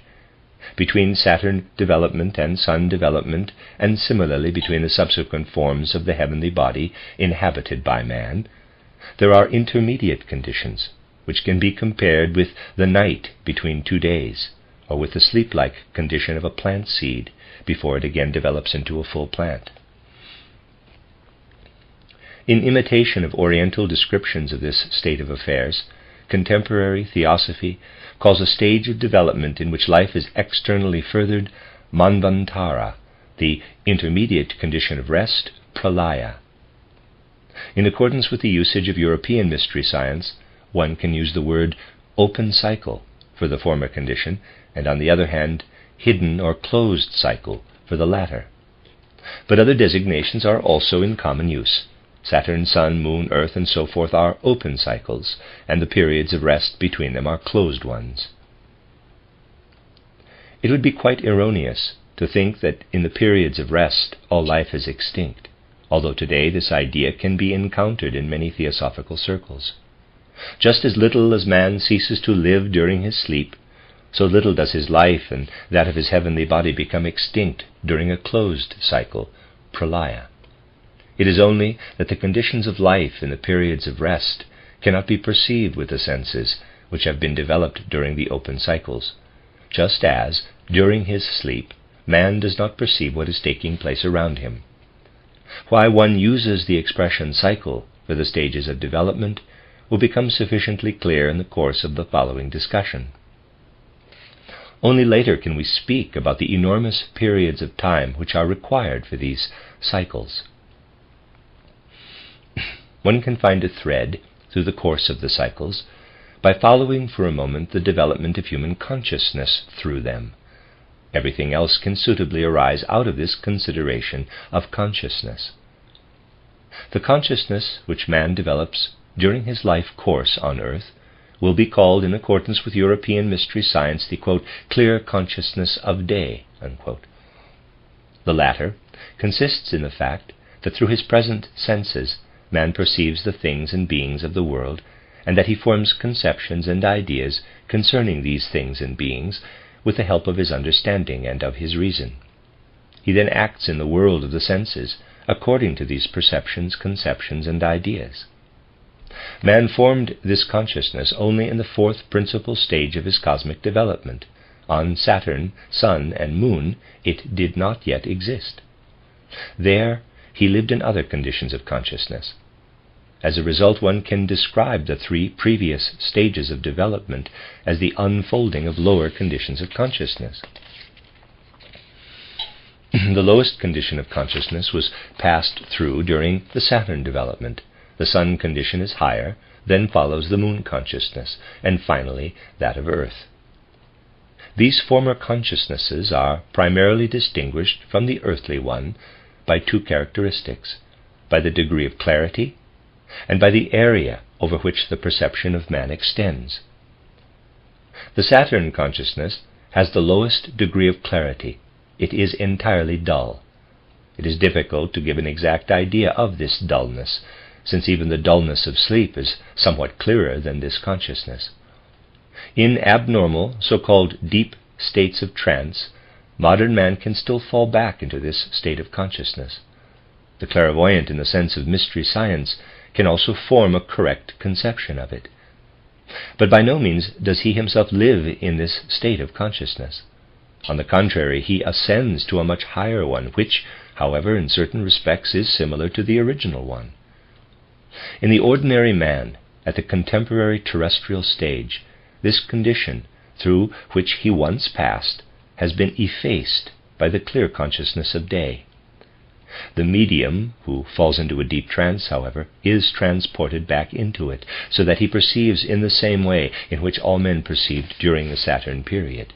Either during the trance or after awaking, such a medium can then tell of experiences which are similar to those of the Saturn stage.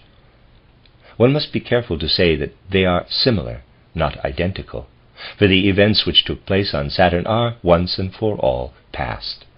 Only events which have a certain affinity with them still take place in the environment of man. These can only be perceived by a Saturn consciousness.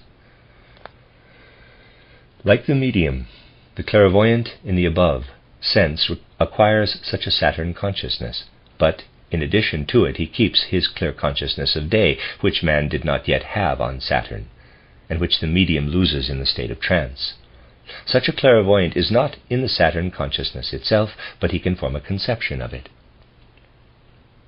While this Saturn consciousness is by some degrees inferior to the one of today with respect to clarity, it is superior to the latter with respect to the extent of what it can perceive. In its dullness, it can not only perceive everything which takes place on its own heavenly body, down to the last detail, but it can also observe the objects and beings on other heavenly bodies which are connected with Saturn. It can also exercise a certain influence on these objects and beings. It hardly need be said that this observation of other heavenly bodies is quite different from that which contemporary man can undertake by means of his scientific astronomy, This astronomical observation is based on the clear consciousness of day, and therefore perceives other heavenly bodies from the outside. The Saturn consciousness, on the other hand, is immediate sensation, an experiencing of what takes place on other heavenly bodies. One does not speak altogether accurately, but still fairly so, if one says that an inhabitant of Saturn experienced objects and events of other heavenly bodies and of his own, as a man of today experiences his heart and his heartbeat, or something similar in his own body. This Saturn consciousness developed slowly. As the first principal stage in the development of mankind, it passed through a series of subordinate stages, which in European mystery science are called small cycles. In theosophical literature it has become customary to call these small cycles rounds, and their further subdivisions, still smaller cycles, globes. These subordinate cycles will be dealt with in subsequent discussions. For the sake of greater clarity, we shall first follow here the principal stages of development. For the moment we shall speak only of man, although the development of subordinate and superior entities and objects proceeds concurrently with his own. That which concerns the development of other entities will then follow the discussion of man's progress. When the development of the Saturn consciousness was completed, there occurred one of the long rest periods of pralaya mentioned above. After this, there developed out of the heavenly body of man what in mystery science is called the sun. On the sun, the human beings again emerged from their sleep. The previously developed Saturn consciousness was present in them as a predisposition. First, they again developed it from this germ. One can say that on the sun man repeated the condition of Saturn before ascending to a higher one. However, it is not a simple repetition which is meant here, but one in another form. These transformations of forms will be discussed later, when we deal with the smaller cycles. At that time, the differences between the individual repetitions will also become apparent. Now we shall describe only the development of consciousness. After the repetition of the Saturn condition, the sun consciousness of man appears. This is somewhat clearer than the preceding consciousness, but, on the other hand, it has lost something with respect to broadness of vision. In the deep, dreamless sleep of his present life, man has a condition of consciousness similar to that which he once had on the sun. However, he who is not a clairvoyant or a medium cannot perceive the objects and beings corresponding to the sun consciousness. With the trance of a medium reduced to this condition, and with the higher consciousness of the true clairvoyant, the case here is similar to what has been said with respect to the Saturn consciousness. The extent of the sun consciousness is limited to the sun and the heavenly bodies most closely connected with it. It is only these and their events which the inhabitant of the sun can experience, as, to use once again the simile employed above, man of today experiences his heartbeat. In this way, the inhabitant of Saturn could also participate in the life of those heavenly bodies which did not belong to the immediate sphere of Saturn. When the sun stage has passed through the appropriate subordinate cycles, it also enters a period of rest. From this, the heavenly body of man awakes to its moon existence.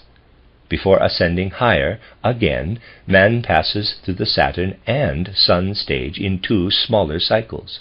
Then he enters his moon consciousness. One can more easily form an idea of the latter, for there is a certain similarity between this stage of consciousness and a sleep filled with dreams. It must be explicitly stated that here again one can only speak of a similarity, not of an identity. It is true that the moon consciousness is composed of images such as appear in dreams, but these images correspond to the objects and events around man in a way similar to the ideas of the present clear consciousness of day.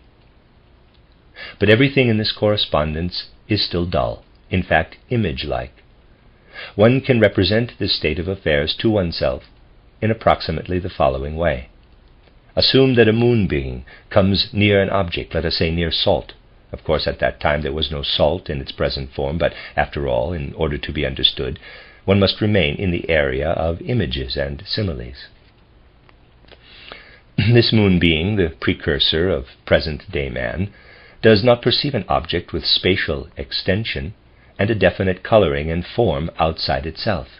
Instead, the approach to this object causes a certain image, similar to a dream image, to arise, as it were, within this being. This image has a certain coloring which depends on the characteristics of the object. If the object is agreeable to the being and useful for its existence, the coloring is light in yellow nuances or in green. If the object is disagreeable or is one which is harmful to the being, a blood-like reddish color nuance appears. The clairvoyant also sees in this way today, only he is fully conscious during this seeing, while the moon inhabitant had only a dreamlike dim consciousness. The images appearing within these inhabitants had an exactly defined relationship to the environment. There was nothing arbitrary in them. It was possible to direct oneself by them. One acted under the impression of these images, as today one acts under the impression of sensory perceptions. The development of this dreamlike consciousness, the third principal stage, was the task of the moon cycle. When the moon had passed through the appropriate small cycles, a period of rest, pralaya, again occurred. After this, the earth emerged from the darkness. The end of chapter 12.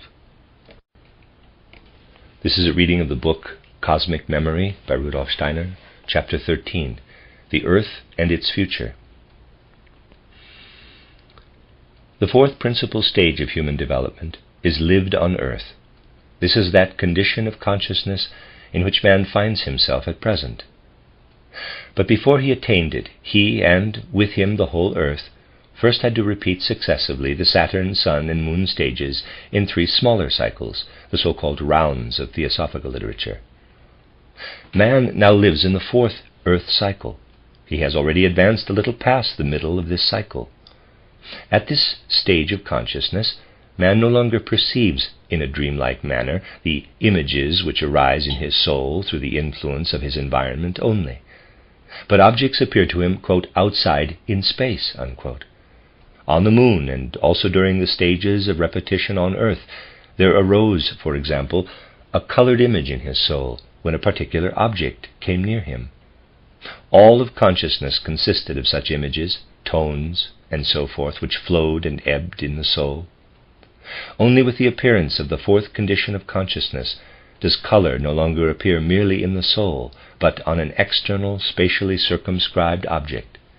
Sound is no longer merely an inner reverberating of the soul, but the resounding of an object in space. In mystery science, therefore, one also calls this 4th, the earthly condition of consciousness, the objective consciousness. It has been formed slowly and gradually in the course of development, in the way that the physical organs of sense slowly arose and thus made perceptible the most diverse sensory qualities in external objects.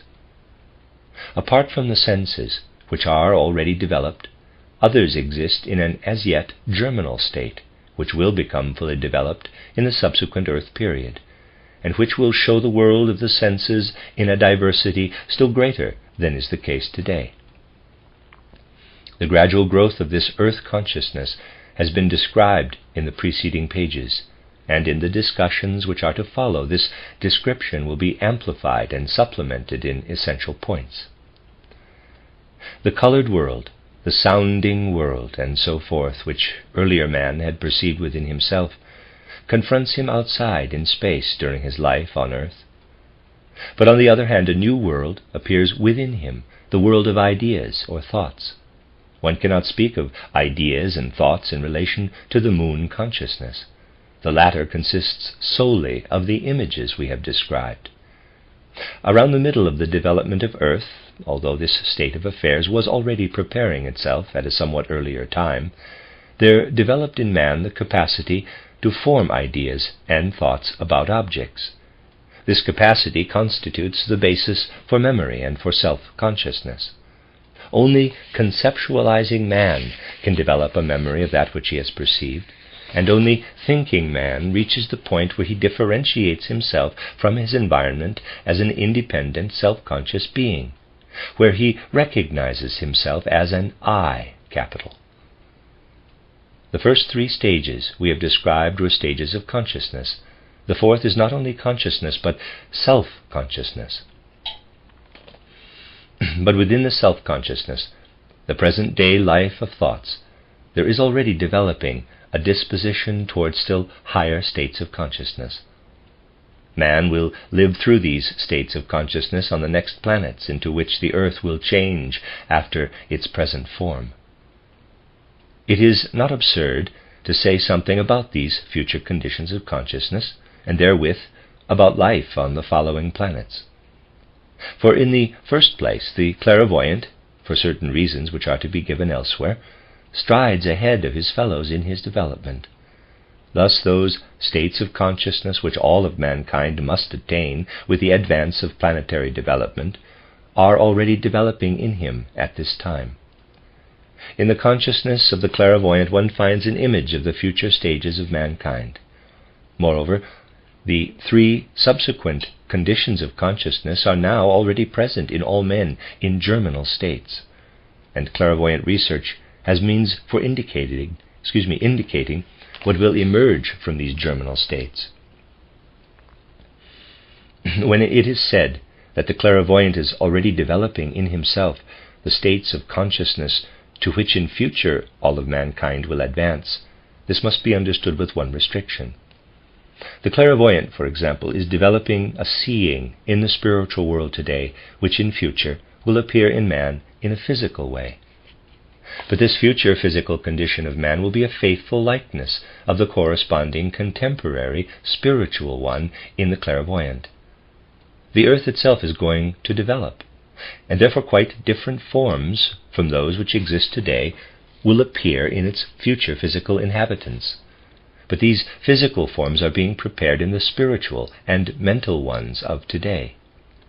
For example, what the clairvoyant today sees in the form of a cloud of light and color around the human physical body as a so-called aura will later change into a physical form, and other organs of sense than those of today will give the man of the future the capacity to perceive other forms. However, already today, the clairvoyant sees the spiritual models of the later material entities with his spiritual senses, thus, for example, the aura.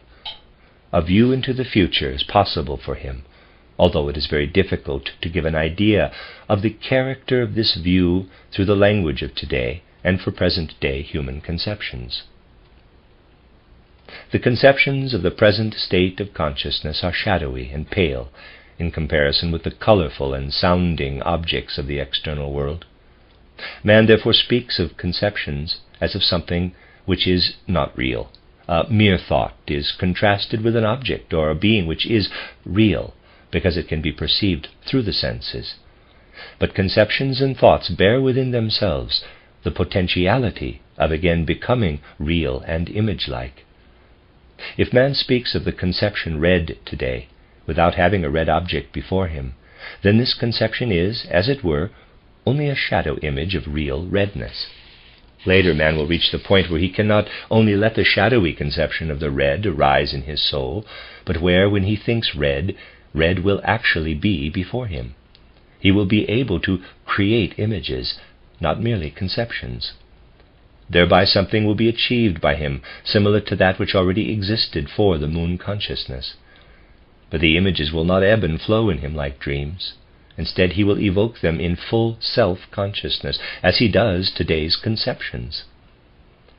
The thought of a color will be the color itself. The conception of a sound will be the sound itself, and so forth. In the future, a world of images will flow and ebb in the soul of man through his own power, whereas during the moon existence, such a world of images filled him without his acting. In the meantime, the spatial character of the objective external world will not disappear. The color which arises together with the conception of color will not be merely an image in the soul, but will appear in outside space. The consequence of this will be that man will be able to perceive beings and objects of a higher kind than those of his present environment. These are objects and beings which are of a more delicate spiritual and soul nature. Hence, they do not clothe themselves in the objective colors which are perceptible to the present physical sense organs. However, these are objects and beings which will reveal themselves through the more delicate spiritual and mental colors and sounds which the man of the future will be able to create from his soul. Man is approaching a condition in which he will have a self-conscious image consciousness, appropriate for such perceptions. Footnote: the combination self-conscious image consciousness may appear odd, but it probably best expresses the state of affairs. If one wished, one could also say image self-consciousness. End of footnote. On the one hand, the coming development of Earth will raise the present life of conceptions and thoughts to an ever higher, more delicate, and more perfect condition. On the other hand, the self-conscious image consciousness will gradually develop itself during this time. The latter, however, will attain full life in man only on the next planet, into which the Earth will transform itself, and which is called Jupiter in mystery science. Then man will be able to enter into intercourse with beings which are completely hidden from his present sensory perception. It will be understood that not only does the life of perception thereby become totally different, but that actions, feelings, and all relations to the environment are completely transformed. While today man can consciously influence only sensory beings, he will then be able to act consciously on very different forces and powers. He himself will receive what to him will be fully recognizable influences from very different realms than at present. At that stage, there can no longer be any question of birth and death in the present sense, for death occurs only because the consciousness has to depend on an external world with which it enters into communication through the physical sense organs. When these physical sense organs fail, every relation to the environment ceases. That is to say, the man has died. However, when his soul is so far advanced that it does not receive the influences of the outside world through physical instruments, but receives them through the images which the soul creates out of itself, then it will have reached the point where it can regulate its intercourse with the environment independently. That is, its life will not be interrupted against its will. It has become lord over birth and death. All this will come to be with the developed self-conscious image consciousness on Jupiter. This state of the soul is also called the psychic consciousness. The next condition of consciousness to which man develops on a further planet, Venus, is distinguished from the previous one by the fact that the soul can now create not only images, but also objects and beings. This occurs in the self-conscious object consciousness or supra-psychic consciousness. Through the image consciousness, man can perceive something of supersensible beings and objects, and he can influence them through the awakening of his image conceptions. But in order for that to take place, which he desires of such a supersensible being, at his instigation, this being must use its own forces. Thus man is the ruler over images, and he can produce effects through these images, but he is not yet lord over the forces themselves. When his self-conscious object consciousness is developed, he will also be ruler over the creative forces of other worlds. He will not only perceive and influence beings, but he himself will create. This is the course of the development of consciousness. At first it begins dimly. One perceives nothing of other objects and beings, but only the inner experiences, images of one's own soul. Then perception is developed. At last the perceptive consciousness is transformed into a creative one. Before the condition of Earth goes over into the life of Jupiter, after the fourth earthly cycle, there are 3 more smaller cycles to be passed through. These serve for the further perfection of the consciousness of Earth, in a manner to be described in the following essays, when the development of the smaller cycles and of their subdivisions will be described for all 7 planets.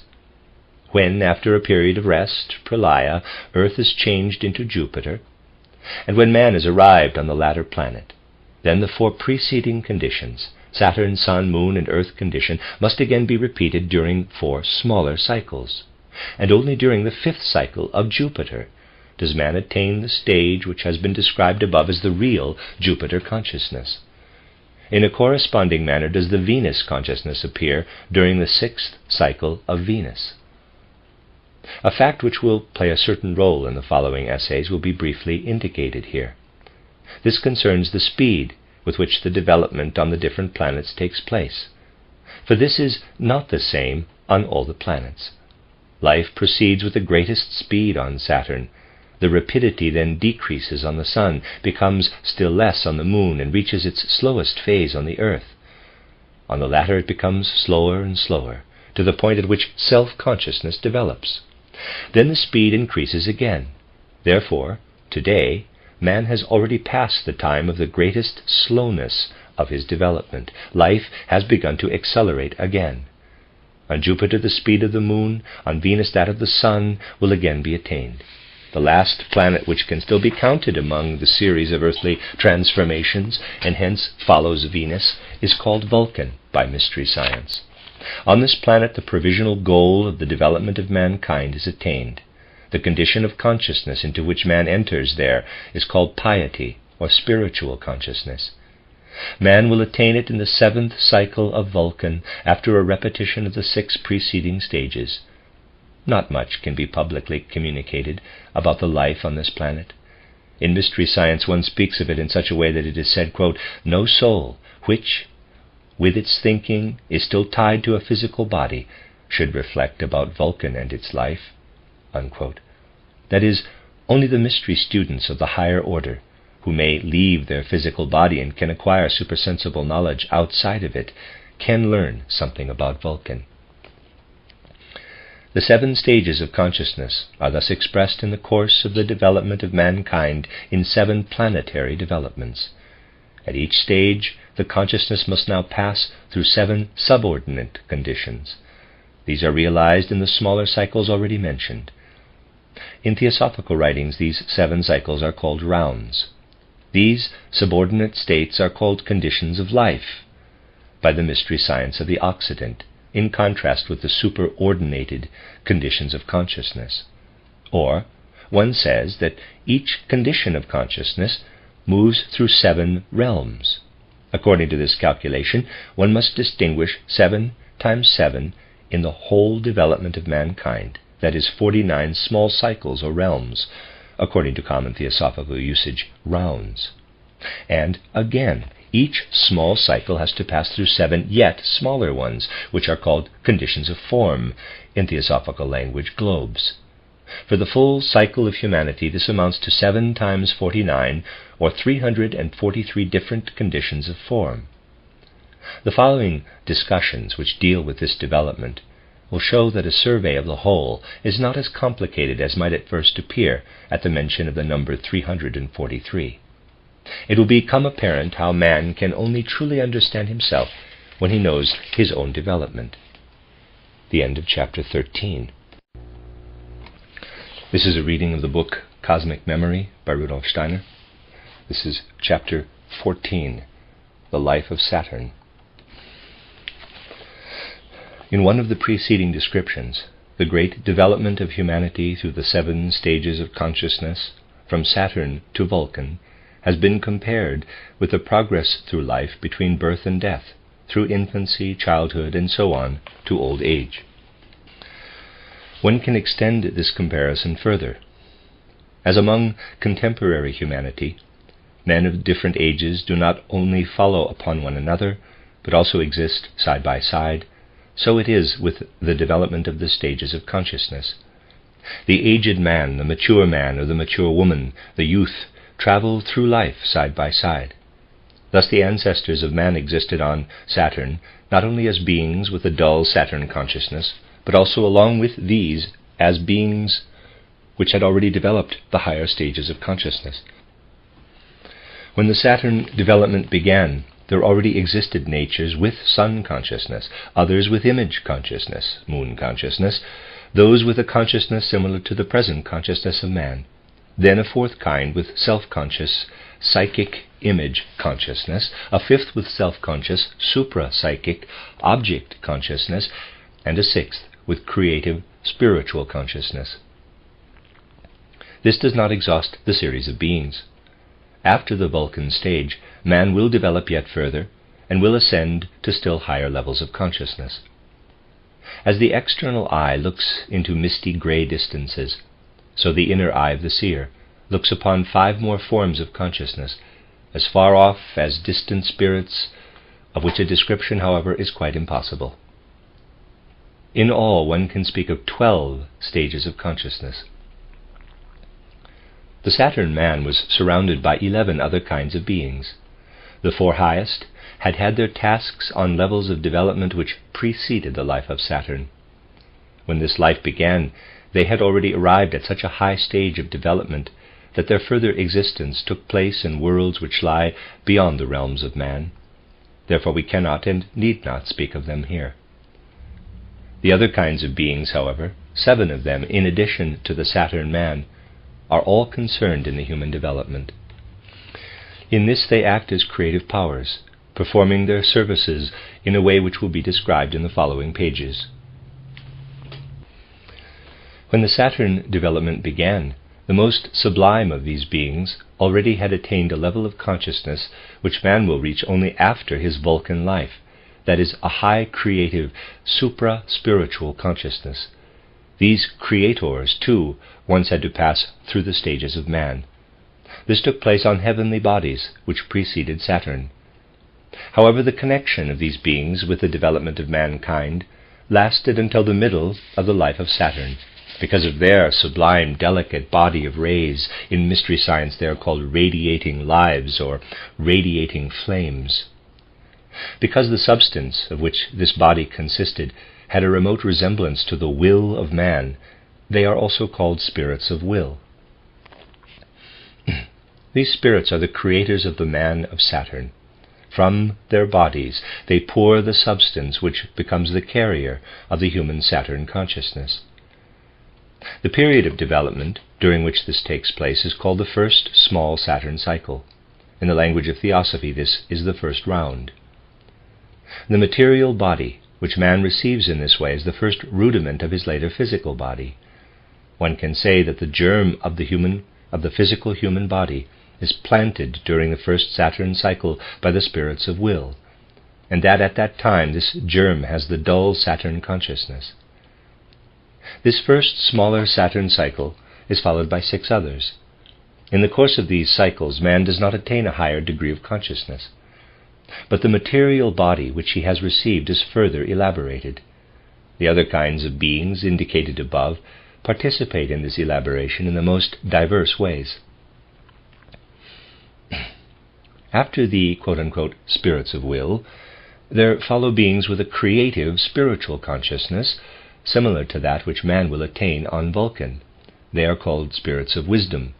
Christian mystery science calls them dominions or curiotities, while it calls the spirits of will thrones. Footnote: he who really knows Christian doctrine is aware that the conceptions of these spiritual beings, superordinated to man, form an integral part of it. Only for some time they will have been lost by an externalized religious teaching. The one who really enters into these matters and looks deeper will realize that there is not the slightest reason for Christianity to combat mystery science, but that on the contrary the latter is in complete harmony with true Christianity. If, for the sake of their Christianity, the theologians and teachers of religion were to agree to study mystery science, they would have to recognize in it their best helper and means of advancement today. But many theologians think in a completely materialistic manner, and it is characteristic that in a popular publication intended for the furthering of a knowledge of Christianity, today one can even read that angels are for children and nurses. Such a statement springs from a complete misunderstanding of the true Christian spirit. Only the man who sacrifices true Christianity to a supposedly advanced science can make such a statement. But the time will come when a higher science will go beyond the childishness of such utterances to matters of real importance. End of footnote. During the second cycle of Saturn, they advance their own development to some extent, and at the same time work on the human body in such a way that a wise arrangement, a rational structure is implanted in it. I believe this is concerning the spirits of wisdom. To be more exact, their work on man already begins shortly after the middle of the first cycle and is completed in about the middle of the second. The third kind of spirits, with the self-conscious, supra-psychic object consciousness, is called spirits of motion or of activity. In Christian mystery science they are called principalities, dunamis. In theosophical literature the expression mahat is to be found for them. From the middle of the second Saturn cycle onward, they combine with the progress of their own development, the further elaboration of the human material body, in which they implant the capacity of movement and of forceful activity. This task comes to a conclusion around the middle of the third Saturn cycle. After this point, the work of the fourth kind of beings, the so-called spirits of form, begins. They have a self-conscious image consciousness, or psychic consciousness. Christian esoteric teaching names them powers, exousiae. Through their work, the human material body, which previously was a kind of mobile cloud, receives a bounded plastic form. This activity of the spirits of form is completed around the middle of the fourth Saturn cycle. Then follows the activity of the spirits of darkness, which are also called spirits of personality or of selfhood, egoism. At this stage, they have a consciousness similar to the present human earthly consciousness. They inhabit the formed human material body as souls, in a way similar to that in which the human soul inhabits its body today. They implant a kind of sensory organs in the body, which are the germs of the sensory organs which later develop in the human body in the course of the development of Earth. One must realize, however, that these sensory germs are still substantially different from the present sensory instruments of man. Earth-man could not perceive through such sensory germs. For him the images of the sensory instruments must first pass through a more refined ether body, which forms on the sun, and through an astral body, which owes its existence to the moon development. All this will become clear in the following chapters. But the spirits of personality can treat the images of the sensory germs through their own soul in such a way that with their aid they can perceive external objects, as does man during his earthly development. In their work on the human body, the spirits of personality pass through their own stage of humanity. Thus they are men from the middle of the fourth to the middle of the fifth Saturn cycle. These spirits implant selfhood, egoism, in the body of man. Since they only attain their stage of humanity on Saturn, they remain connected with the development of mankind for a long time. Thus, they have important work to perform on man in subsequent cycles as well. This work always acts as an inoculation with selfhood. The degenerations of selfhood into selfishness must be ascribed to their activity, while on the other hand they are the originators of all of man's independence. Without them, man would never have become a self-enclosed entity, a personality. Christian esoteric teaching uses the expression primal beginnings, archai, for them, and in theosophical literature they are designated as asuras.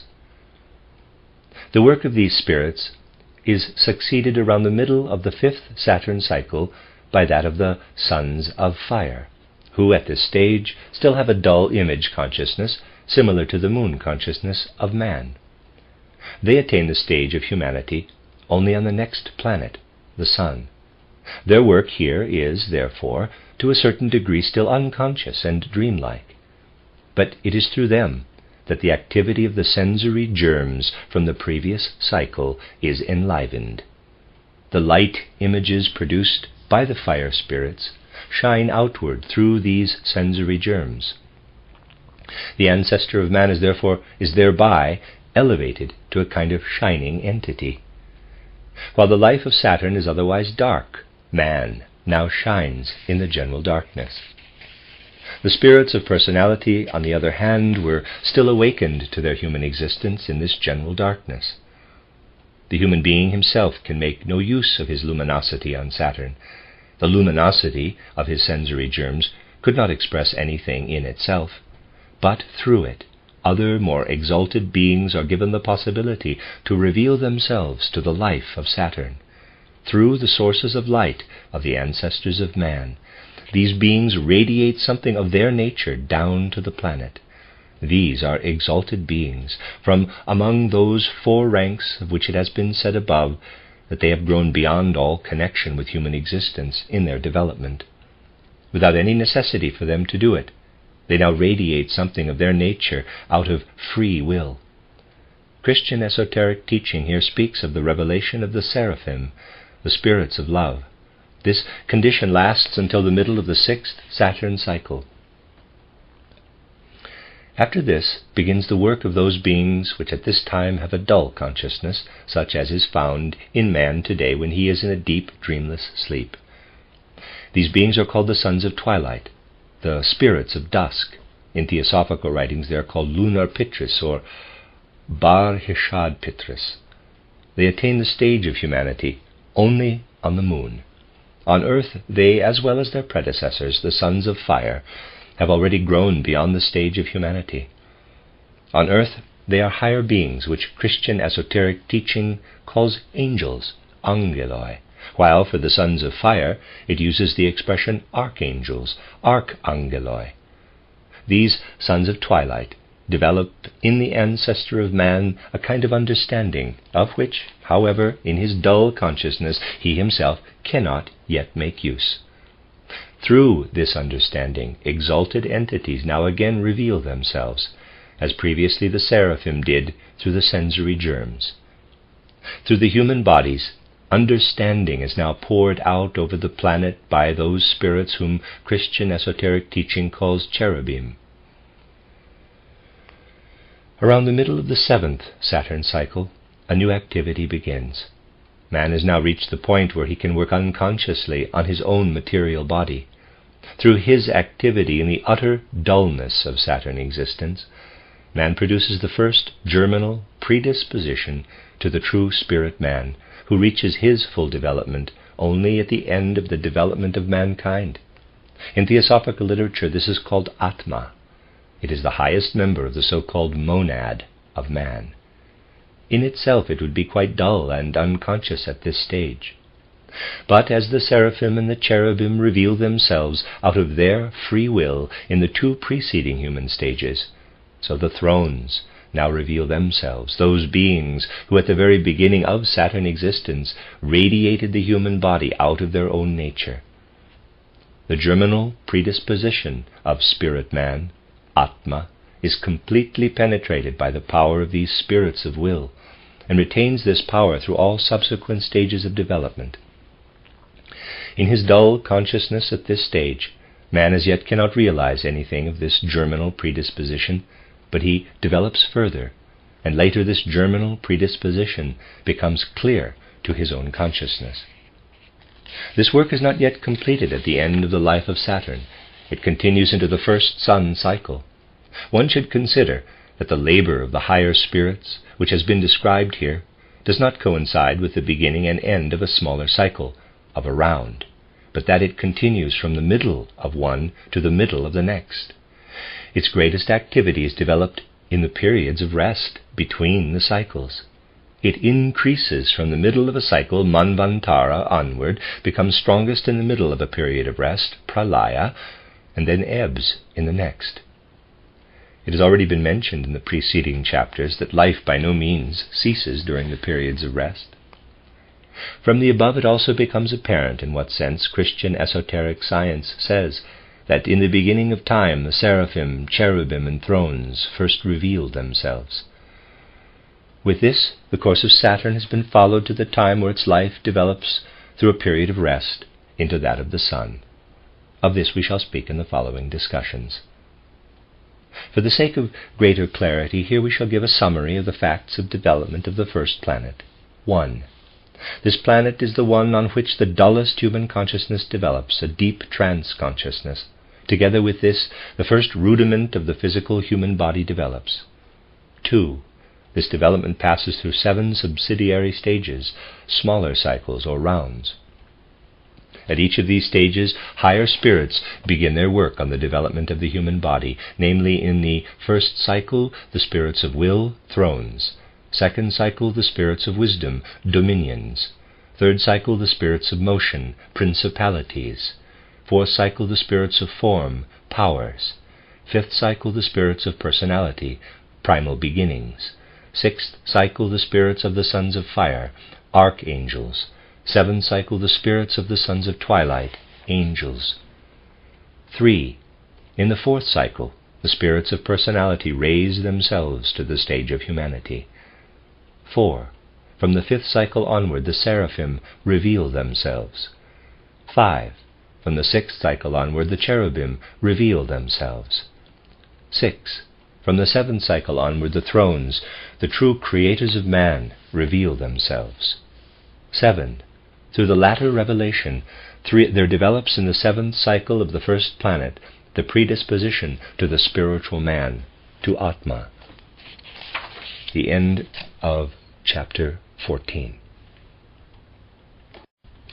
This is a reading of the book Cosmic Memory by Rudolf Steiner, chapter 15, The Life of the Sun.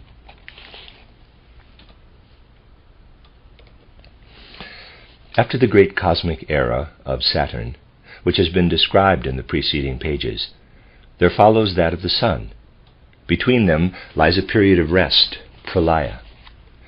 During this period, everything human which has developed on Saturn takes on a character which stands in the same relation to the subsequently to-be-developed Sun-man as the seed of the plant which emerges from it. Saturn-man, as it were, has left behind his seed, which is sunk in a kind of sleep, after which it will develop into Sun-man. Man now passes through his second stage of consciousness on the Sun. It resembles that into which today man sinks during a calm and dreamless sleep. This condition, which interrupts man's state of wakefulness today, is a remainder, as it were, a memory of the time of the Sun development. One can also compare it with that dull state of consciousness in which the world of plants exists today. As a matter of fact, in the plant, one must see a sleeping being. In order to understand the development of mankind, one must realize that in this second great cycle of the Sun, in this second great cycle, the Sun was still a planet, and that only later did it advance to the existence of a fixed star. In the sense of mystery science, a fixed star is one which sends life forces to one or several planets situated at a distance from it. During the second cycle, this was not yet the case with the Sun. At that time it was still united with the beings to which it gave force. These beings, and also man at his level of development of that time, still lived on it.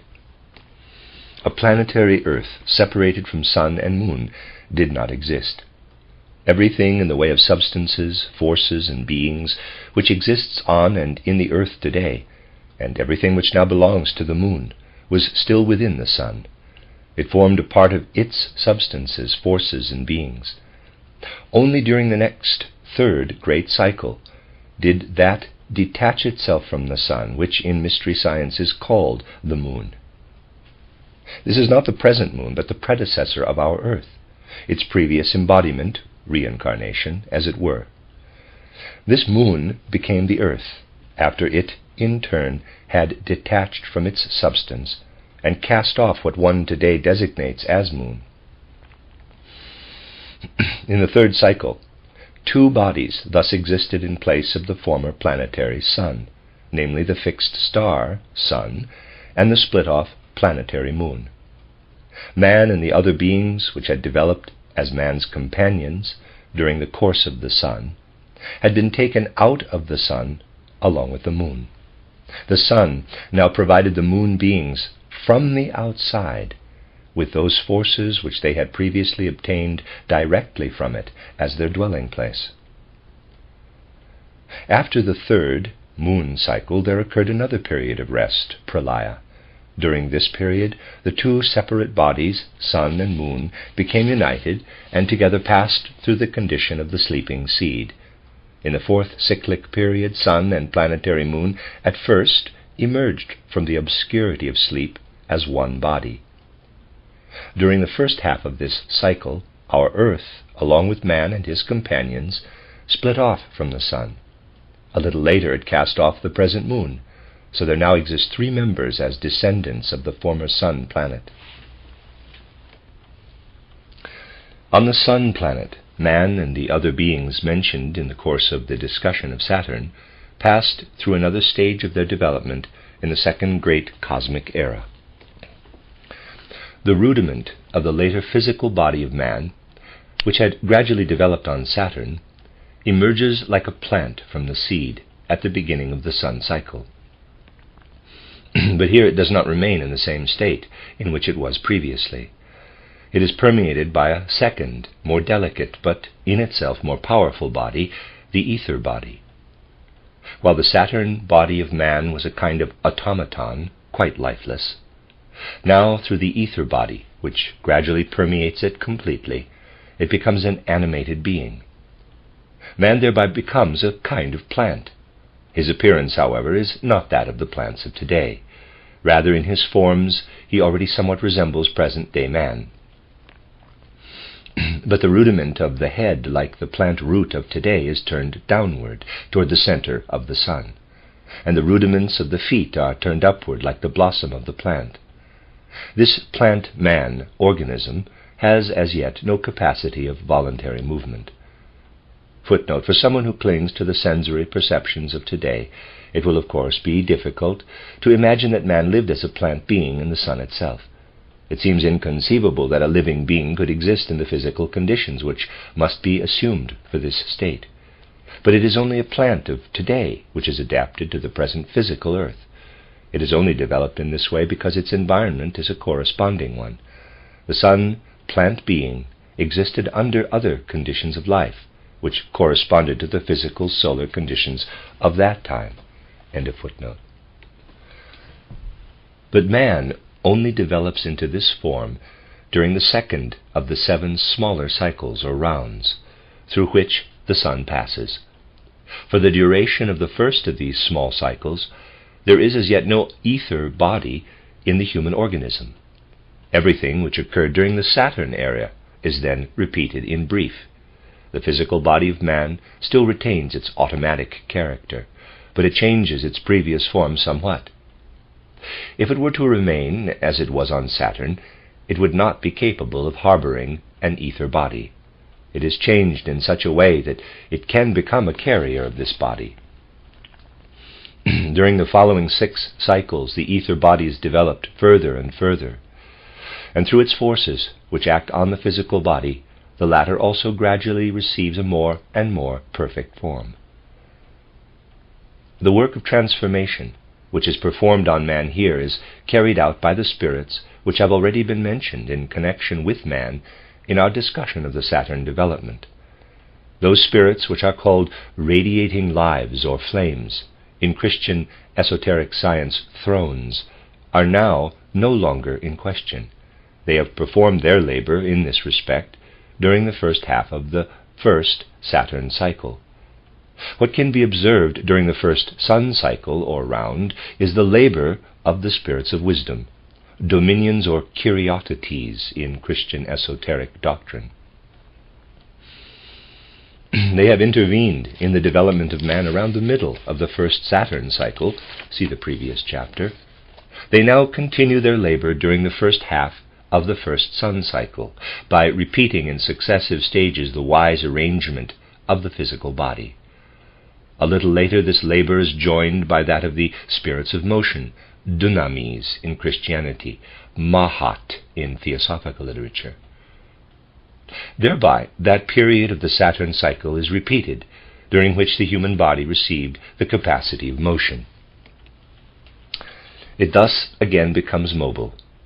In the same way, the spirits of form, exousiai, those of darkness in Christianity, archai, in theosophy, asuras, then the sons of fire, archangels, and finally the spirits of twilight, angels or lunar pitris, successively repeat their labors.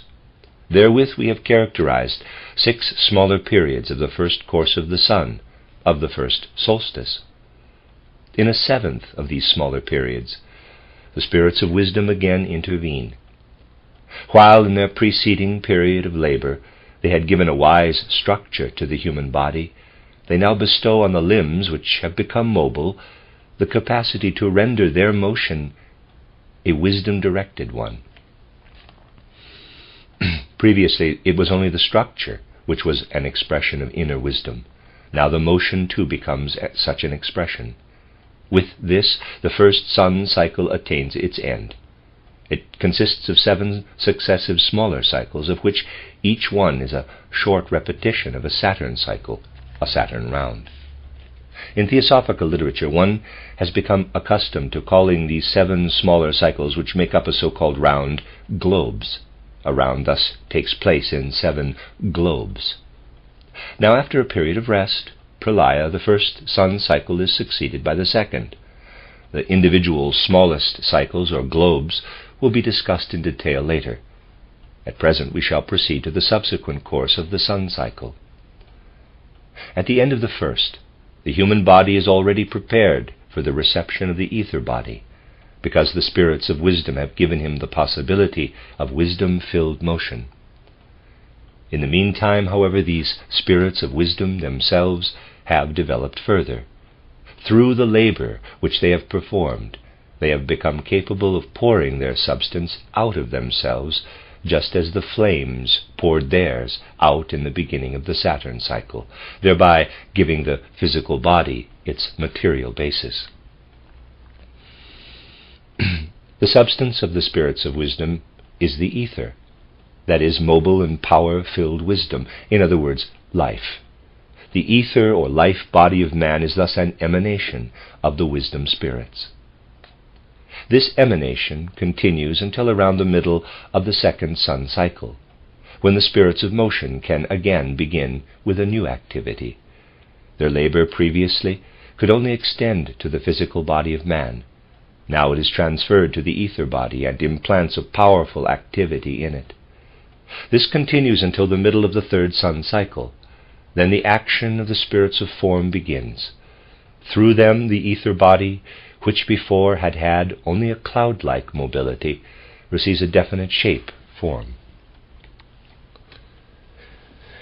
In the middle of the 4th course of the sun, these spirits of form receive a consciousness like that which man will have on Venus, the second planet on which he will appear after his earthly existence. This is a supra-psychic consciousness. These spirits attain this as a fruit of their activity during the 3rd and 4th course of the sun. Thereby they acquire the capacity to transform the sensory germs developed during and after the Saturn period, and which until this time were only physical instruments, into animated senses by means of the ether. Through a similar process, the spirits of darkness, in Christianity Archai and Theosophy Asuras, have at this time attained the level of psychic consciousness, which man will develop only on Jupiter as conscious image consciousness. Thereby they become capable of acting consciously from the astral world. Now the ether body of a being can be influenced from the astral world. The spirits of darkness did this with respect to the ether body of man. They now implanted in it the spirit of selfhood, independence, and selfishness, as they had previously done in the physical body. One can see how these spirits implanted egoism in all the members of the human entity in turn. At the same time, the sons of fire attained the stage of consciousness which man today possesses as his waking consciousness. One can say of them that they now become men. Now they can make use of the physical human body for a kind of intercourse with the outside world. In similar fashion, the spirits of personality made use of the physical body from the middle of the 4th Saturn cycle on. But they had used the sensory germs for a kind of perception. The nature of the sons of fire, however, is such that they pour the warmth of their soul out into their environment. The physical human body is now so far advanced that they can do this through it.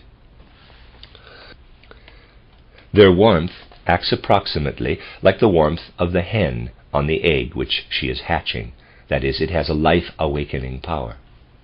Everything of such a life-awakening power that lies in man and in his companions was implanted into the ether body at that time by the sons of fire. We are dealing here with the origin of that warmth, which is a condition for the reproduction of all living beings. Later, it will become apparent what kind of a transformation this power of warmth went through when the moon split off from the sun. Around the middle of the 5th cycle, the sons of fire have developed so far that they can inoculate the ether body with the capacity which they previously exercised to the physical human body. They now relieve the spirits of personality in the work on this ether body, which thereby becomes the initiator of a reproductive activity.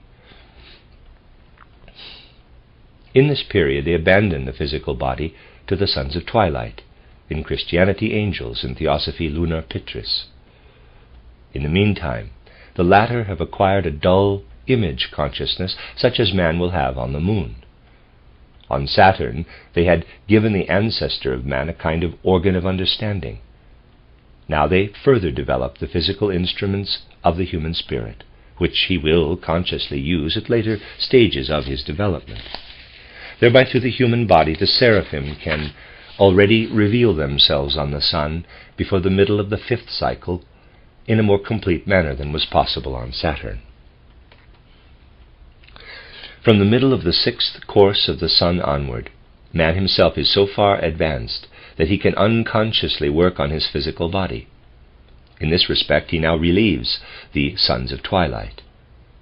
Through this activity in dullness, he creates the first germinal predisposition to the living spiritual being which one calls life spirit, buddhi. Only at later stages of his development will he become conscious of this spirit of life.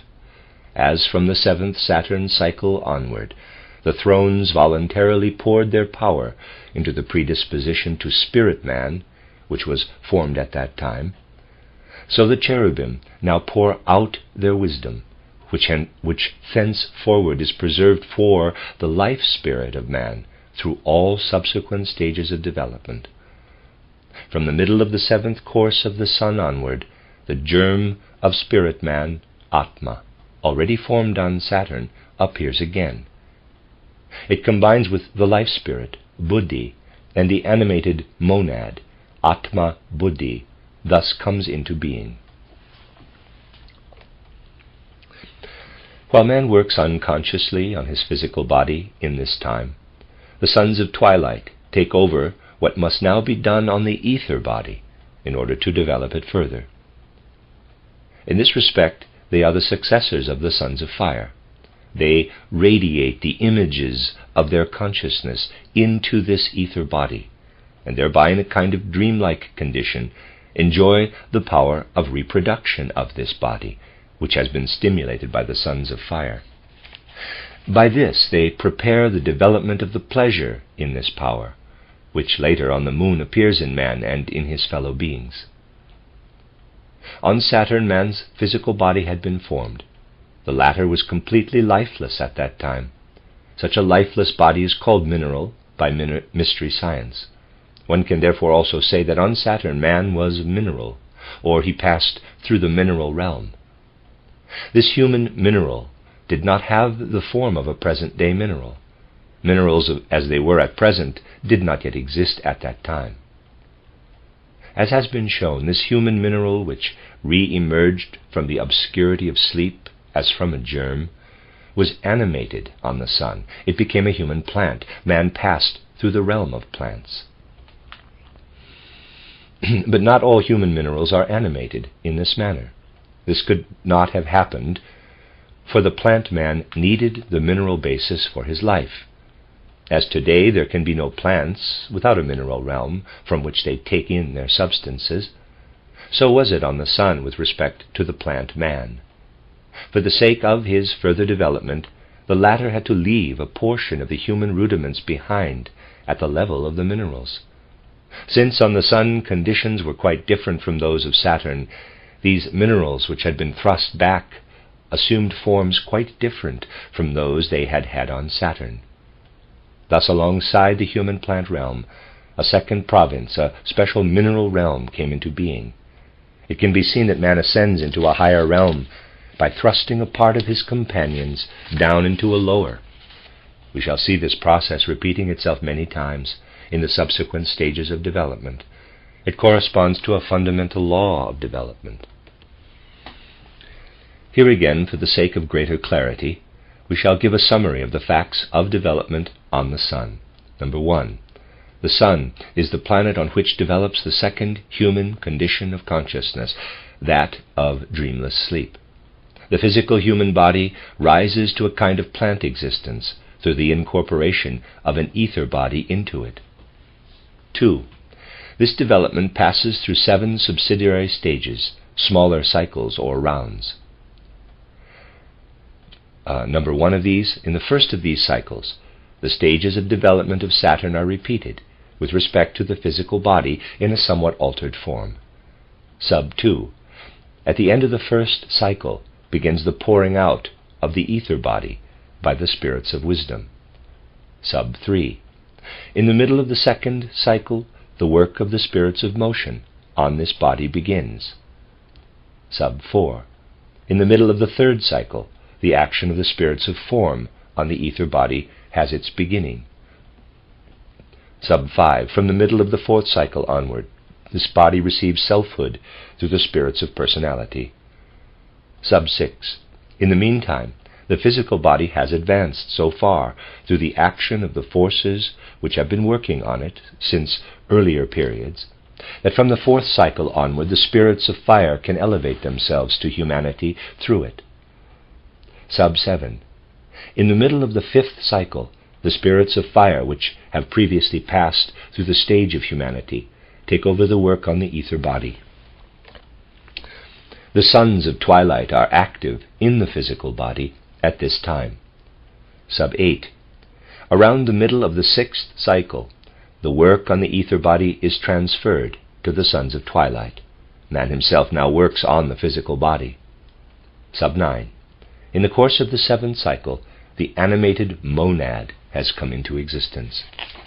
The end of chapter 15. This is a reading of the book Cosmic Memory by Rudolf Steiner, chapter 16, Life on the Moon. In the universal era of the moon, which follows that of the sun, man develops the third of his 7 states of consciousness. The first had developed during the 7 Saturn cycles, the second during the sun development. The fourth is that which man is at present developing during the course of the earth.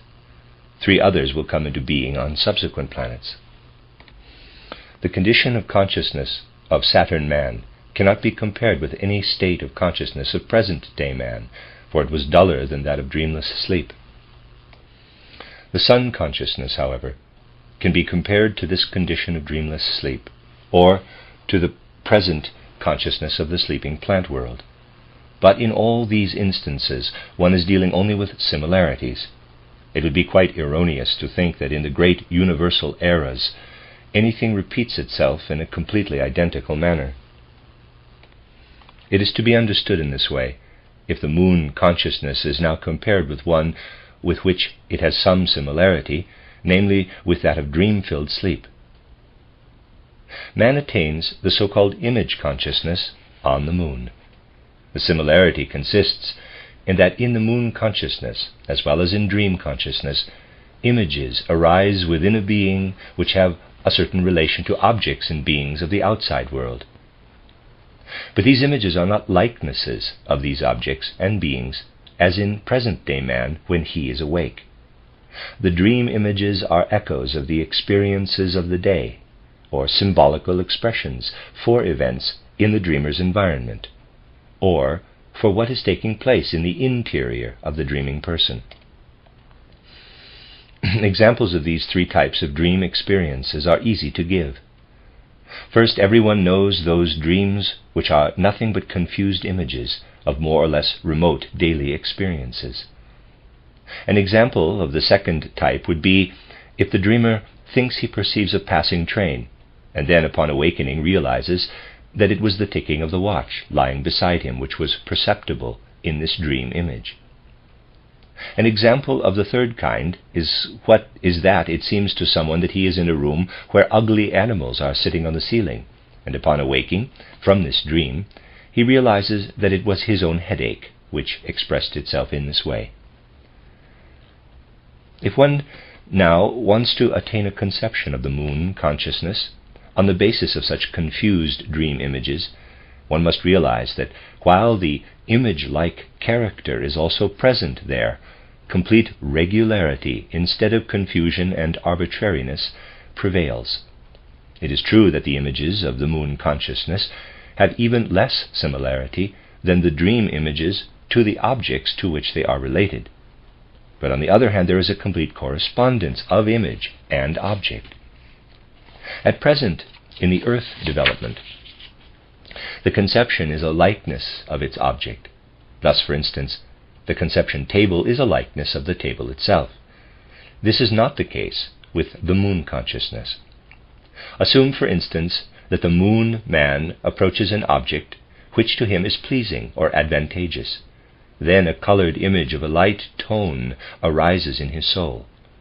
When something harmful or displeasing comes near him, he beholds an ugly, dark image. The conception is not a likeness, but a symbol of the object which corresponds to it in a quite definite and regular way. Hence the being which has such symbolical conceptions can direct its life in accordance with them. The inner life of man's ancestor on the moon thus took its course in images which have the character of the volatile, the floating, and the symbolical, in common with dreams of today, but are distinguished from these dreams by their completely regular character. The basis for the development of this image consciousness in man's ancestors on the moon was the formation of a third member in addition to the physical body and the ether body. This third member is called the astral body.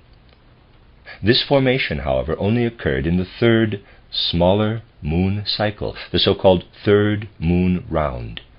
The first two revolutions of the moon must be seen merely as a repetition of what took place on Saturn and on the Sun. But this repetition must not be imagined as a reenactment of all the events which took place on Saturn and on the Sun. That which repeats itself, namely the development of a physical body and of an ether body, at the same time is subject to such a transformation that in the third moon cycle these two members of the nature of man can be united with the astral body, a union which could not have taken place on the Sun.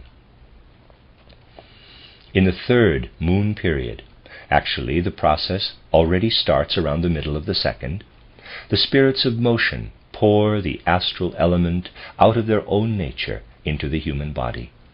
During the fourth cycle, from the middle of the third onward, the spirits of form shape this astral body in such a way that its form, its whole organization, can develop inner processes. These processes have the character of what at present in animals and man is called instinct, desire, or the appetitive nature.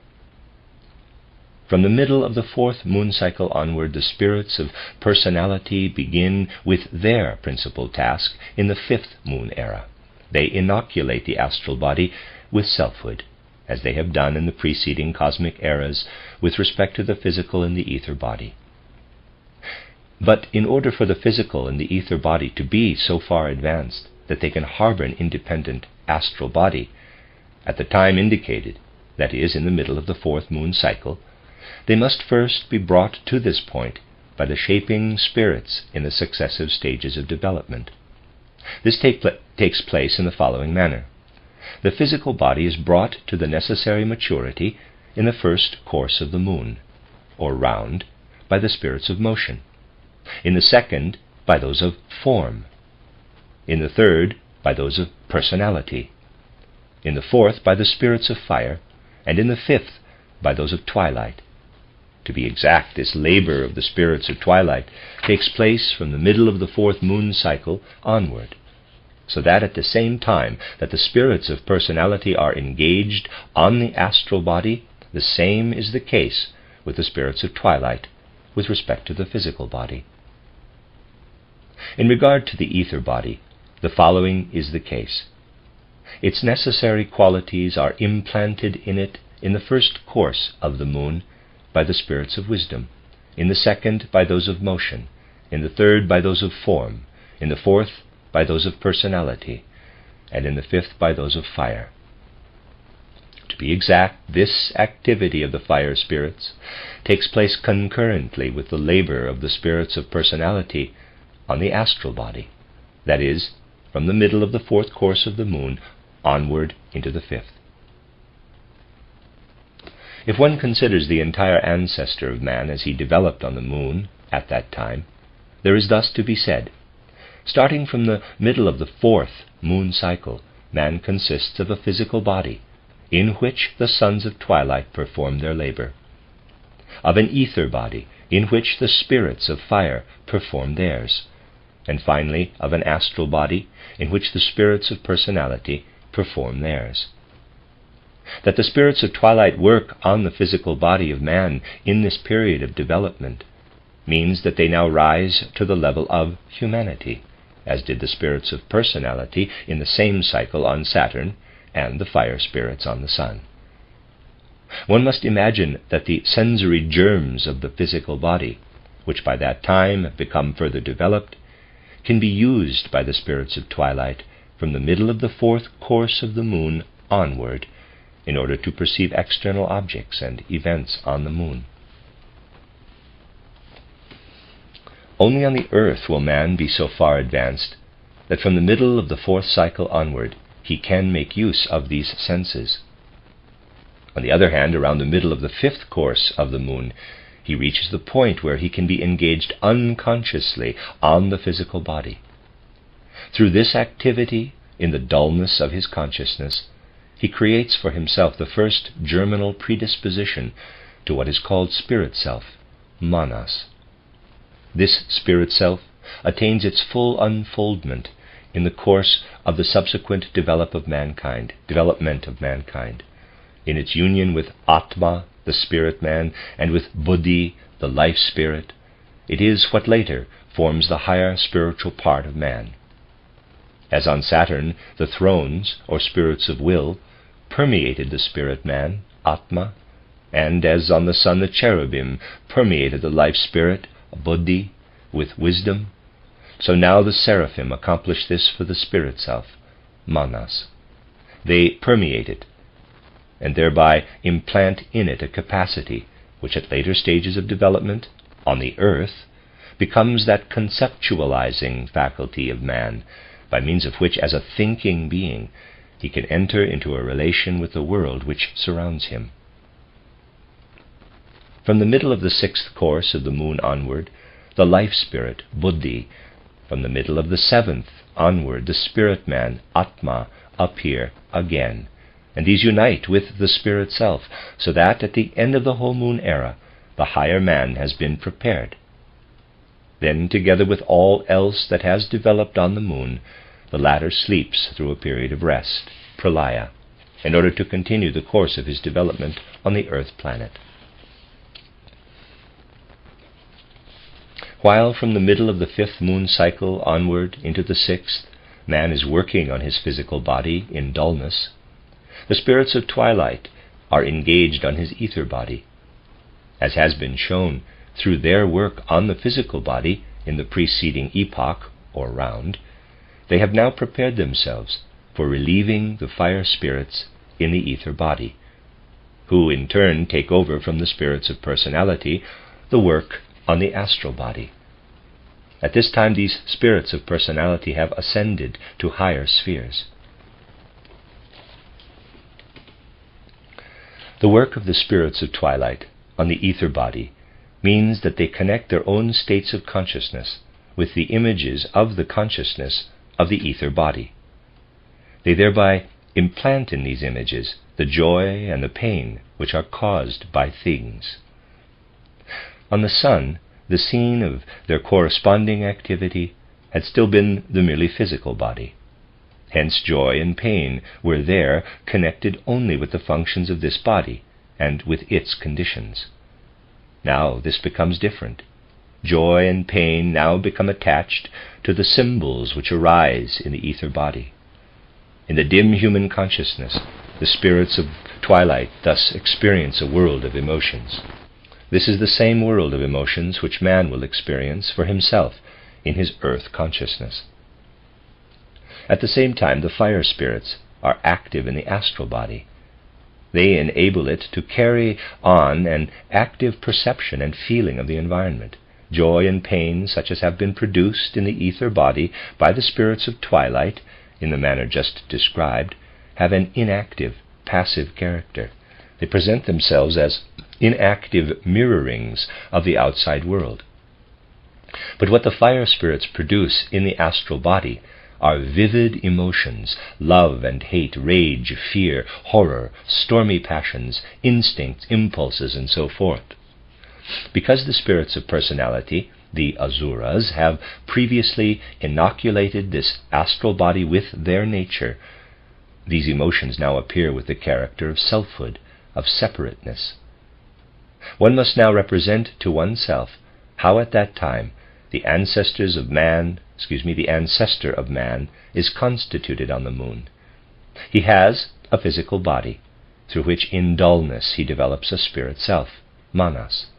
He has an ether body, through which the twilight spirits feel joy and pain.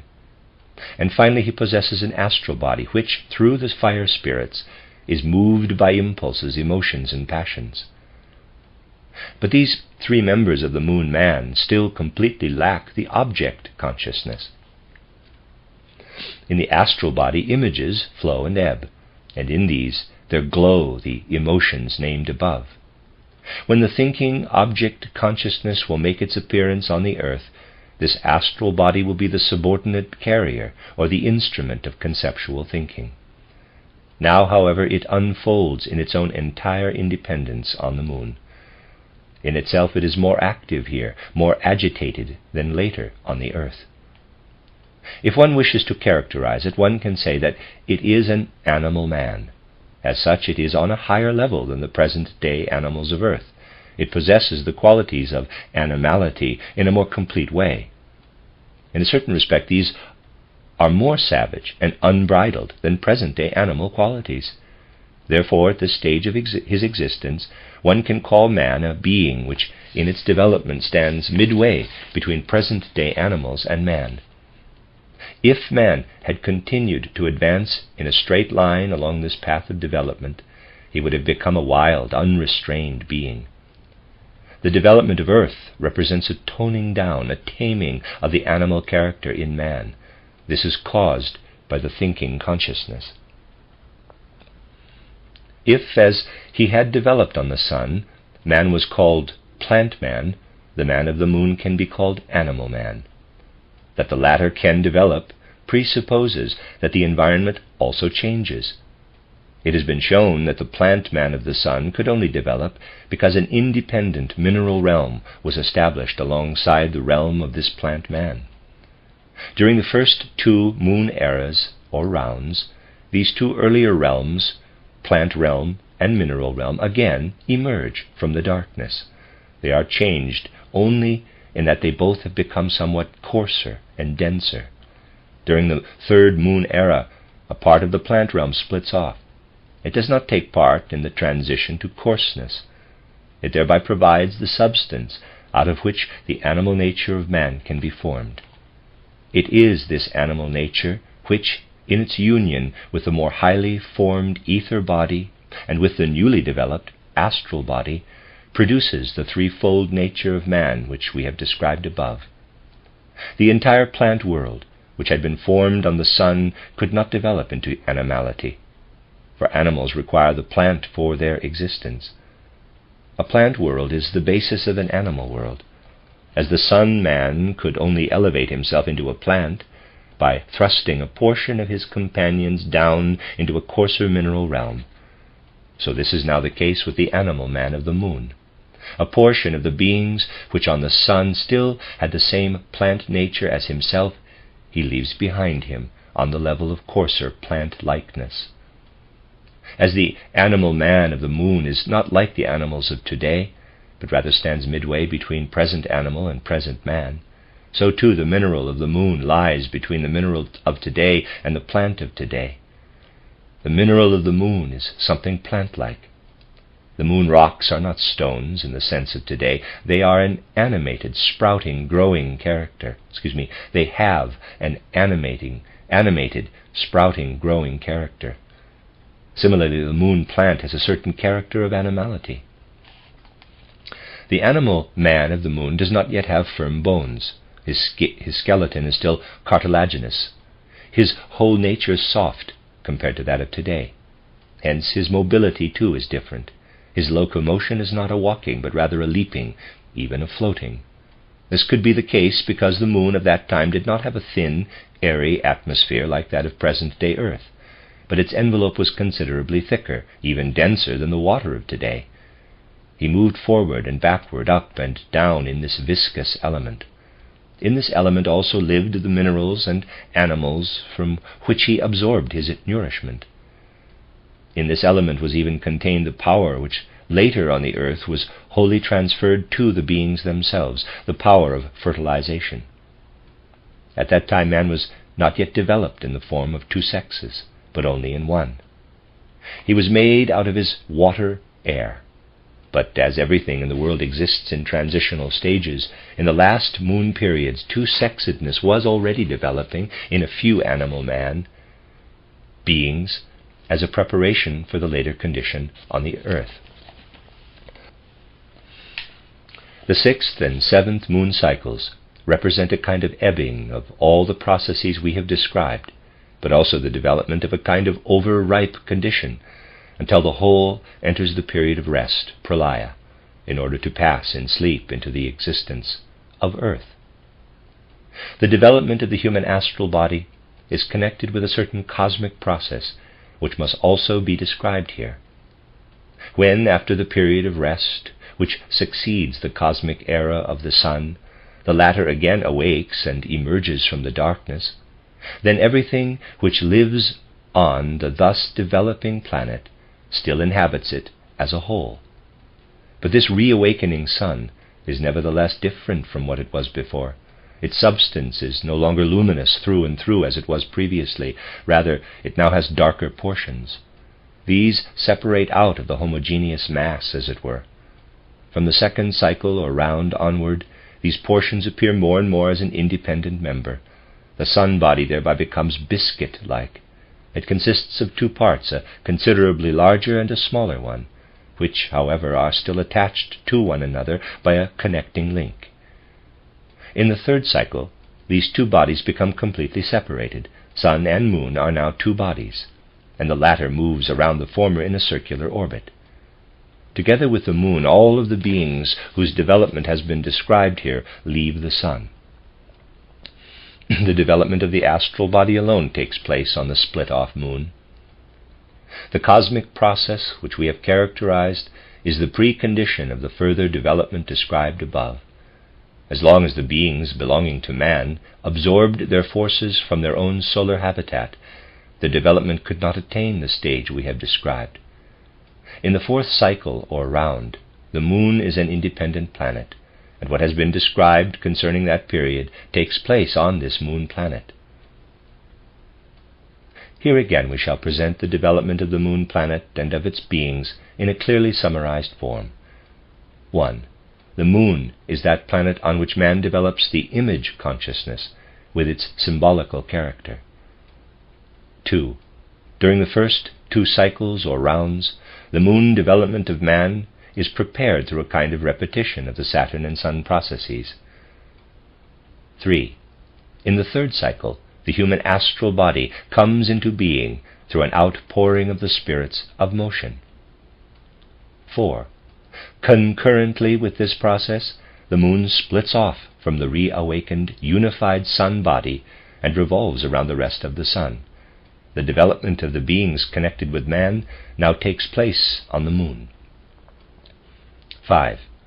In the fourth cycle, the spirits of twilight inhabit the human physical body and thereby elevate themselves to the level of humanity. 6. The developing astral body is inoculated with independence by the spirits of personality, asuras. 7. In the fifth cycle, man begins to work in dullness on his physical body. Thereby the spirit self, manas, joins the already existing monad. 8. In the ether body of man, a kind of joy and pain develop during the moon existence, which have a passive character. In the astral body, on the other hand, develop the emotions of rage, hate, the instincts, passions, and so forth. 9. The two former realms, the plant and the mineral realm, which are thrust down to a lower level, are now joined by the animal realm, in which man himself exists at this time. Toward the end of the whole universal era, the moon approaches more and more closely to the sun, and when the time of rest, pralaya, begins, again the two have become united in a whole, which then passes through the stage of sleep in order to awaken in a new universal era, that of the earth. The end of chapter 16. This is a reading of the book Cosmic Memory by Rudolf Steiner, chapter 17, The Life of Earth.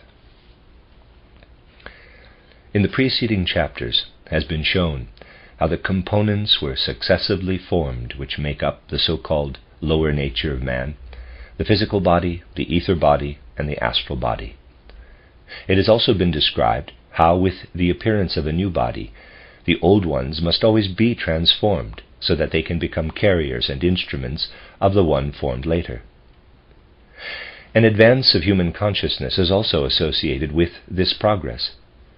As long as the lower man has only a physical body, he possesses merely an utterly dull consciousness, which is not equivalent even to that of dreamless sleep of the present, although for man of today this latter state of consciousness is in fact an unconscious one.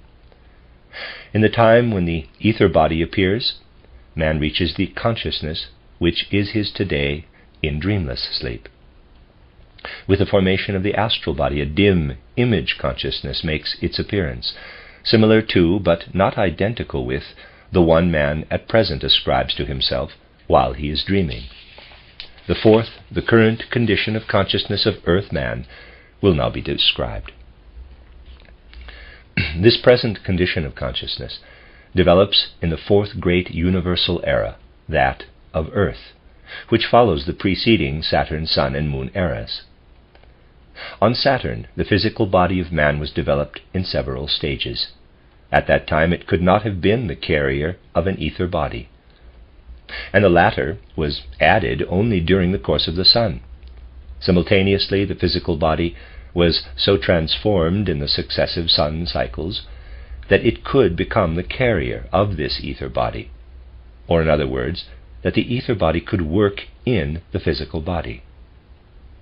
During the Moon development, the astral body was added, and again the physical body and the ether body were transformed in such a way that they could provide suitable carriers and instruments for the then appearing astral body.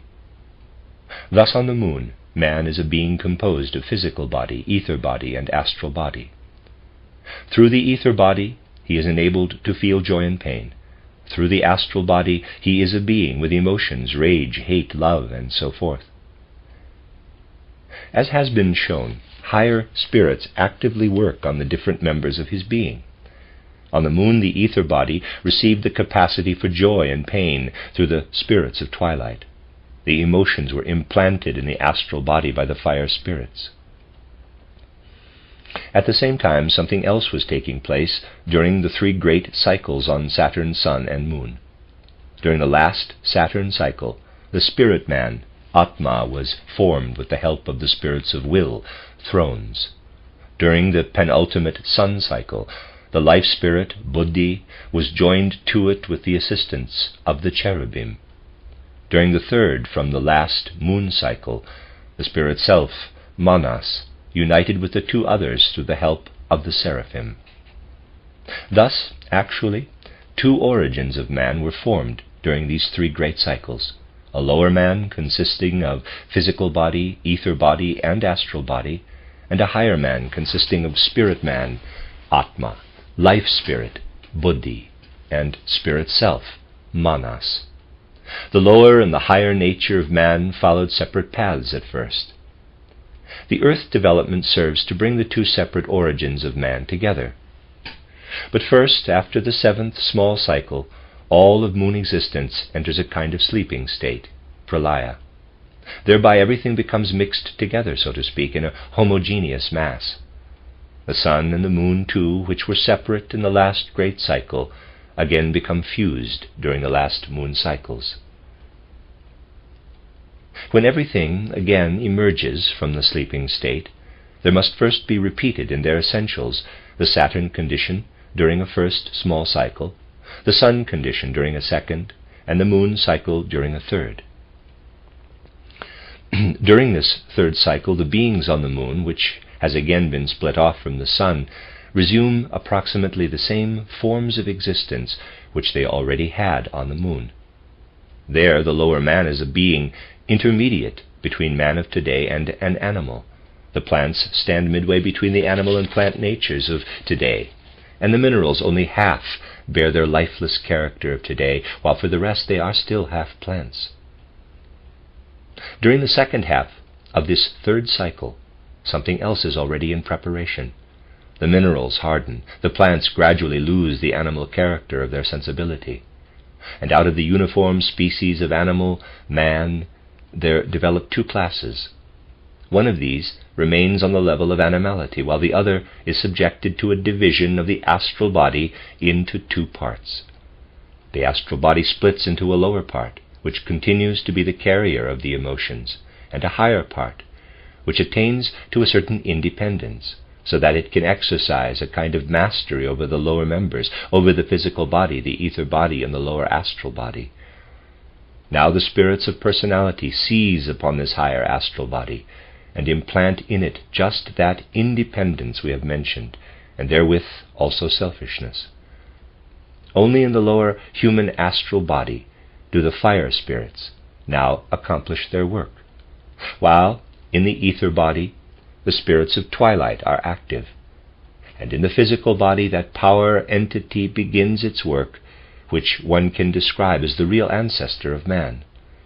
It is the same power entity which formed the spirit man Atma with the help of the thrones on Saturn, the life spirit Buddhi with the assistance of the cherubim on the sun, and the spirit self Manas together with the seraphim on the moon. But now this changes. Thrones, cherubim, and seraphim ascend to higher spheres, and the higher man now receives the assistance of the spirits of wisdom, of motion, and of form.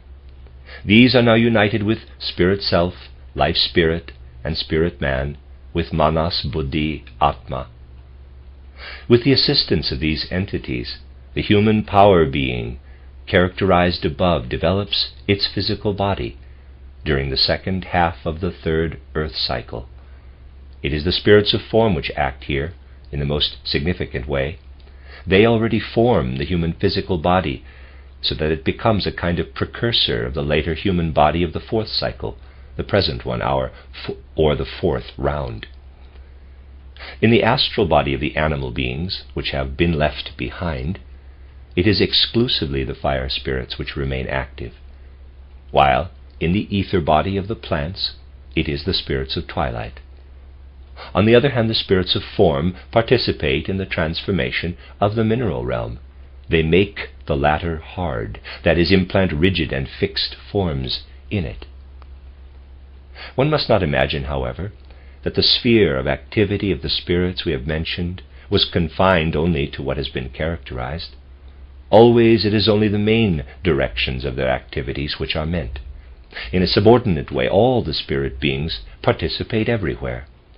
Thus, at the time indicated, the spirits of form also have certain functions to perform in the physical, plant, and animal bodies, and so forth. After all this has taken place, around the end of the third earth cycle, all the entities, including sun and moon, again become fused and then pass through a shorter stage of sleep, a small pralaya. At that time everything is again a uniform mass, a chaos. And at the end of this stage the fourth earth cycle begins, in which we are at present. At first everything which already previously had a being in the mineral, plant, animal, and human realms begins to separate out of the uniform mass in germinal form.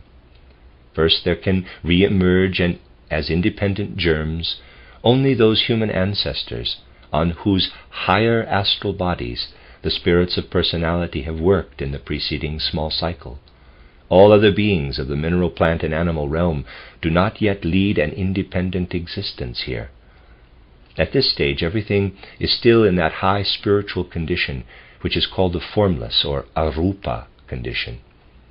At the present stage of development, only the highest human thoughts, for example mathematical and moral ideals, are woven of that substance which was proper to all beings at the stage we are describing. That which is lower than these human ancestors can only appear as an activity in a higher being. The animals exist only as states of consciousness of the spirits of fire, the plants as states of consciousness of the spirits of twilight. The minerals have a double existence in thought. First, they exist as thought germs in the human ancestors mentioned above, then as thoughts in the consciousness of the spirits of form. The higher man, life spirit, spirit self, also exists in the consciousness of the spirits of form. By degrees a densification of everything now occurs, but at the next stage the density as yet does not exceed the density of thoughts. At this stage, however, the animal beings which originated in the preceding cycle can emerge. They separate out of the consciousness of the fire spirits and become independent thought beings. This stage is called that of the formed or rupa condition. Man advances in it insofar as his previously formless, independent thought body is clothed by the spirits of form in a body of coarser, formed thought substance. The animals, as independent beings, here consist exclusively of this substance. Now a further densification takes place. The condition which is now attained can be compared with that out of which the conceptions of the dreamlike image consciousness are woven. One calls this the astral stage. The human ancestor again advances. In addition to the other two components, his being receives a body which consists of the substance just characterized. He now has the inner formless core of being, a thought body and an astral body. The animals receive a similar astral body, and the plants emerge from the consciousness of the spirits of twilight as independent astral entities. In the further course of the development, the densification now advances to that condition which is called the physical. At first we deal with the most refined physical condition, with that of the most refined ether. From the spirits of form, the human ancestor receives the most refined ether body as an addition to his earlier components. He consists of a formless thought core, a formed thought body, an astral body, and an ether body. The animals have a formed thought body, an astral body, and an ether body. The plants have an astral and an ether body. The minerals first emerge here as independent ether forms.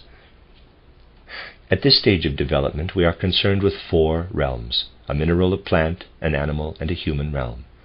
Along with these, however, in the course of the development up to this point, 3 other realms have come into existence. In the time when the animals separated from the fire spirits at the thought stage, a rupa stage, the spirits of personality also separated certain entities out of themselves. These consist of indefinite thought substance which gathers together, dissolves in a cloud-like manner, and thus flows along.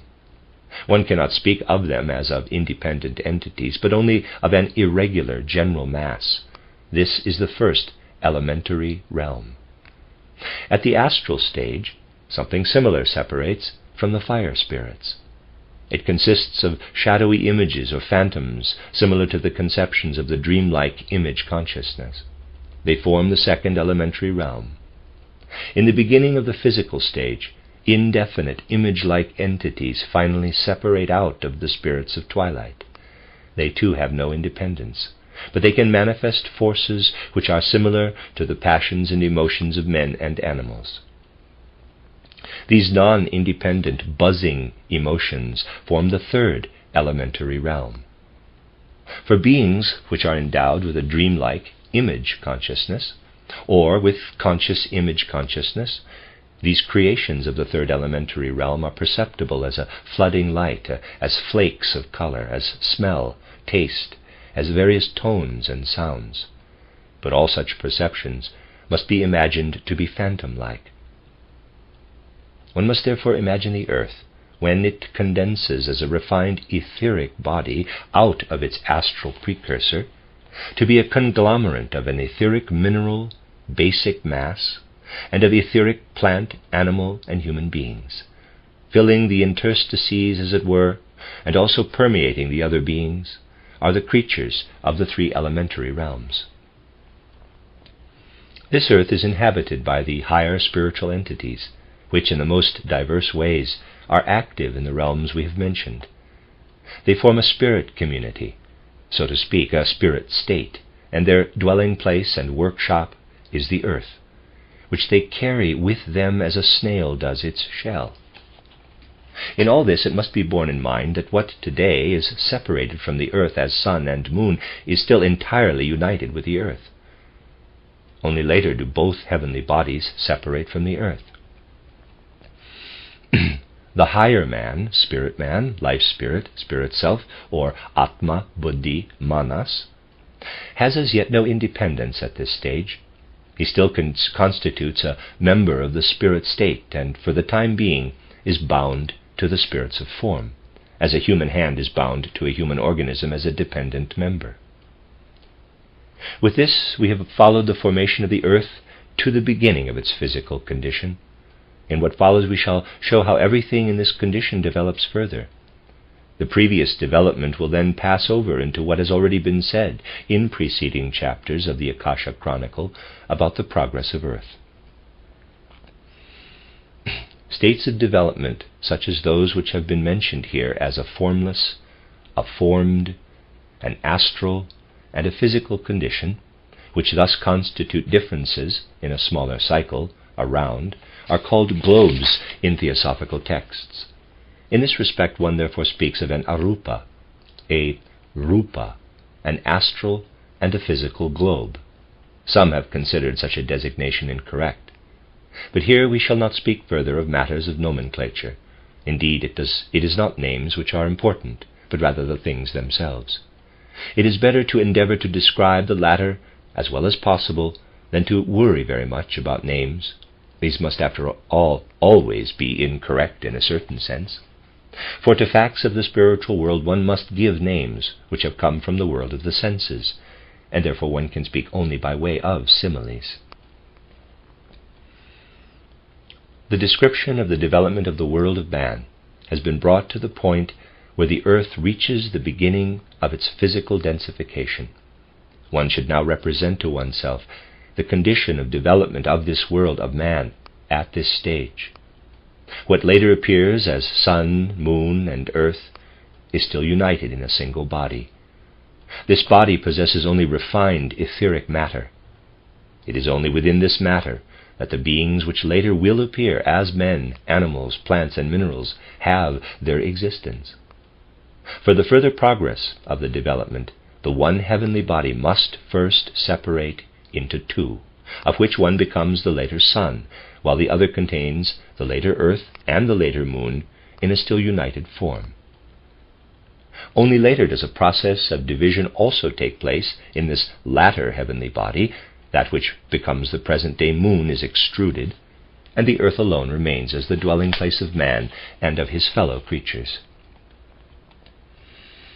The student of ordinary theosophical literature should understand clearly that the separation of the one heavenly body into two took place in the period in which this literature places the development of the so-called second principal human race. The human ancestors of this race are described as forms with refined etheric bodies, but one must not imagine that they could have developed on our present Earth after it had already separated itself from the sun and had expelled the moon. After this separation, such etheric bodies were no longer possible. If one follows the development of mankind in that cycle to which our description has now come, and which leads us into the present, one becomes aware of a series of principal conditions, of which our current one is the fifth. The preceding expositions from the Akasha Chronicle have already dealt with these conditions. Here we shall only repeat what is necessary for a further deepening of the discussion. The first principal condition shows the human ancestors as highly refined etheric entities. The usual theosophical literature, somewhat inexactly, calls these entities the first principal race. This condition essentially continues during the second epoch, in which this literature places the second principal race. Until this stage of development, sun, moon, and earth are still one heavenly body. Now the sun splits off as an independent body, and thereby takes from the earth, which is still united with the moon, all those forces through which the human ancestors could be maintained in their etheric condition. With the splitting off of the sun, a densification of the human forms, and also of the forms of man's fellow creatures, takes place. These creatures must now adapt themselves to their new dwelling place, as it were. But it is by no means only the material forces which are taken away from this dwelling place. Spiritual entities, of whom it has been said that they formed a spirit community on the one heavenly body we have described, also leave at the same time. Their existence remains more intimately connected with the sun than with the heavenly body which the sun has thrust out from itself. If these entities had remained united with the forces which later develop on the earth and on the moon, they themselves could not have developed further to their appropriate levels. They needed a new dwelling place for this further development. This is provided for them by the sun, after it, so to speak, has cleansed itself of the earth and moon forces. At the stage at which these beings now are, they can act on earth and moon forces only from the outside, from the sun. One can see the reason for the separation we have described. Until this time, certain entities which are higher than man have gone through their development on the one heavenly body characterized above. They now lay claim to a part of it for themselves, and leave the rest to man and his fellow creatures. The consequence of the splitting off of the sun was a radical revolution in the development of man and of his fellow creatures. They fell, as it were, from a higher level of existence to a lower. They had to do this, for they lost the immediate connection with those higher beings. They would have entered entirely into a blind alley in their own development if other universal events had not taken place, through which progress was stimulated anew and the development directed into quite different channels. With the forces which at present are united in the split-off moon, and which at that time were still within the earth, further progress would have been impossible. Present-day mankind could not have been produced with these forces, but instead only a kind of being in which the emotions of rage, hate, and so forth developed during the third great cycle, the moon existence, would have increased to the point of the immoderate and animal. During a certain period this was in fact the case. The immediate consequence of the splitting off of the sun was the arising of the third principal condition of the ancestors of man, which in theosophical literature is designated as the third principal race, the Lemurian. Again, the designation, race, for this condition of development is not an especially fortunate one, for in a real sense the human ancestors of that time cannot be compared with what today one designates as race. One must be completely clear about the fact that the evolutionary forms of the distant past as well as of the future are so entirely different from those of today that our present appellations can only serve as makeshifts and really lose all meaning in relation to these remote epochs. Actually, one can only begin to speak of races in connection with the development attained in about the second third of the third principal condition identified above, the Lemurian. Only then is formed what today one calls races. This racial character is retained in the period of the Atlantean development and further into our time of the fifth principal condition. But already, at the end of our fifth era, the word race will again lose all sense. In future, mankind will be divided into parts which will be impossible to designate as races. In this respect, ordinary theosophical literature has caused much confusion. This has especially been done by Sinnett's title Esoteric Buddhism, the book which, on the other hand, has the great merit of having been the first to popularize the theosophical world outlook in recent times. In this book, the universal development is described as if, throughout the cosmic cycles, the races forever repeated themselves in the same way. But this is by no means the case. That which deserves to be called race also comes into being and perishes. One should only use the expression race for a certain span in the development of mankind. Before and after this, there are evolutionary forms which are something totally different from races.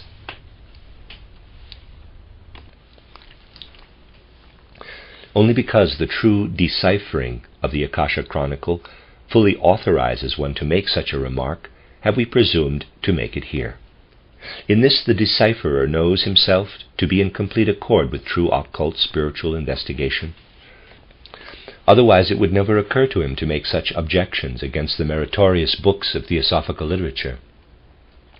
He might also make the really quite superfluous remark that the inspirations of the great teachers mentioned in title Esoteric Buddhism are not contradicted by what has been described here, but that the misunderstanding has only been produced by the fact that the author of that book has transposed the wisdom of these inspirations, which is difficult to express, into modern, everyday human language in his own way.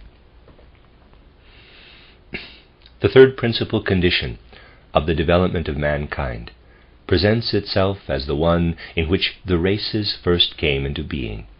This event was brought about by the separation of the moon from the earth. This separation was accompanied by the originating of the two sexes. This stage of the development of mankind has been repeatedly referred to in the descriptions from the Akasha Chronicle. When the earth, still united with the moon, split off from the sun, a male and a female sex did not as yet exist within mankind. Each human being combined the two sexes within its still highly refined body. It must be remembered, however, that these double-sexed human ancestors were on a low level of development as compared with present-day man. The lower impulses acted with immeasurable energy, and nothing of a spiritual development as yet existed. That the latter was stimulated, and that thereby the lower impulses were confined within certain bounds, is connected with the fact that at the same time at which earth and moon separated, the former came into the sphere of influence of other heavenly bodies. This extremely significant cooperation of the earth with other heavenly bodies, its meeting with foreign planets, in the time which theosophical literature calls the Lemurian, will be related in a further chapter of the Akasha Chronicle. The same course of development will be described once more, but from a different point of view. This is done for a quite definite reason. One can never look at the truths about the higher worlds from too many aspects. One should realize that from any one aspect it is possible to give only the poorest sketch, and when one looks at the same thing from the most diverse aspects, the impressions one receives in this way only gradually complement each other to form an ever more animated picture. Only such pictures, not dry schematic concepts, can help the man who wants to penetrate into the higher worlds. The more animated and colorful the pictures, the more can one hope to approach the higher reality. It is obvious that it is just the pictures from the higher worlds which arouse mistrust in many today. A person is quite content to be given conceptual schemes and classifications, with as many names as possible, of Devakan, of the development of the planets, and so forth. But he becomes more difficult when somebody presumes to describe the supersensible worlds as a traveler describes the landscapes of South America. Yet one should realize that it is only through fresh, animated pictures that one is given something useful, not through dead schemes and names. The end of chapter 17. This is a reading of the book Cosmic Memory by Rudolf Steiner, chapter 18, The Fourfold Man of Earth. In this description, we shall take man as our point of departure.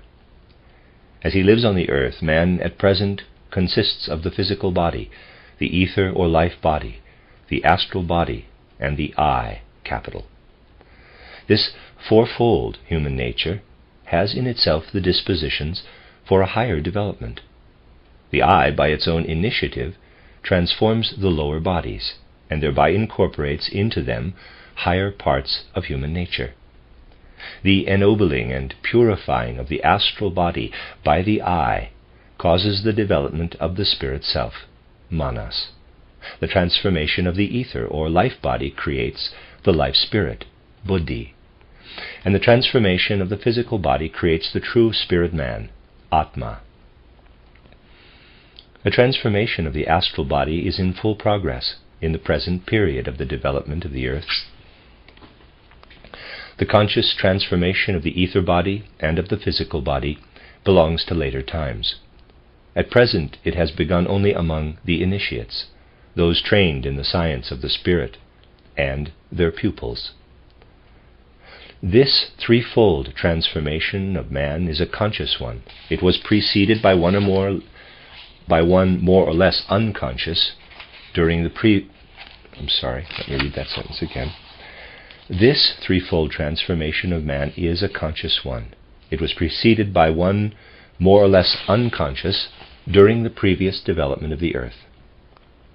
It is in this unconscious transformation of astral body, ether body, and physical body that one must seek the origin of the sentient soul, of the intellectual soul, and of the consciousness soul. One must now make clear to oneself which one of the three bodies of man, the physical, the ether, and the astral body, is, in its way, most perfect. One can easily be tempted to consider the physical body as the lowest, and therefore as the least perfect. However, in this one would be in error. It is true that the astral body and the ether body will attain a high degree of perfection in the future, but at present the physical body is more perfect in its way than are they in theirs. Only because man has this physical body in common with the lowest natural realm on earth, the mineral realm, is it possible for the error we have mentioned to arise. For man has the ether body in common with the higher plant realm, and the astral body with the animal realm. Now it is true that the physical body of man is composed of the same substances and forces which exist in the wider mineral realm, but the manner in which these substances and forces interact in the human body is the expression of wisdom and perfection in the structure. One will soon convince himself of the truth of this statement if he undertakes to study this structure not merely with the dry intellect, but with his whole feeling soul. One can take any part of the human physical body as the subject for this contemplation, for instance, the highest part of the upper thigh bone. This is not an amorphous massing of substance, but rather is joined together in the most artful manner, out of diminutive beams which run in different directions. No modern engineering skill could fit a bridge or something similar together with such wisdom. Today such things are still beyond the reach of the most perfect human wisdom. The bone is constructed in this wise fashion, so that through the arrangement of the small beams, the necessary carrying capacity for the support of the human torso can be attained with the least amount of substance. The least amount of matter is used in order to achieve the greatest possible effect in terms of force. In face of such a masterwork of natural architecture, one can only become lost in admiration. No less can one admire the miraculous structure of the human brain or heart, or of the totality of the human physical body. one should compare with it the degree of perfection which, for example, the astral body has attained at the present stage of development of mankind. The astral body is the carrier of pleasure and distaste, of the passions, impulses, and desires, and so forth. But what attacks this astral body perpetrates against the wise arrangement of the physical body? A large part of the stimulants which man consumes are poisons for the heart. From this it can be seen that the activity which produces the physical structure of the heart proceeds in a wiser manner than the activity of the astral body, which even runs counter to this wisdom. It is true that in future the astral body will advance to higher wisdom. At present, however, it is not as perfect in its way as is the physical body. Something similar could be shown to be true for the ether body and also for the I, that being which from moment to moment must struggle gropingly toward wisdom through error and illusion. If one compares the levels of perfection of the parts of the human being, one will easily discover that at present the physical body is in its way the most perfect, that the ether body is less perfect, the astral body still less, and that in its way the least perfect part of man at present is the I, capital. This is due to the fact that in the course of the planetary development of the human dwelling place, the physical body of man has been worked on the longest. What man today carries as his physical body has lived through all the developmental stages of Saturn, Sun, Moon, and Earth, up to the present stage of the latter. All the forces of these planetary bodies have successively worked on this body, so that gradually it has been able to attain its present degree of perfection. It is thus the oldest part of the present-day human entity. The ether body, as it now appears in man, did not exist at all during the Saturn period. It was only added during the Sun development. Hence the forces of 4 planetary bodies have not worked on it as on the physical body, but only those of 3, namely of Sun, Moon, and Earth. Therefore only in a future period of development can it become as perfect in its way as is the physical body at present. The astral body joined the physical body and the ether body only during the Moon period, and the I did so only during the Earth period. One must represent to oneself that the physical human body attained a certain stage of its development on Saturn, and that this development was carried forward on the Sun in such a way that from that time on the physical body could become the carrier of an ether body. On Saturn this physical body had attained a point where it was an extremely complex mechanism, which however had nothing in it of life. The complicatedness of its structure finally caused it to disintegrate. For this complicatedness had reached such a degree that this physical body could no longer maintain itself by means of the merely mineral forces which were acting in it. It was through this collapse of the human bodies that the decline of Saturn was brought about. Of the present natural realms, namely the mineral realm, the plant realm, the animal realm, and the human realm, Saturn had only the last named. What one knows today as animals, plants, and minerals did not yet exist on Saturn. Of the present 4 natural realms, there existed on this heavenly body only man in his physical body, and this physical body was in fact a kind of complicated mineral. The other realms came into existence because not all beings could attain full development on the successive heavenly bodies. Thus only a part of the human bodies developed on Saturn attained the full Saturn goal. Those human bodies which did not attain this goal were awakened, so to speak, to a new existence in their old form during the Sun period, and this form was permeated with the ether body. They thereby developed to a higher level of perfection. They became a kind of plant men. That portion of the human bodies, however, which had not been able to attain the full goal of development on Saturn, had to continue during the Sun period what they had previously not completed, but under considerably more unfavorable conditions than those which existed for this development on Saturn. They therefore fell behind the portion which had attained the full goal on Saturn.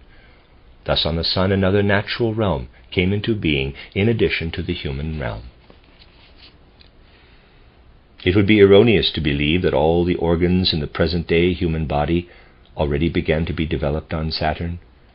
This is not the case. Rather, it is particularly the sensory organs in the human body which have their origin in this ancient time.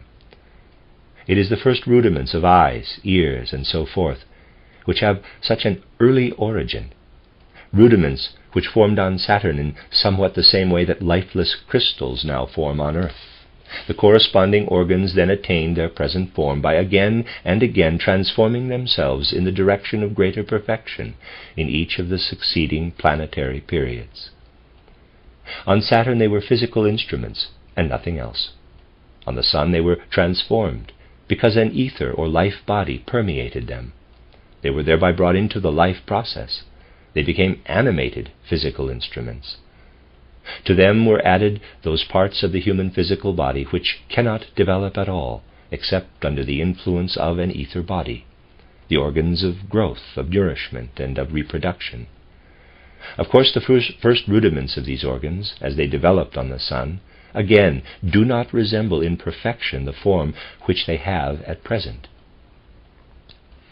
The highest organs which the human body at that time acquired, through the interaction of physical body and ether body, were those which at present have developed into the glands. The physical human body on the Sun is thus a system of glands, on which sensory organs of a corresponding level of development are impressed. The development continued on to the Moon. To the physical body and the ether body is added the astral body. Thereby, the first rudiment of a nervous system is integrated into the glandular sensory body. One can see that the physical human body becomes more and more complicated in the successive planetary development periods. On the Moon it is composed of nerves, glands, and senses. The senses have behind them a twofold process of transformation and perfection, while the nerves are at their first stage. If one looks at the Moon man as a whole, he consists of three parts: a physical body, an ether body, and an astral body. The physical body is tripartite. Its partition is the result of the work of the Saturn, Sun, and Moon forces. The ether body is only bipartite. It has in itself only the effect of the work of Sun and Moon. And the astral body is still unipartite. Only the Moon forces have worked on it.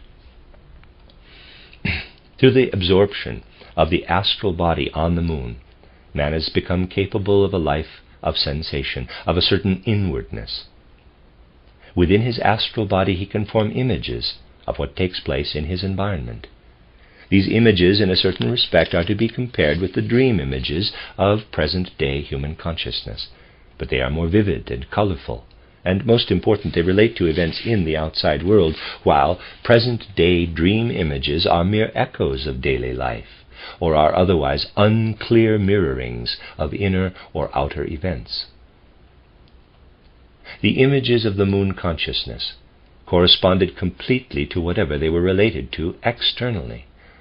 Assume, for instance, that a Moon man, as he has just been characterized, consisting of physical body, ether body, and astral body, had approached another Moon being.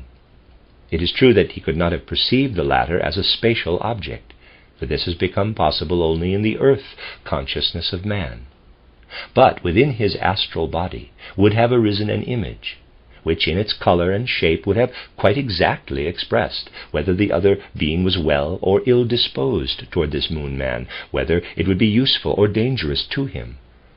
As a result, the Moon man could regulate his behavior entirely in accordance with the images which arose in his image consciousness.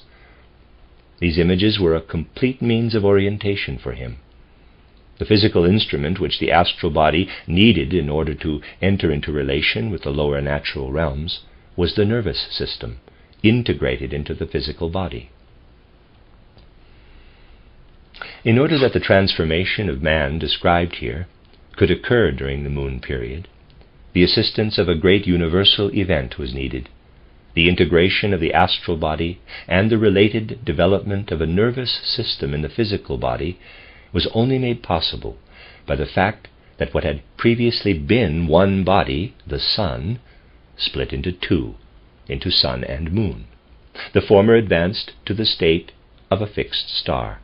The latter remained a planet, which the sun also had been, and began to circle around the sun from which it had split off. Through this a significant transformation took place in everything which lived on sun and moon. Here, for the moment, we shall follow this process of transformation only insofar as it concerns the life of the moon. Man, consisting of physical body and astral body, had remained united with the moon when it split off from the sun. He thereby entered into entirely new conditions of existence. For the moon took with it only a part of the forces contained in the sun, and this part now acted on man from his own heavenly body. The sun had retained the other part of the forces within itself. This latter part is now sent from the outside to the moon, and hence also to its inhabitant, man. If the previous relationship had remained in existence, if all the sun forces had continued to reach man from his own scene of activity, that inner life, which shows itself in the arising of the images of the astral body, could not have developed. The sun force continued its activity on the physical body and ether body from the outside. It had already acted on both of these previously, but it liberated a portion of these two bodies for influences which emanated from the moon, the heavenly body newly created by a splitting off. Thus on the moon man was under a twofold influence, that of the sun and that of the moon. It is to be ascribed to the influence of the moon that out of the physical and the ether body there developed those parts which permitted the imprinting of the astral body. An astral body can only create images when the sun forces reach it from outside rather than from its own planet. The moon influences transform the sensory rudiments and the glandular organs in such a way that a nervous system could be integrated into them, and the sun influences brought it about that the images for which this nervous system was the instrument corresponded to the external moon events in the manner described above. The development could only progress to a certain point in this manner. Had this point been overstepped, the moon man would have become hardened in his inner life of images, and thereby he would have lost all connection with the sun. When the time had come, the sun again absorbed the moon, so that again for some time both were one body. The union lasted until man was far enough advanced so that his hardening, which would have had to take place on the moon, could be prevented by a new stage of development.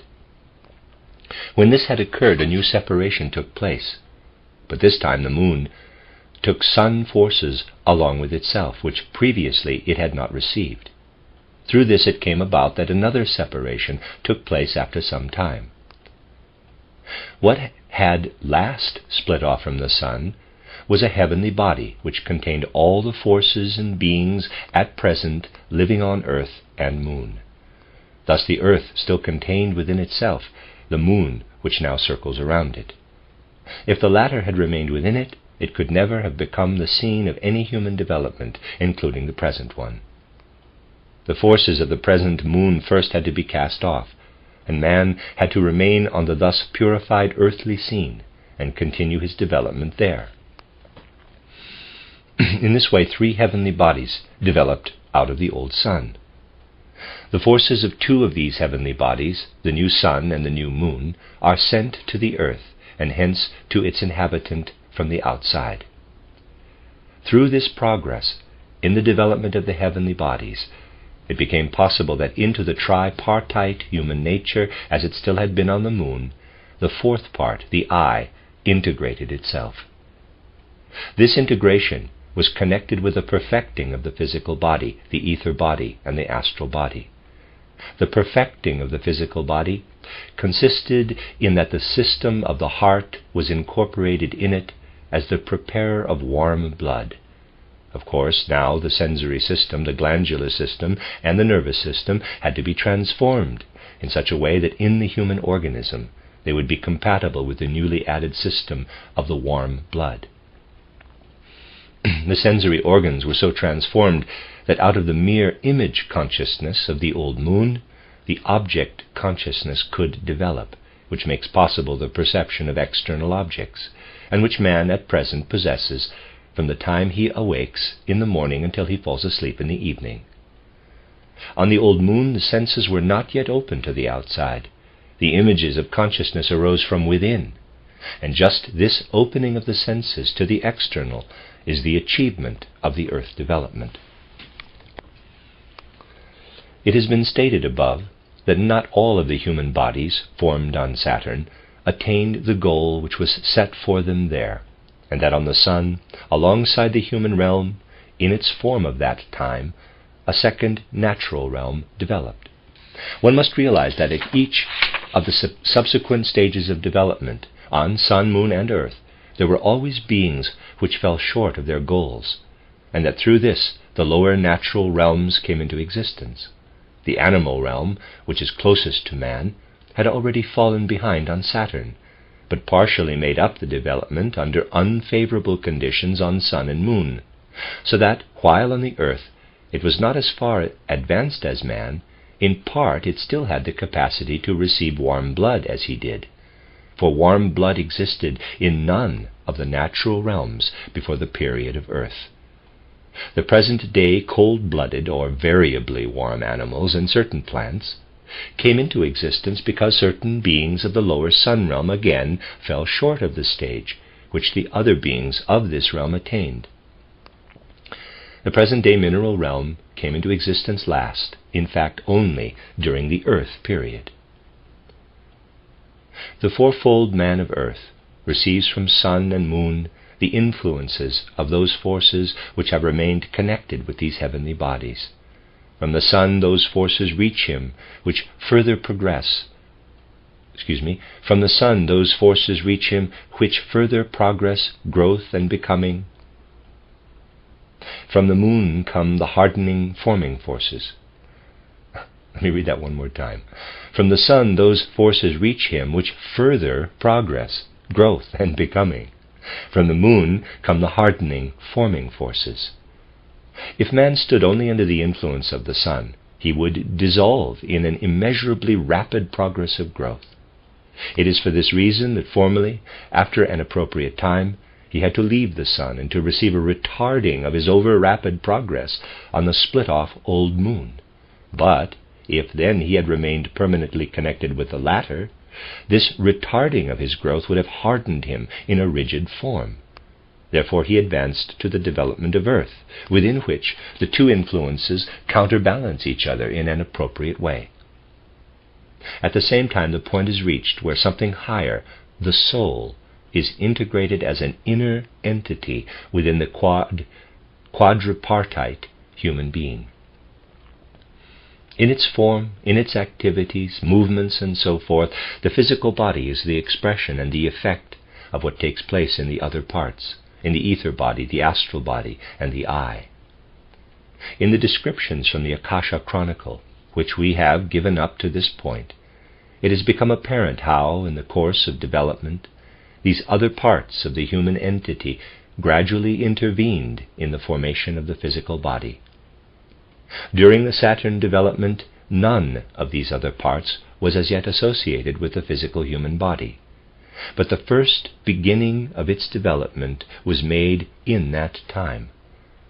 However, one must not think that the forces which later acted on the physical body from the ether body, the astral body, and the eye did not already act on it during the Saturn period.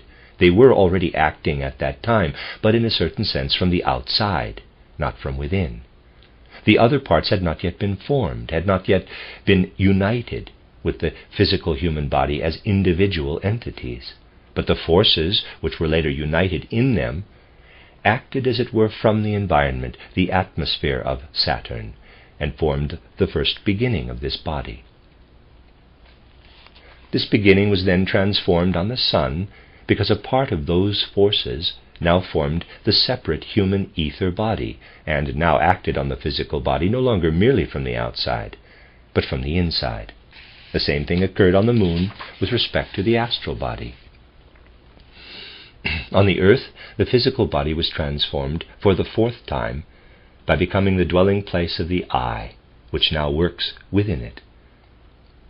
One can see that to the eye of the scientist of the spirit, the physical body is not something fixed, something permanent in its form and manner of acting.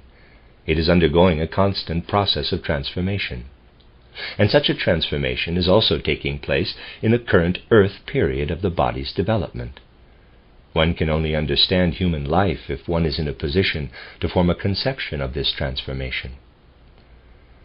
A consideration of the human organs from the point of view of the science of the spirit shows that these are at very different stages of development. There are organs in the human body which in their present form are in a descending, others which are in an ascending development. In future, the former will lose their importance for man more and more. The time of the flowering of their functions is behind them. They will become atrophied and finally disappear from the human body. Other organs are in an ascending development. They contain much which now is only present in a germinal state, as it were. In future, they will develop into more perfect organs, into more perfect forms with a higher function. Among the former organs belong, for instance, those which serve for reproduction, for the bringing into existence of like beings. In future, their function will pass to other organs, and they themselves will sink into insignificance. There will come a time when they will be present on the human body in an atrophied condition, and one will then have to regard them only as evidences of the preceding development of man. Other organs, as for instance the heart and neighboring formations, are at the beginning of their development in a certain respect. What now lies in them in a germinal state will reach its full flower only in the future. For in the conception of the science of the spirit, the heart and its relation to the so-called circulation of the blood are seen as something quite different from what contemporary physiology, which in this respect is completely dependent on mechanistic, materialistic concepts, sees in them. In so doing, this science of the spirit succeeds in casting light on facts which are well known to contemporary science, but for which, with the means at its disposal, the latter cannot give anything like a satisfactory explanation. Anatomy shows that in their structure the muscles of the human body are of two kinds. There are those whose smallest parts are smooth bands, and those whose smallest parts show a regular transverse striation. Now the smooth muscles in general are those which in their movements are independent of human volition.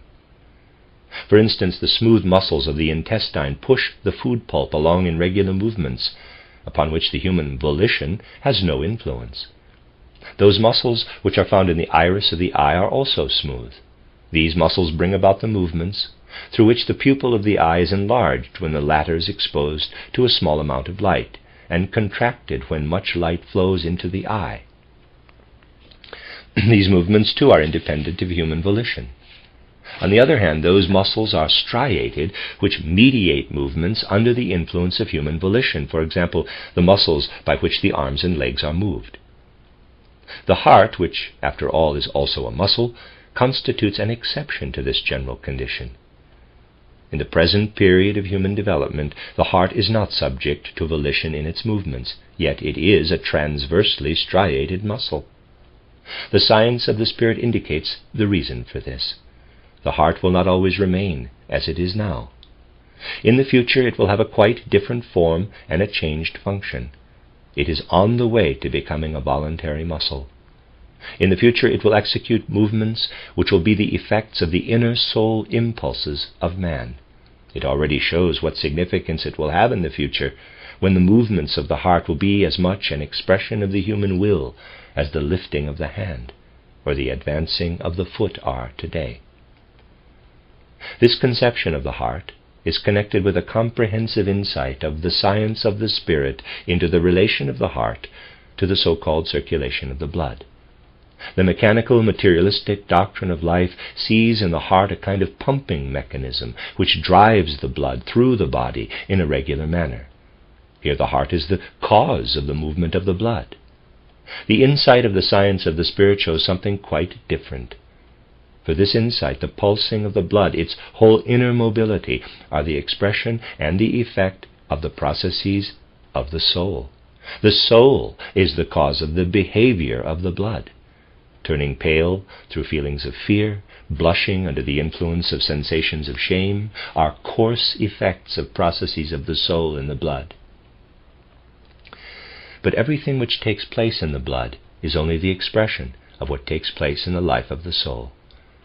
However, the connection between the pulsation of the blood and the impulses of the soul is a deeply mysterious one. The movements of the heart are not the cause, but the consequence of the pulsation of the blood.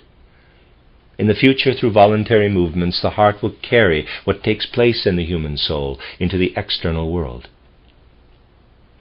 Other organs, which are in a similarly ascending development, are the organs of respiration in their function as instruments of speech. At present, by their means, man can transform his thoughts into airwaves. He thereby impresses upon the external world what he experiences within himself. He transforms his inner experiences into airwaves. This wave motion of the air is a rendering of what takes place within him.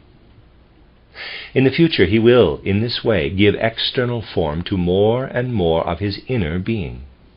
The final result in this direction will be that through his speech organs, which have arrived at the height of their perfection, he will produce his own kind.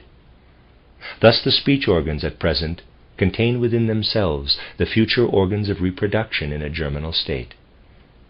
The fact that mutation, change of voice, occurs in the male individual at the time of puberty is a consequence of the mysterious connection between the instruments of speech and reproduction. The entire human physical body can be considered in this way from the point of view of the science of the spirit. It was only intended to give a few examples here. In the science of the spirit, both an anatomy and a physiology exist.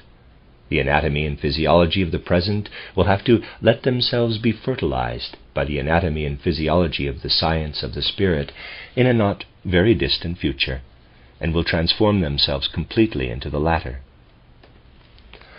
In this area it becomes especially apparent that results such as those given above must not be built on mere inferences, on speculations such as conclusions by analogy, but must only proceed from the true research of the science of the spirit. This must necessarily be emphasized, for it happens only too easily that once they have gained some insights, zealous adherents of the science of the spirit continue to spin their ideas in empty air. It is no miracle when only phantasms are produced in this way, and in fact they do abound in these areas of research. One could, for instance, proceed to draw the following conclusion from the description given above.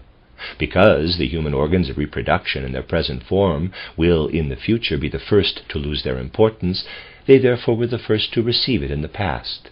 Hence they are in a sense the oldest organs of the human body. Just the contrary of this is true. They were the last to receive their present form, and will be the first to lose it again. The following presents itself to spiritual scientific research. On the sun, the physical human body had, in a certain respect, moved up to the level of plant existence. At that time it was permeated only by an ether body. On the moon it took on the character of the animal body because it was permeated by the astral body. But not all organs participated in this transformation into the animal character. A number of parts remained on the plant level. On the earth, under the integration of the eye, when the human body elevated itself to its present form, a number of parts still bore a decided plant character. But one must not imagine that these organs looked exactly like our present-day plants. The organs of reproduction belong among these organs. They still exhibited a plant character at the beginning of the earth development. This was known to the wisdom of the old mysteries. The older art, which has retained so much of the traditions of the mysteries, represents hermaphrodites with plant leaf-like organs of reproduction. These are precursors of man, which still had the old kind of reproductive organs, which were double-sexed. For example, this can be seen clearly in a hermaphrodite figure in the Capitoline collection in Rome. When one looks into these matters, one will also understand, for instance, the true reason for the presence of the fig leaf on Eve. One will accept true explanations for many old representations, while contemporary interpretations are, after all, only the result of a thinking which is not carried to its conclusion. We shall only remark in passing that the hermaphrodite figure mentioned above shows still other plant appendages.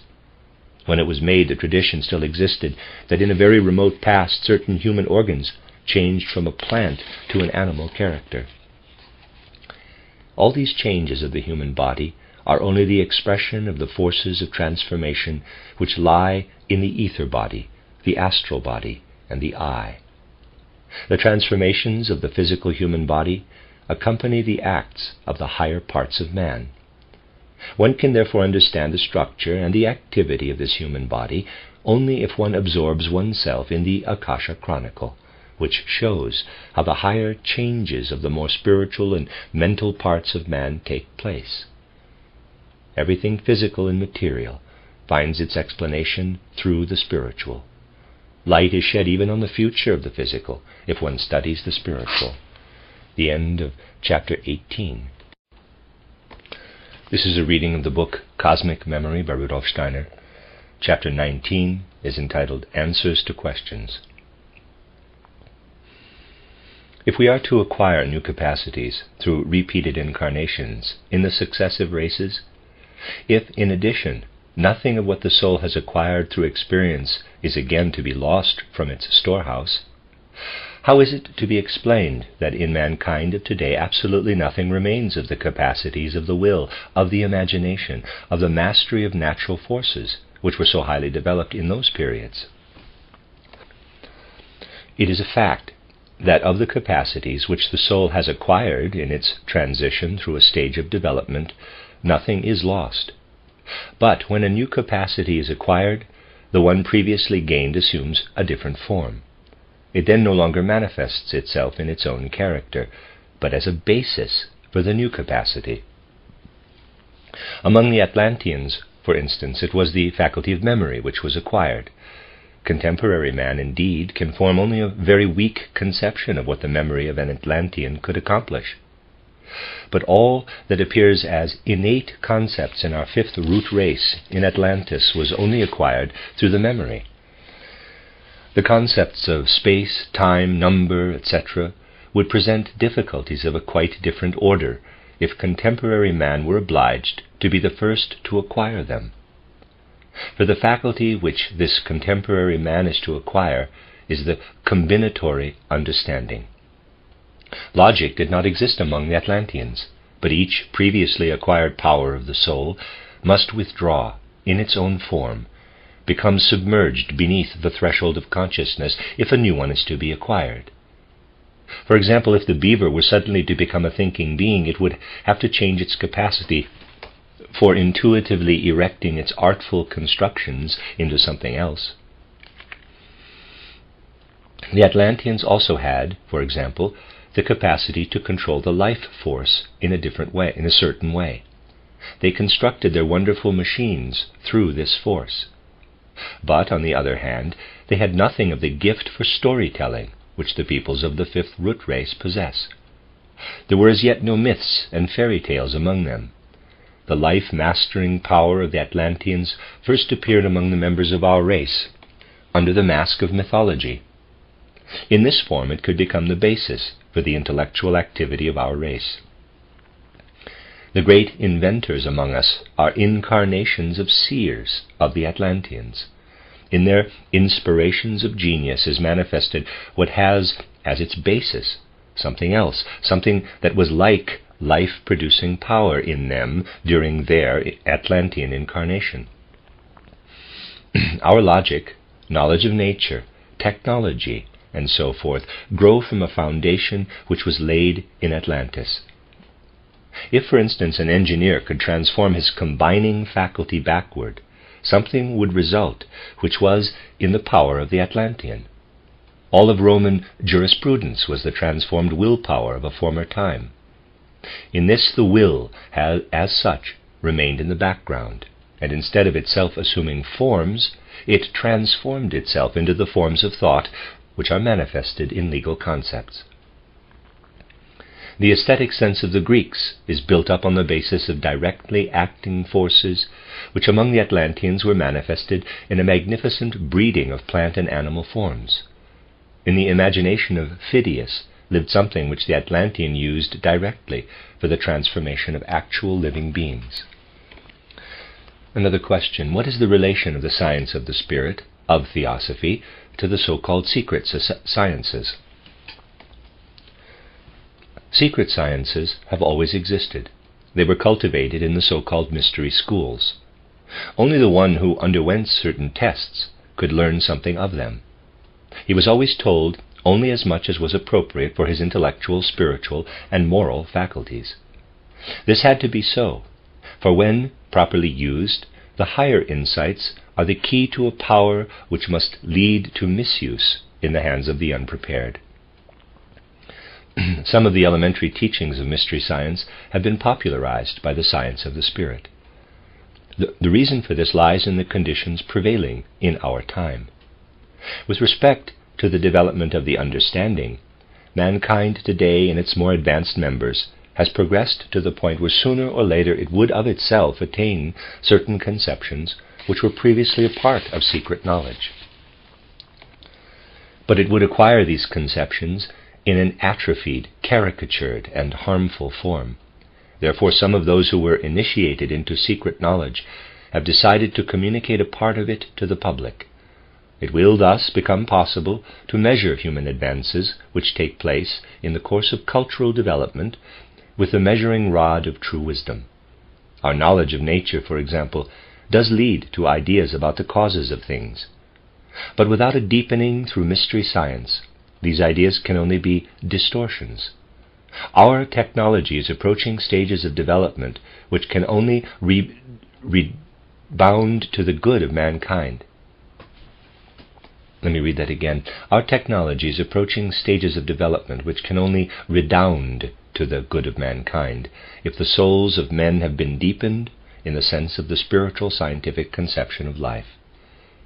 As long as the peoples had nothing of modern knowledge of nature and modern technology, the form was salutary, in which the highest teachings were communicated in religious images, in a manner which appealed merely to the emotional.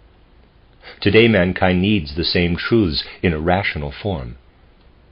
The world outlook of the science of the spirit is not an arbitrary development, but results from an insight into the historical fact just mentioned.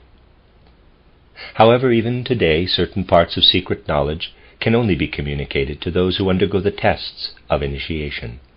Only those will be able to make use of the published part who do not limit themselves to an external noting of it, but who really assimilate these things internally and make them the content and the guiding principle of their lives. It is not a matter of mastering the teachings of the science of the spirit with the understanding, but of permeating feelings, emotions, the whole life with them. Only through such a permeating does one learn something of their truth. Otherwise they remain something which one can believe or not believe. When correctly understood, the truths of the science of the spirit will give man a true foundation for his life, will let him recognize his value, his dignity, and his essence, and will give him the highest zest for living. For these truths enlighten him about his connection with the world around him. They show him his highest goals, his true destiny. They do this in a way which corresponds to the demands of the present, so that he need not remain caught in the contradiction between belief and knowledge. One can be a modern scientist and a scientist of the spirit at the same time. But, however, one must be one and the other in a true sense. The end of chapter 19. This is a reading of the book Cosmic Memory by Rudolf Steiner. This is chapter 20, the last chapter of the book, entitled Prejudices Arising from Alleged Science, 1904. It is certainly true that much in the intellectual life of the present makes it difficult for one who is seeking the truth to accept spiritual, scientific, or theosophical insights. And what has been said in the essays on the title Lebensfragen der Theosophischen Bewegung vital questions of the Theosophical movement, can be taken as an indication of the reasons which exist, especially for the conscientious seeker of truth in this respect. Many statements of the scientist of the spirit must appear entirely fantastic to him who tests them against the certain conclusions which he feels obliged to draw from what he has encountered as the facts of the research of natural science. To this is added the fact that this research can point to the enormous blessings it has bestowed and continues to bestow on human progress.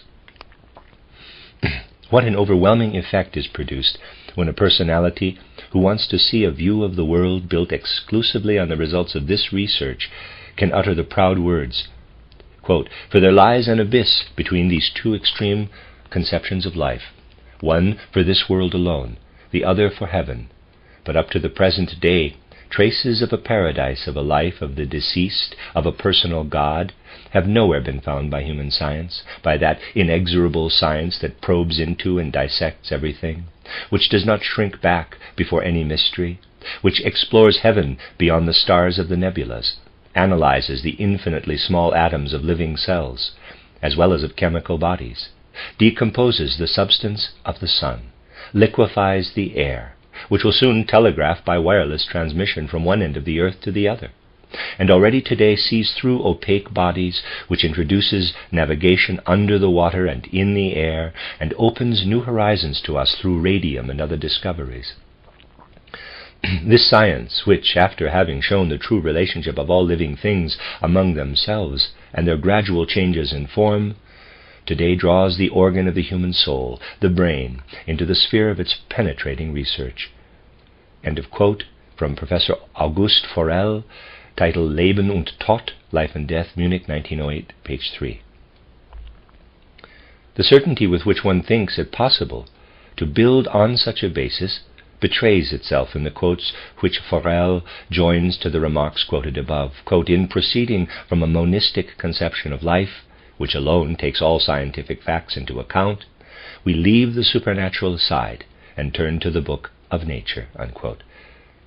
Thus the serious seeker after truth is confronted by two things, which put considerable obstacles in the way of any inkling he may have of the truth of the communications of the science of the spirit. If a feeling for such communications lives in him, even if he also senses their inner well-foundedness by means of a more delicate logic, he can be driven toward the suppression of such impulses when he has to tell himself two things. First of all, the authorities who know the cogency of positive facts consider that everything supersensible springs only from daydreams and unscientific superstition. In the second place, by devoting myself to these transcendental matters, I run the risk of becoming an impractical person of no use in life, for everything which is accomplished in practical life must be firmly rooted in the, quote, "ground of reality," unquote. Not all of those who find themselves in such a dilemma will find it easy to work their way through to a realization of how matters really stand with respect to the 2 points we have cited. If they could do it with respect to the first point, they would, for instance, see the following. The results of the science of the spirit are nowhere in conflict with the factual research of natural science. Everywhere that one looks at the relation of the two in an unprejudiced manner, there something quite different becomes apparent for our time. It turns out that this factual research is steering toward a goal which, in a by no means very distant future, will bring it into full harmony with what spiritual research ascertains in certain areas from its supersensible sources. From hundreds of cases which could be adduced as proof for this assertion, we shall cite a characteristic one here. In my lectures on the development of the earth and of mankind, it has been pointed out that the ancestors of the present-day civilized peoples lived in a land area which at one time was situated in that part of the surface of the earth which today is occupied by a large portion of the Atlantic Ocean. In the essays titled From the Akasha Chronicle, it is rather the sole spiritual qualities of these Atlantean ancestors which have been indicated.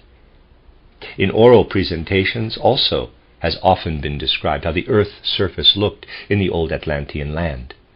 It was said that at that time the air was saturated with water mist vapors. Man lived in the water mist, which in certain regions never lifted to the point where the air was completely clear. Sun and moon could not be seen as they are today, but were surrounded by colored coronas. A distribution of rain and sunshine, such as occurs at present, did not exist at that time. One can clairvoyantly explore this old land. The phenomenon of the rainbow did not exist at that time. It only appeared in the post-Atlantean period. Our ancestors lived in a country of mist.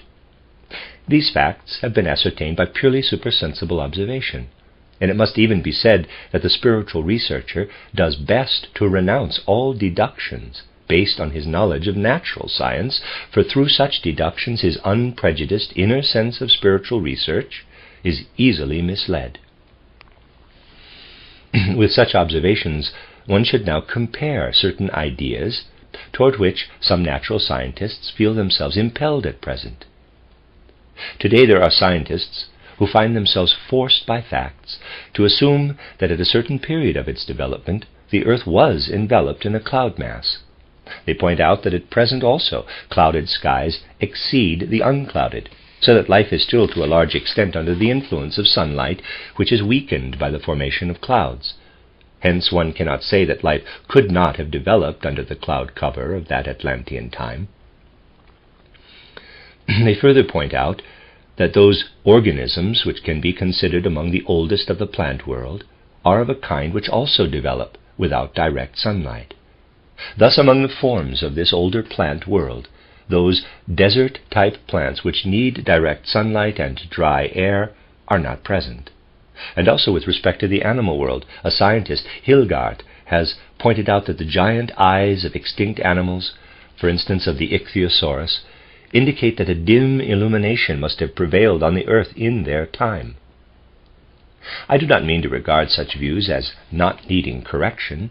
They interest the spiritual researcher less through what they state than through the direction into which factual research finds itself forced.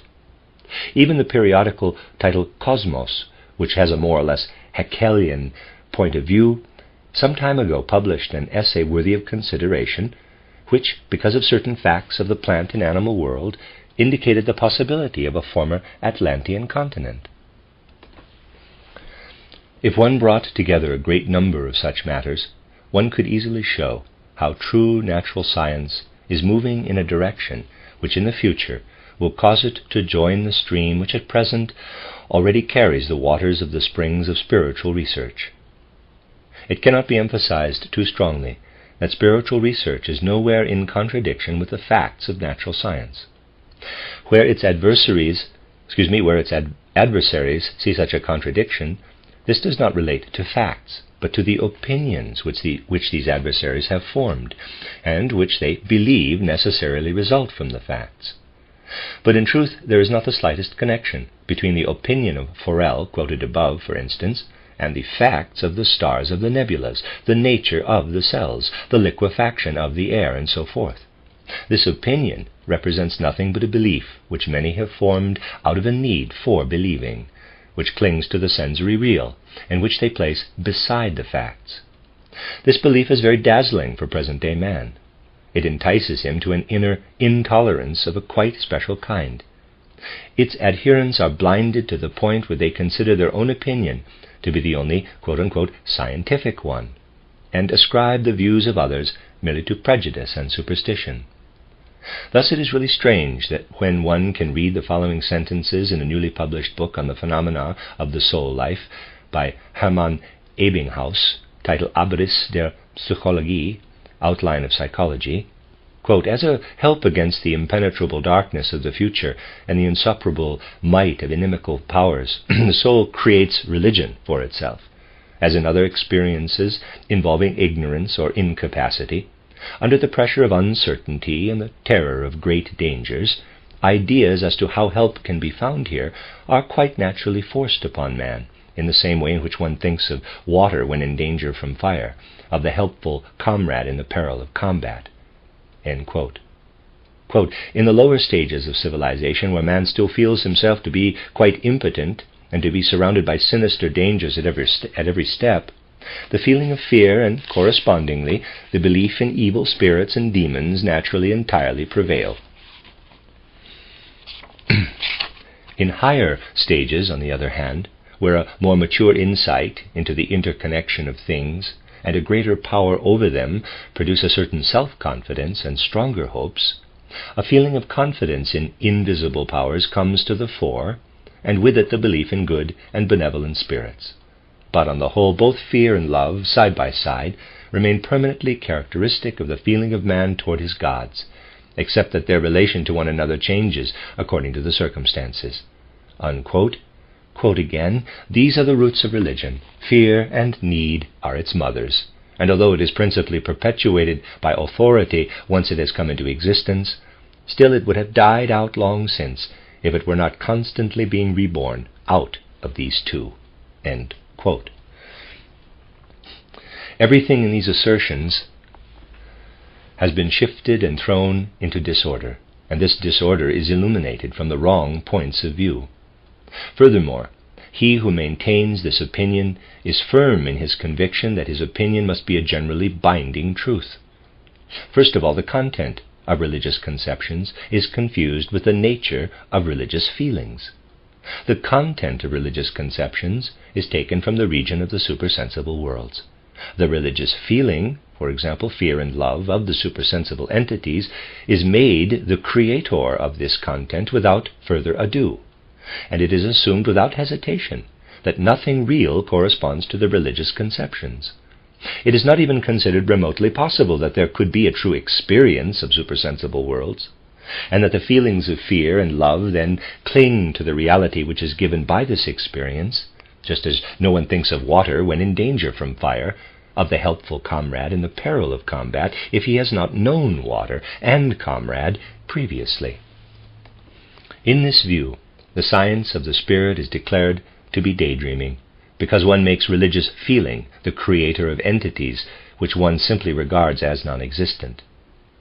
This way of thinking totally lacks the consciousness that it is possible to experience the content of the supersensible world, just as it is possible for the external senses to experience the ordinary world of the senses. The odd thing that often happens with such views is that they resort to the kind of deduction to support their belief which they represent as improper in their adversaries.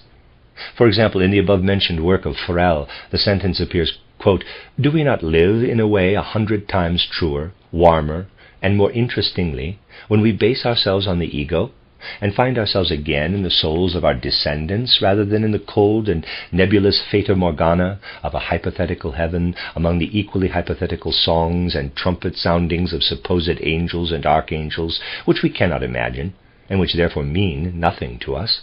Unquote.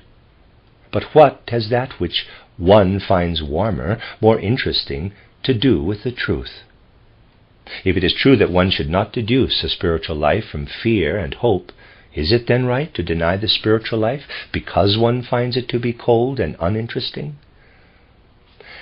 With respect to those personalities who claim to stand on the firm ground of scientific facts, the spiritual researcher is in the following position. He says to them, "Nothing of what you produce in the way of such facts, from geology, paleontology, biology, physiology, and so forth, is denied by me. It is true that many of your assertions are in need of correction through other facts, but such a correction will be brought about by natural science itself. Apart from that, I say yes to what you advance. It does not enter my mind to fight you when you advance facts, but your facts are only a part of reality. The other part are the spiritual facts, through which the occurrence of the sensory ones first becomes understandable. These facts are not hypotheses, not something which one cannot imagine, but something lived and experienced by spiritual research. What you advance beyond the facts you have observed is, without your realizing it, nothing other than the opinion that those spiritual facts cannot exist. As a matter of fact, you advance nothing as the proof of your assertion, except that such spiritual facts are unknown to you. From this you deduce that they do not exist, and that those who claim to know something of them are dreamers and visionaries.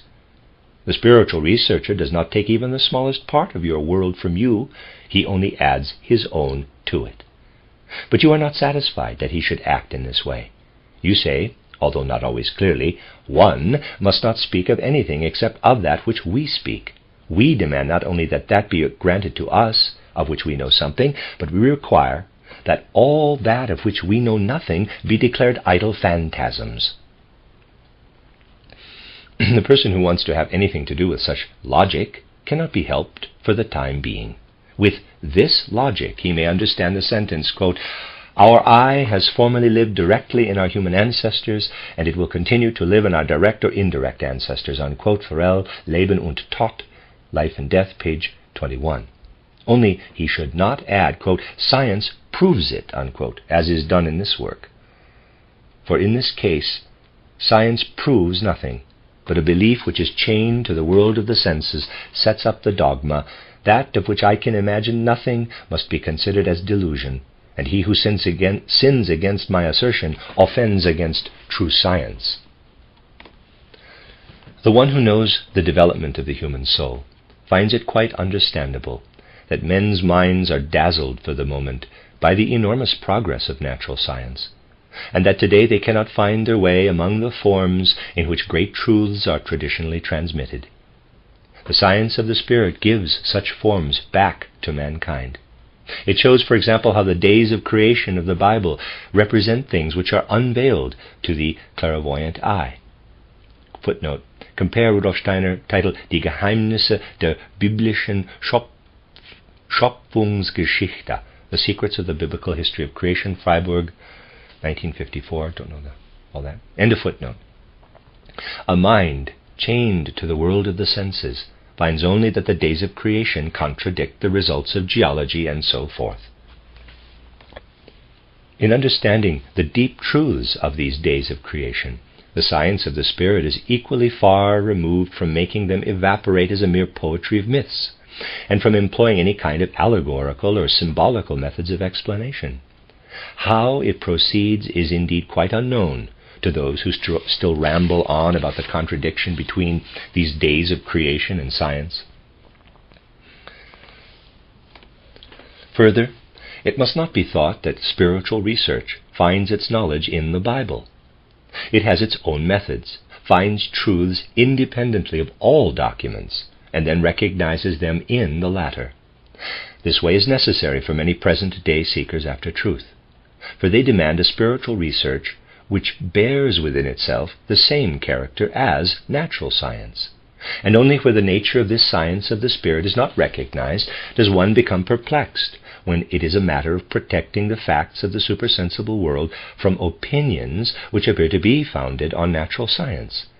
Such a state of mind was even anticipated by a man of warm soul, who, however, could not find the supersensible content of the science of the Spirit. Almost 80 years ago, this personality, Schleiermacher, wrote to the much younger Lucke, quote, "When you consider the present state of natural science, how more and more it assumes the form of an encompassing account of the universe, what do you then feel the future will bring? I shall not even say for our theology, but for our evangelical Christianity. I feel that we shall have to learn to do without much of what many are still accustomed to consider as being inseparably connected with the nature of Christianity.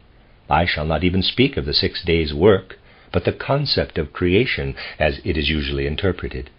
How long will it be able to stand against the power of a world outlook formed on the basis of scientific reasonings which nobody can ignore? What is to happen, my dear friend?